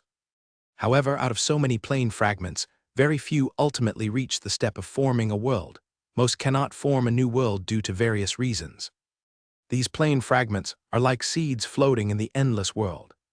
If a fragment is very lucky and reaches the step of forming a new world, it starts as a rising world and slowly becomes a middle-tier world, possibly even a high-tier world. Recently, the wizards from the Land of Dawn discovered a low-tier world formed by plane fragments. This low-tier world is unclaimed, but the Land of Dawn has 6 wizard organizations. Everyone wants this low-tier world, but cannot fight each other to death. Therefore, after a round-table council discussion, each wizard organization will send level 1 wizards into that low-tier world. Whichever organization captures control of the low-tier world first will own that world. Everyone agreed with this. They would rely on their skills, confident they could win. Prize said, smiling as he looked at Herag. Seeing his smile, Herag instantly understood. This is like recruiting soldiers by force. No wonder Prize came personally. It seems he wants me to participate in this action. Since the newly formed low-tier world is too fragile, even a level 2 wizard could cause damage, which is why level 1 wizards are being sent in. Since they're sending in a level 1 wizard, naturally, it's the most powerful crystallization wizard they're sending in. Because of Herag's previous outstanding performance, he caught the attention of those above him, so choosing him is quite normal. However, there are bound to be risks involved. Although the opponents are all crystallization wizards, once you enter the low-tier world, no one can say for sure what might happen. Herag didn't rush to refuse. He asked about the benefits first. Many issues arise from insufficient benefits. As long as the benefits are adequate, everything can be negotiated. Herag asked, "What benefits are there for participating in this operation?" Prize laughed and said, "There are plenty of benefits, of course. If you're willing to participate, the minimum reward is 1,000 contribution points. And I'm saying if you successfully seize control of the low-tier world, I won't even mention the contribution points. You're sure to receive a medal reward." Medal reward, what is that? Herag asked with curiosity. Medal rewards are provided by Serlandir for members who make outstanding contributions. Even the lowest first-class medal represents 10,000 contribution points. For an operation of this level, like seizing a low-tier world, there will certainly be a medal reward, Prize explained. But I'm afraid I don't have the ability. I have no idea how to seize control of a world, Herag said. He was now just a junior wizard who recently advanced to crystallization. How could it suddenly involve seizing control of a world? Herag always thought things like that should be far from his concern, something he shouldn't have to think about. Prize said, "This is one of the implicit rewards I wanted to mention. You're surely preparing to advance to a level 2 wizard, right? What's most important for advancing to a level 2 wizard?" "The key of rules," Herag responded tentatively. "No, the key of rules is merely a tool. What's most important for advancing to a level 2 wizard is that you can perceive the existence of rules, and the key of rules is just a tool to assist you in perceiving them. That low-tier world has just been born, and many rules have just emerged. This is the perfect time for you to enter and comprehend them. Even if you do nothing there, just attempting to perceive the rules is a great gain. You needn't worry about seizing world control. Special witchcraft artifacts will be provided for that. If you successfully seize world control, you will temporarily become the master of the world." Seeing Herag's puzzled look, Prize continued to explain. The master of the world is an entity capable of controlling the entire world, generally a dominator of each plane, able to mobilize all rule power of that world. Once you become the master of that low-tier world, you will be invincible there, which also means our Serlandir has successfully seized that world. Personally, the moment you become the master of the world is the most important, for you can clearly see the entire world's rule power. This is extremely beneficial for your future. Advancement to level 2 wizard, that's the main point. Those medal rewards are secondary. Herag listened intently as Prize explained, gaining a rough understanding of the operation. For crystallization wizards preparing to advance to level 2 wizards, the most important step is perceiving the existence of rule powers. This is a critical step, and the so-called key of rules is merely an auxiliary tool to help you perceive the rule power. For wizards without the key of rules, relying solely on themselves to perceive rule power is almost impossible. But having the key of rules only increases the probability of success slightly. Herag pondered, realizing that if he could become the master of the world in the low-tier world, then rules would be within reach. Even if it's only temporary, it would greatly benefit future perceptions of the rule power. Herag had to seriously consider if success would indeed aid his advancement to a level 2 wizard. Seeing Herag's hesitation, Prize continued, "I have faith in your strength and adaptability. You're not alone. All entering are level 1 crystallization wizards. Nothing is as dangerous as polluted areas. If you could survive there, this operation shouldn't be a big issue. The world will of that low-tier world is also very weak, barely suppressing ability, so you can rest assured." Herag suddenly looked up. "You just said the world will is weak, and it doesn't impose any suppression." Prize didn't quite understand why Herag was so focused on this point but nodded.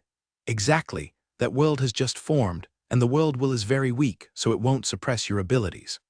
But also because of this, level 2 wizards aren't allowed in, as even slight use of rule power could significantly affect that world." "Then if, and I'm saying if, one's physical power reached the level 2 wizard level, would that have an impact?" Herag asked. "Physical power? That should not be a problem. No matter how strong you are physically, you can't punch through the ground, right? Its mountains and rivers are there just like ours. As long as you don't use rule power, you won't have any effect," Prize said. Herag pretended to think for a moment. "I've considered it. I can participate in this operation." "Really? That's a promise then." "Don't worry, I'll make sure your name goes through," Prize smiled. "How many people will each wizard organization send in?" Herag asked. 30 people. Because it's a random transmission, it'll be difficult for you to group up. The specifics will be told to you then," Prize said, pulling out a talisman stone to begin contacting. Herag's reason for agreeing to enter was simple.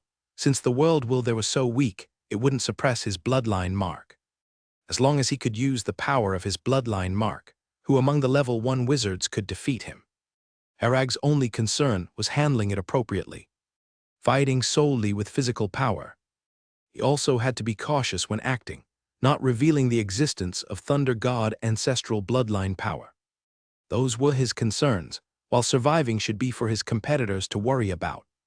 Prize looked up and said, "I've submitted your name and there will be a review process. Many have applied, but there are only 30 slots selecting the best among the best, but rest assured you'll make it." "I'm not confident about being selected, but thank you for going out of your way," Herag smiled. Prize said, "These are rewards earned through your actions and performance.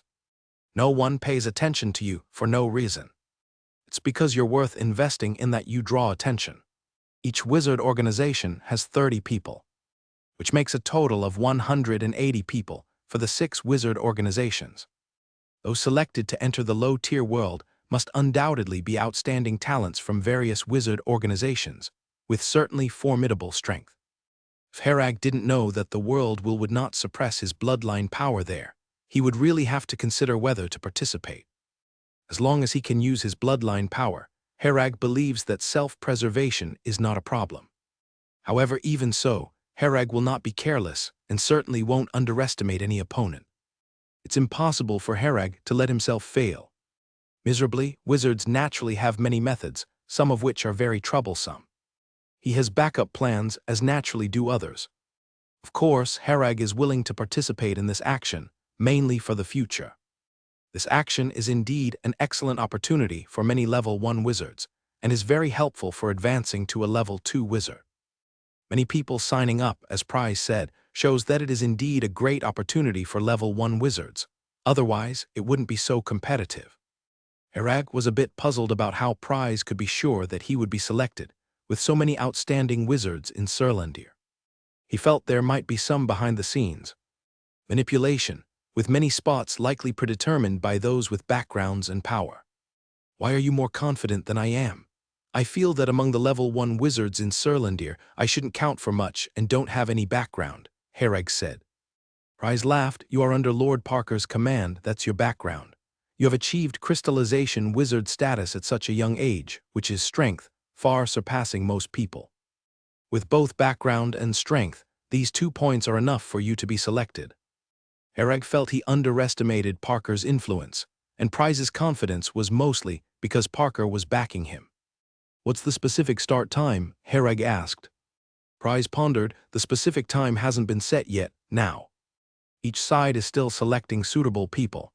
It should start soon once everyone is selected. As for the location, it's expected to be in the Central Region. Central Region, Herag pondered. He had never been to the Central Region after arriving at the Land of Dawn. It is the public area of the Land of Dawn, not belonging to any wizard organization, and is jointly managed by the 6 great wizard organizations. Generally, many public affairs of the Land of Dawn are discussed and handled in the Central Region. If you have any questions, just ask, Prize said. Herag thought for a moment and said, the main goal of this operation is to seize control of that low-tier world, but what I don't understand is even with auxiliary witchcraft artifacts, how do you seize control of the world? This is something Herag couldn't understand. A low-tier world isn't some machine that you can control with a remote. The rules of a nascent world are just forming, and the world will is the collection of these powers of rule. Once there, you need to capture the trail of world will. Find its position, then use the witchcraft artifacts provided to capture the world will, and thus become the master of the world. This is also a test for you. Although the rules of a nascent world are relatively easy to sense, there is also a high level of difficulty. As long as you can capture some traces of rules, there is a chance to follow the clues to find the world will, Prize explained. Herag frowned, thinking, while finding Prize's explanation a little mysterious, and couldn't fully grasp the meaning. Seeing Herag's furrowed brow, Prize chuckled and patted his shoulder. It's okay, don't feel pressured. You might understand what I mean once you're there. I can illustrate simply. For those without wizard qualifications, they can't sense the existence of free energy particles. For level 1 wizards, they can't sense the power of rules. The significance of advancing to a level 2 wizard is to help you open your eyes to see a new world, like seeing those free energy particles. Herag nodded silently, having a vague understanding of what Prize said. There was no way for Prize to let Herag have first-hand experience on such matters. He could only explore and understand it himself. I need to prepare well during this time. The pressure is great, Herag said with a sigh. Prize laughed. Prepare well. You're the most hopeful on Lord Parker's side. Herag smiled wryly. This only added more pressure on himself. After Prize left, Herag took out a talisman stone to check related information. He glanced at the talisman stone and discovered that many people were already discussing the matter, and this action to seize the nascent plane was called cradle action. Herag had been in seclusion, focusing on cultivation, and hadn't paid much attention to the news at the tavern. If Prize hadn't come to find him, he wouldn't have known about this for a while. Herag realized this was a problem too. It seems that even during closed cultivation, he needs to occasionally pay attention to external news to avoid missing opportunities. Maintaining smooth information flow is very important and will affect many decision-making issues. After checking the discussions in the tavern, Herag found that the registration process had already started in all major wizard organizations, and only official members could sign up to participate. Those who were not official members could only watch helplessly, with no means even if eager. This is the advantage of being an official member of a wizard organization with many opportunities. After reviewing these registration processes, Herag realized that he seemed to be one of the people benefiting from behind-the-scenes manipulation. According to the registration process, all official members should be able to participate. Then the organization selects, and those who signed up wait for notification. A Prize directly came to Herag to ask if he wanted to participate, which is obviously a behind-the-scenes manipulation. Each wizard organization has 30 spots, which seems like many, but the spots available to ordinary wizards are probably few. Nonetheless, Herag could understand that for any wizard organization, the cradle action is very important. A low-tier world, once in hand, reaps enormous benefits. Having control over a world is a fallback, a retreat available in case the wizard plane is destroyed. Moreover, the resources of a world are innumerable and can be continuously regenerated. The registration lasted for a month before ending. During this time, besides continuing meditation practice, Herag was also preparing for entering the low-tier world. Herag sat in the meditation room. A secret technique book lay open before him. His fingers swiftly moved across the pages, magic power condensed into one rune after another, imprinting into the secret technique book as a level 1 witch array slowly formed and completed. This level 1 witch array was named Wildfire Tent, belonging to the category of defensive witch arrays. It's generally used as a temporary residence point in the wild. Once activated, the Wildfire Tent can adapt to the surrounding environment with light and shadow changes, achieving the effect of blending in and hiding itself. The Wildfire Tent is a common array used by wizards during their journeys in the wild, offering a relatively safe and concealed place to rest peacefully. Although it is only a level 1 witch array, its defensive performance is formidable, making it not easy for even a level 2 wizard to break through. Herag hadn't prepared something like this before, as he never imagined he would end up in a contaminated area. Last time was purely an accident, and if he had a Wildfire Tent then, it would have provided considerable safety. Now that Herag knew he would enter a low-tier world this time, he naturally needed to prepare thoroughly in advance. He prepared 3 Wildfire Tent witch arrays. Although normally one would suffice, Herag prepared a spare one and a spare for the spare. If level 2 and level 3 witch arrays weren't so expensive, beyond his budget, Herag would have directly opted for them. He glanced at his wallet, feeling that sticking to level 1 witch arrays, which he could make himself, was more economical.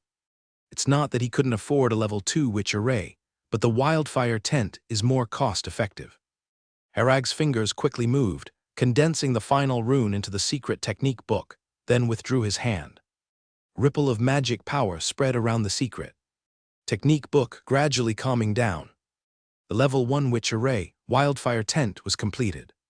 After finishing, Herag picked up the secret technique book and headed to the courtyard.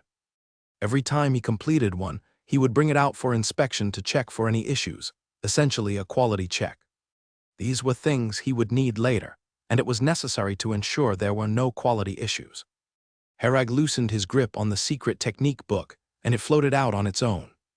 Subsequently, the secret technique book magically opened as if blown by the wind, a wave of magic power spreading out. An invisible shield enveloped the area around the secret technique book, approximately covering 30 square meters. Roughly the size of a bedroom, small as it might be, it's sufficient for outdoor living. From inside there were no obstructions to sight, the outside was clearly visible. However, from the outside looking in, it looked different. The courtyard appeared empty, just like any ordinary courtyard. Yet Herag stood inside it, hidden by the Wildfire Tent. Using Shenlin's environment detection, Herag confirmed there were no issues after checking from various directions, then put away the Wildfire Tent. He hadn't been idle lately. Besides the Wildfire Tent, he also created a bucket. The main function of this bucket was to purify water, with a witch array designed by Shenlin for purification of nearly all problematic water sources. For those engaging in outdoor activities, water safety is a major concern. Herag knew finding clean water everywhere was impossible, so this was quite necessary. Aside from this, plenty of drinking water, food, and magic potions were prepared. Herag always came well prepared. Especially this time, uncertain about how long he'd stay, Herag prepared even more. While Herag was preparing, other wizards participating in the cradle action were also preparing. Eye of the Storm, Hybert City. Marco stood before a massive blood pool, watching the blood inside boil and bubble.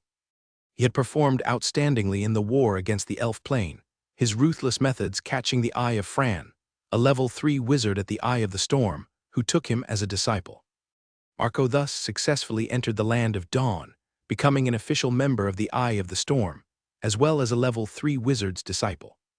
This identity was prestigious, representing a bright future. Marco himself was highly talented, already a crystallization wizard before entering the Land of Dawn. To him, what was lacking were the conditions for promotion to level 2 wizard, as there was no key of rules in the barren land.